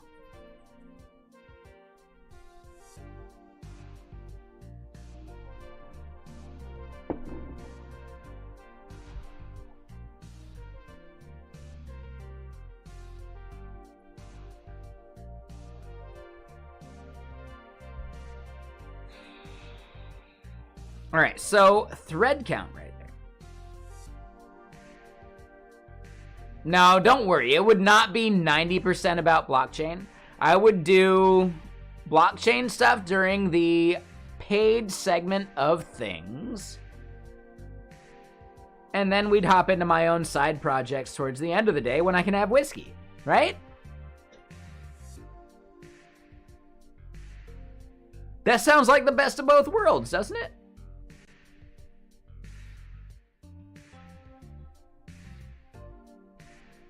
I would build out decentralized apps and demo projects, etc., for the first half of the day. And then the second half of the day would be my stuff.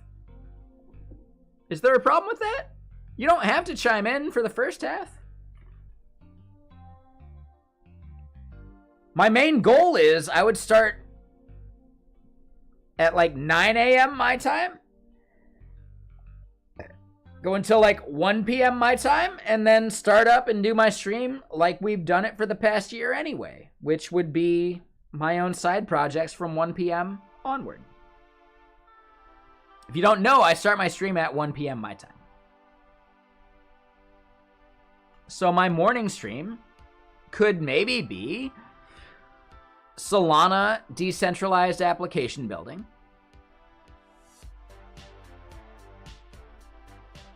And then afternoon, hey, you know, we work on whatever I want. I feel like that could work. It wouldn't be 90%.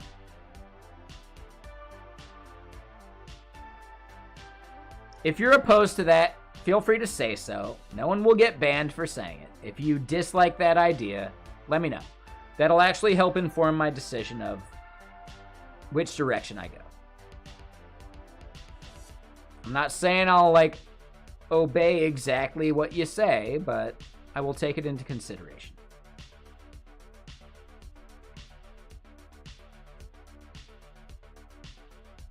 %? No, not even close. Morning stream? Sure. Which I haven't done for years. Normal stream time? Same stuff. Same thing we've done. Does that sound reasonable, Bob? Again, like, your opinion matters. I'm like literally asking you. How do you feel about that?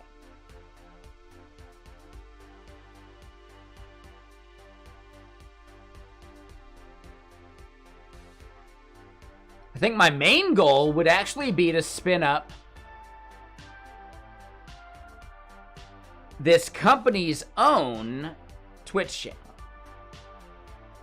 Because then it could live beyond me. And then I'm just like a guest on it while I'm live, you know, during the mornings. And that'd be even better.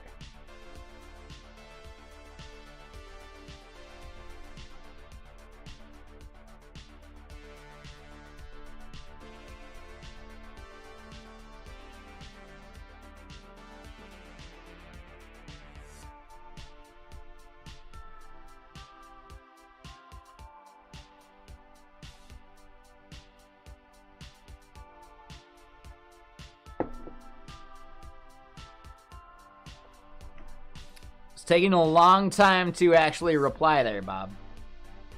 Seems to me like you're not okay with what I just threw out there. I get it. I get it.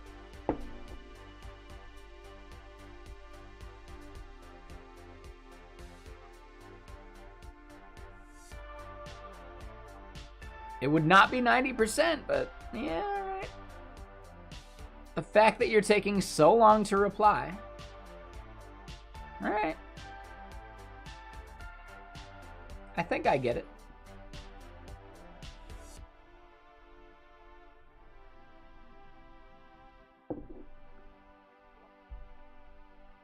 We can discuss it further over on Gaming Channel if you want. Am I a teacher? Nope. I'm actually kind of against teaching things. You gain more from conversations with people that aren't trying to teach. Typically. Earlier, someone asked me like, hey, did I take guitar lessons? Hell no. I am adamantly against guitar lessons. Fundamentally, no, never. Not gonna happen. I'm fundamentally against snowboard lessons. Now, you'll... Nah.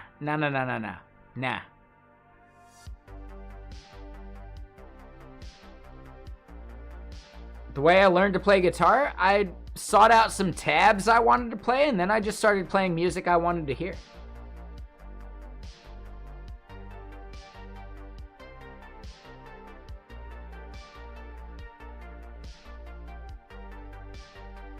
Oh, hey, sorry there, CNC. Yeah, that's my bad. Yeah, we delete that term for a very different reason, so hold on.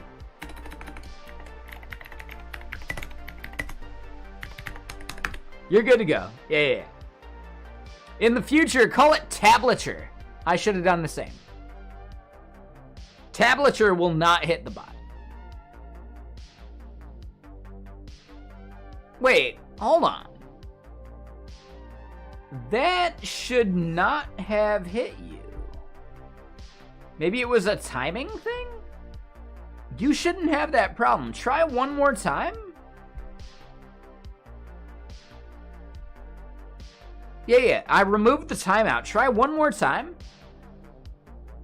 I think that was a Nightbot, like, timing issue. Yeah. Thank you.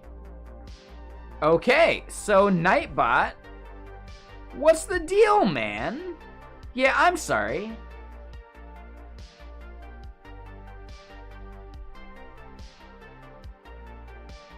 Wait, try chatting real quick.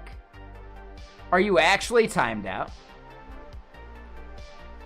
Or is that a Nightbot bug? Because I can't untime you out at the moment. You're not banned either. It just, yeah. Like, can you chat at all?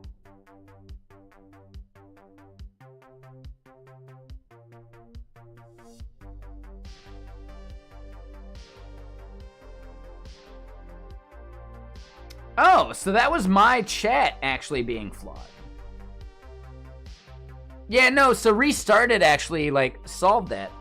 For some reason, my chat overlay, or my chat, wasn't letting me untime you out. That is actually weird to me. Yeah, I'm sorry about that. That is a bug there. Nightbot is blowing it these days. So yeah, I might switch from Nightbot to something else. The problem is, we have like 300 plus commands built into Nightbot. How do I port those over to another bot, like FossaBot?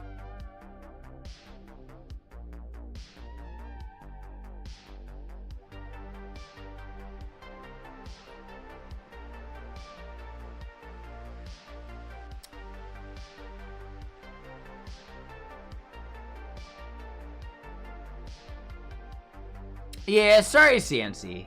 Yeah, my bad. There's gotta be a way to make that work.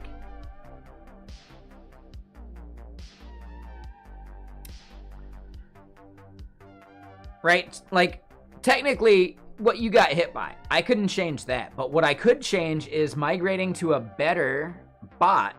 But how do I export commands from Nightbot to a different bot such as FossaBot? And that would be the tricky one. Like, how do I do that? I think a browser extension is the only way to do it. But yeah, Saudelot, oh my god, I forgot to shout out. Thank you so much for those bits. Mr. Sir, I'm sorry, Saudelot.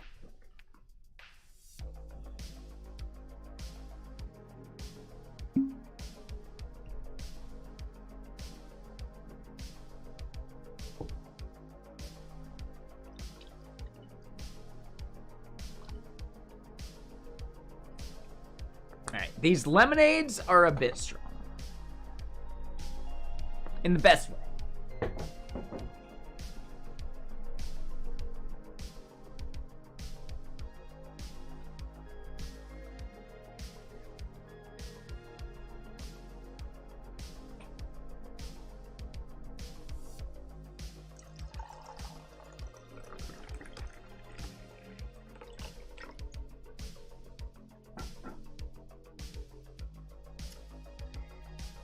So yeah, here we are at 6 o'clock.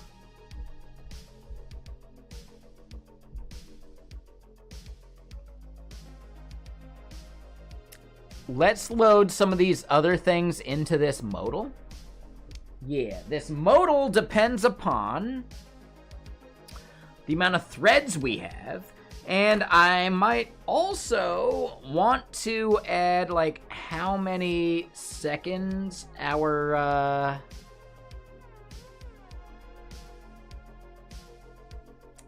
how many seconds our recording actually ignores, right? So for Windows users, could we have just like a benchmark button?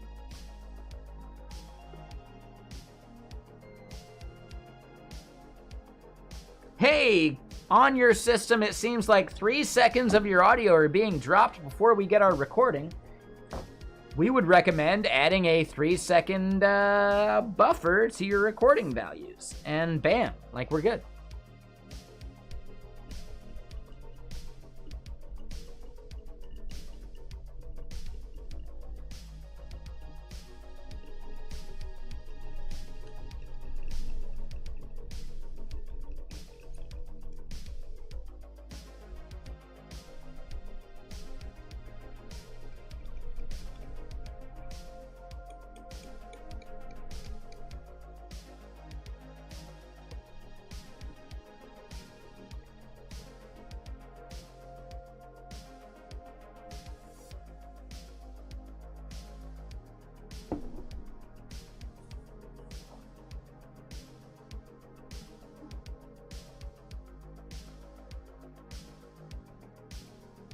Yeah, I don't know.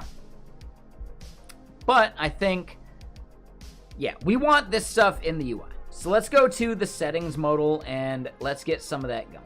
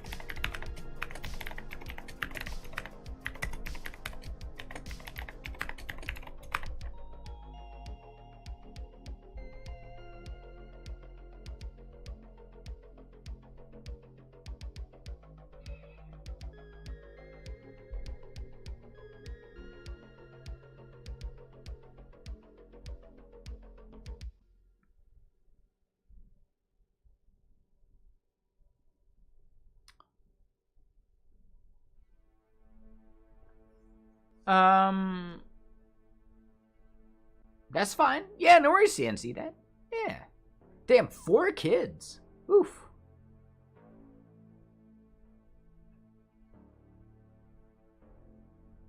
You got them tubes side? I'd do that after number 4 for sure. But to each your own. You don't have to dox yourself. You don't have to say anything about that. I'm just thinking out loud. I would have taken precautions after number 4 for sure.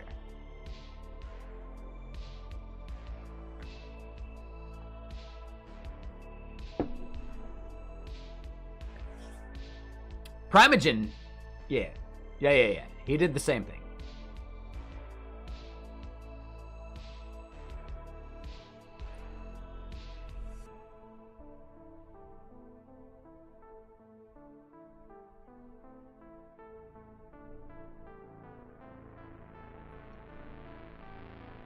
Yeah, exactly. Yep.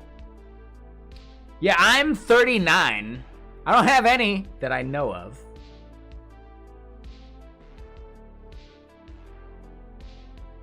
But yes, after kid number 4, absolutely, I'd be taking precautions for sure.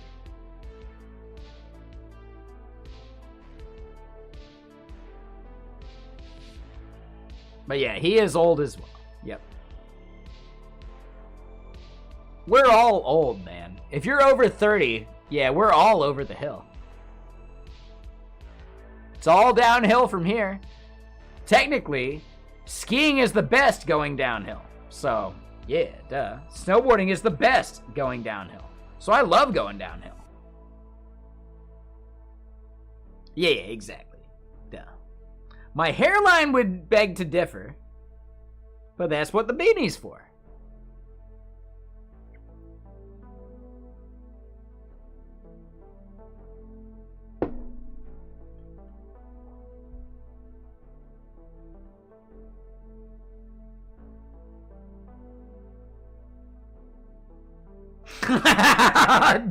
Janwa, right? You just get like the, right? It's like, in the Crips or the Bloods or whatever, they get a tier for every person they've killed or some BS. Like, I don't know. Right? Yeah, you can do the same thing. Except you get, like, scissors. Right? You get, like, scissors instead of a teardrop. Boom, nailed it.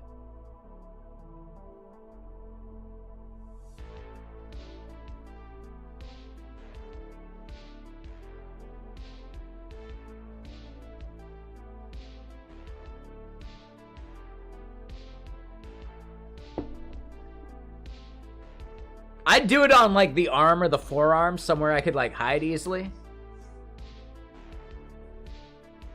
It's not a bad idea. Not something I would ever do, but, you know, to each their own.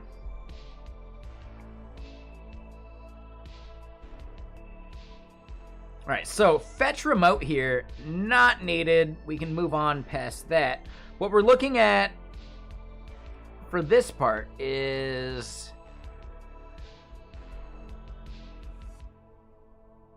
a little gross. Use model data. Cool. We close that one down. And then, yeah, this is the UI in which we want to have that, like, slider. Yeah, if you do get a tattoo, don't blame me. That was your decision.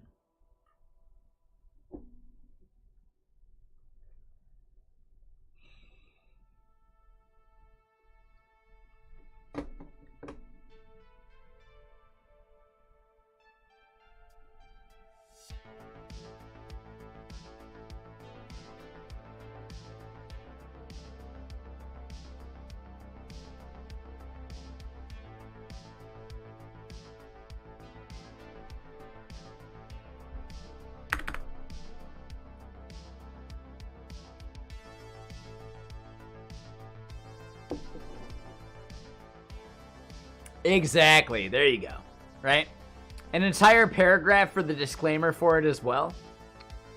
Right? Legally, you'd be obliged to.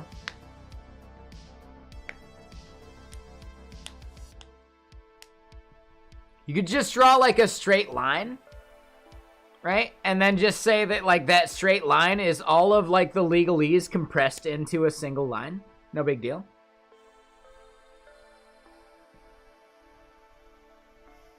It's just the visual representation of releasing me from the liability, obviously.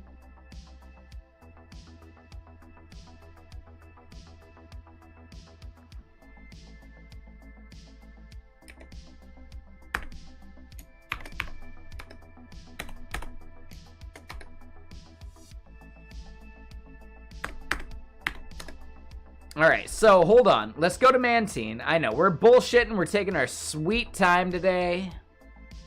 That's my favorite part, actually. Taking my sweet time.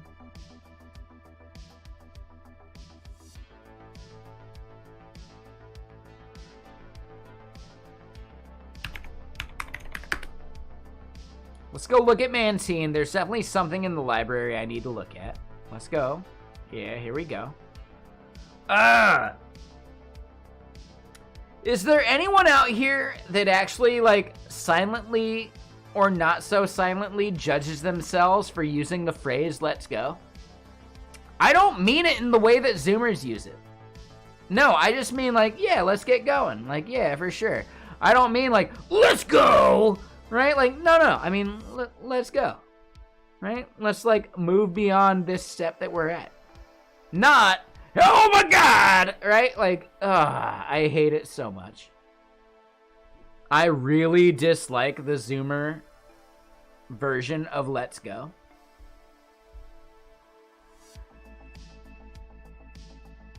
Right? You do anything successful, let's go! Right? You gotta, like, yell it in a specific way. Ugh. No thank you. I'll pass. Let's not.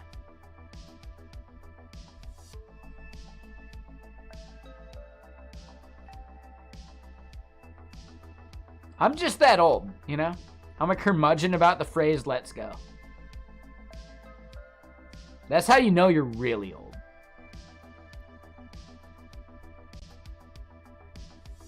These kids and their phrases. Ugh.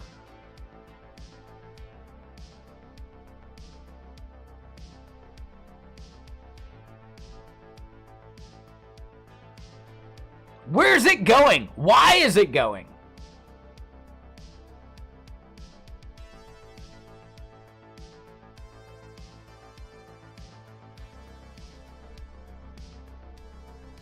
Now, we should find a slider input here real soon. It's that one. Yeah, nailed it. All right, so this slider, we got to do some stuff for. Yep. I don't care about labels or marks. So we just implement the slider itself.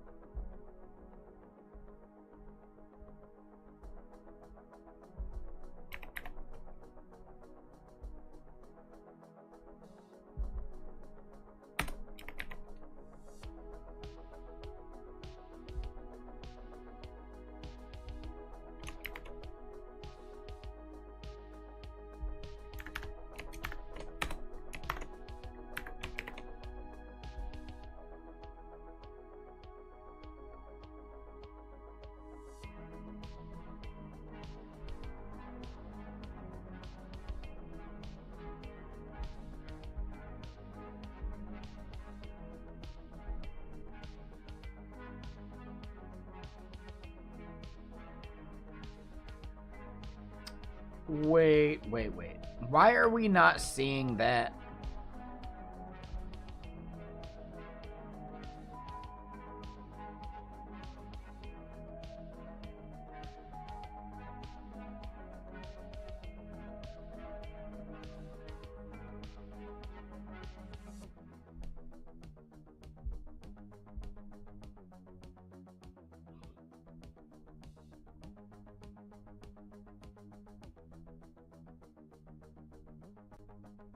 Ooh, Jianhua. I haven't made it out to the local bar that the one bartender said, like, he might consider. I might go check that one out and just see if he's there. Do you remember that dude's name at all? He was just, like, Irish guy, right?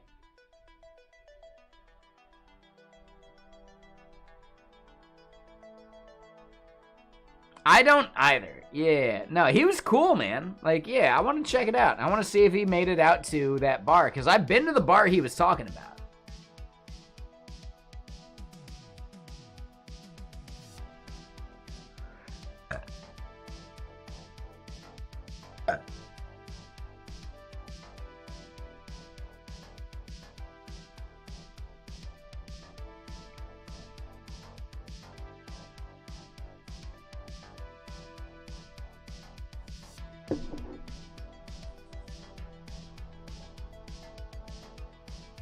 Yeah, I don't remember his name either. I'm glad I got my card back that night, though.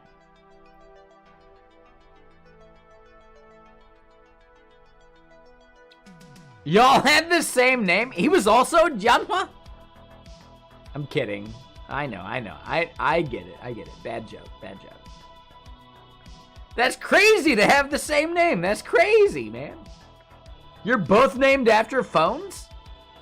That's weird. Rotary or dial-up? Rotary or touchtone?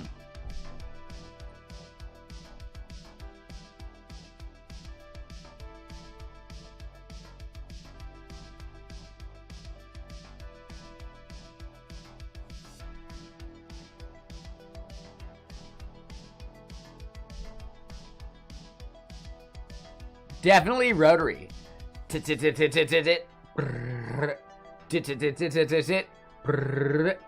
Right? Like, dude, classic. Wait, they had rotary phones in the Matrix? I don't remember that at all.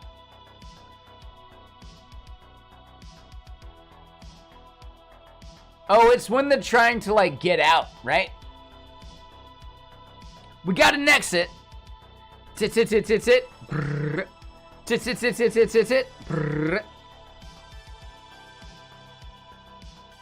Yeah, it was when they were trying to, like, get out, right? That was their exit. Good call. I forgot that part.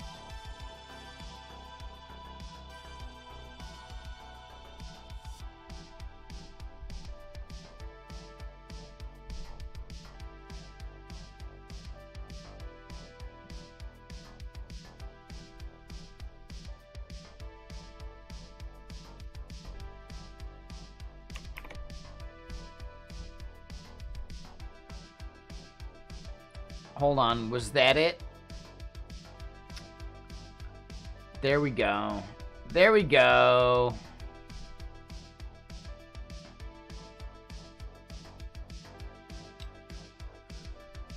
Phone in, phone out? Don't they? Isn't that actually, like, shown and explained at one point? I feel like in the first Matrix film, they actually, like, arrive in a place where there's a phone. I'm pretty sure they do. Yeah, I think that's actually part of canon.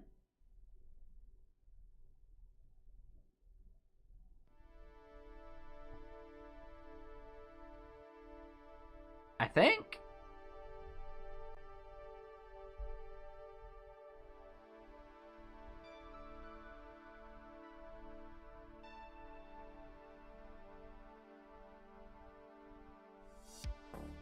Yeah, I'm pretty sure that's it. They spawn by a phone. Yeah, for sure. Yeah, that's part of canon. Yeah, for sure. Patu.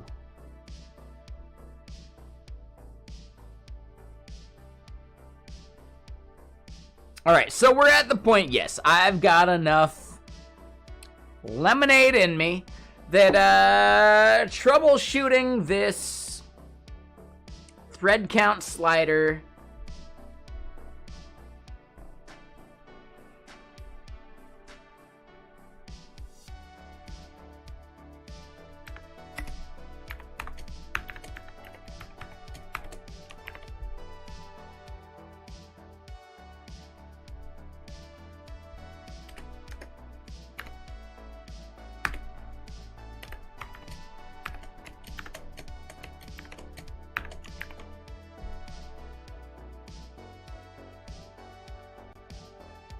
Right? They scale it to 4.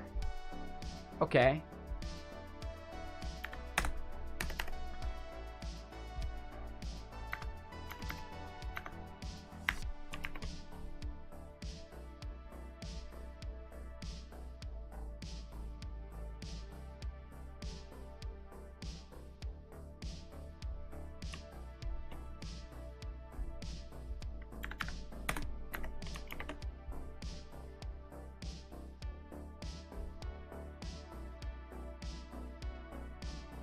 Alright, so we don't have any label for this. We could probably do that part, right? Like, how hard could it be?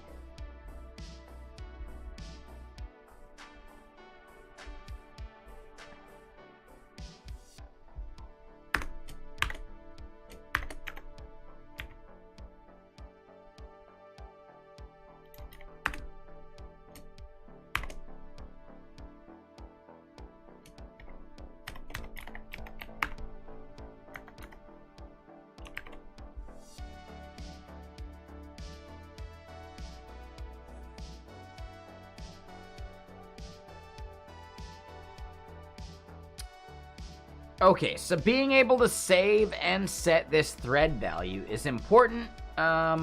Before we go, and before I forget, if we go into our main state, we see 2 hard-coded right there.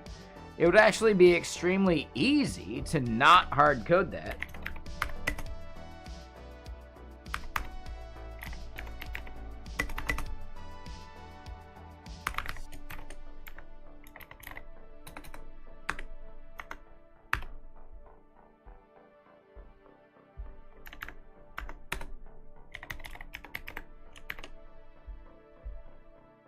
Boom, nailed it, no big deal. All right, so we got that, and that sets a bunch of data and stuff for us.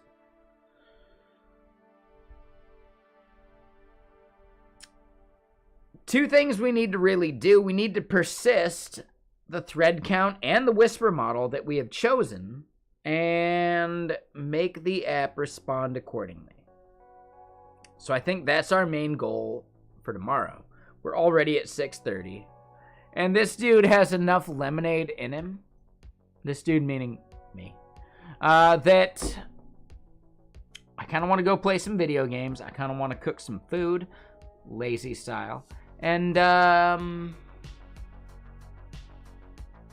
can come back here fresh tomorrow with a clean perspective on what we're trying to do.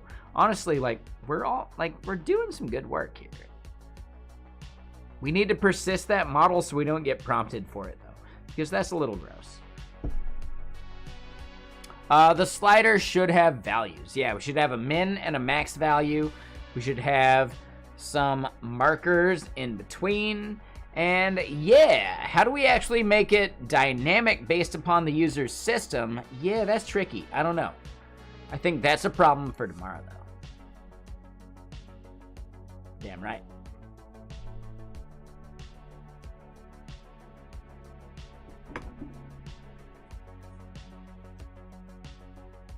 But yeah, honestly, building this app is so much fun.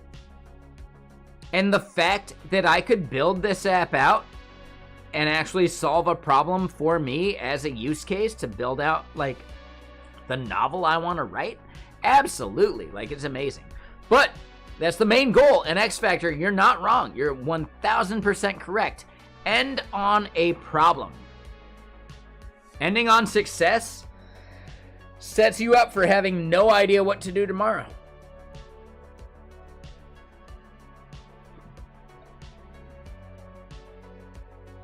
So yeah, our problem for now is making that configuration screen persist properly and also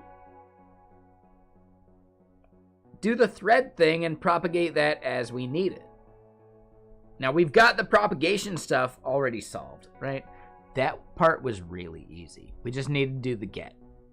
Like, oh my god, that part was really easy. That said, hold up. We can do more. We can do better. We can do other stuff. And we will. But not today. Not tonight. Instead, I want to play some video games. I want to keep leveling my WoW character to get into some of the raids that we're doing as a group.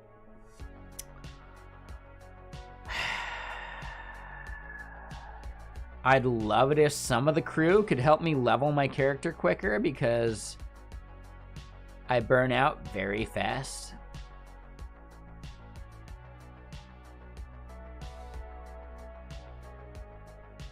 I'm in a guild, and I've never actually leveled with a single guild member. Which is weird, right? But okay, let's go figure out where we raid. Who's streaming right now? Yeah. This stoner, he does all sorts of stuff. Don't judge other streams by the amount of BS he does on stream. Right? Don't judge them by how much they need to do, because have I actually resolved anything? No, I don't think so. It's fine. It's not a big deal. We did a bunch of really good work today, and I'm okay with that.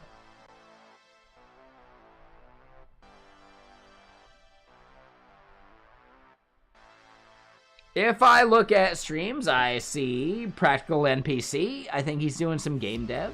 Sure. Jispo doing some game dev. Spiridon doing some Zig, WASM, whatever. And his outfit today is even more of a Spiridon thing. Like, whoa.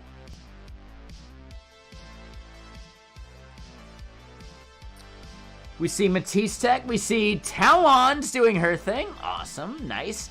We see Productive Time killing it.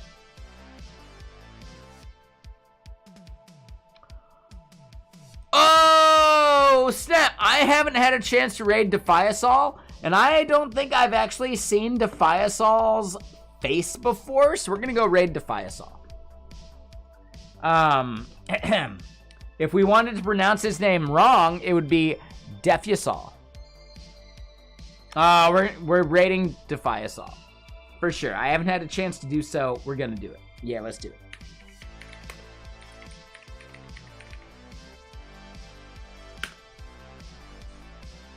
I appreciate everyone hanging out, lurking, chilling, chatting. We had some really good conversations today, right?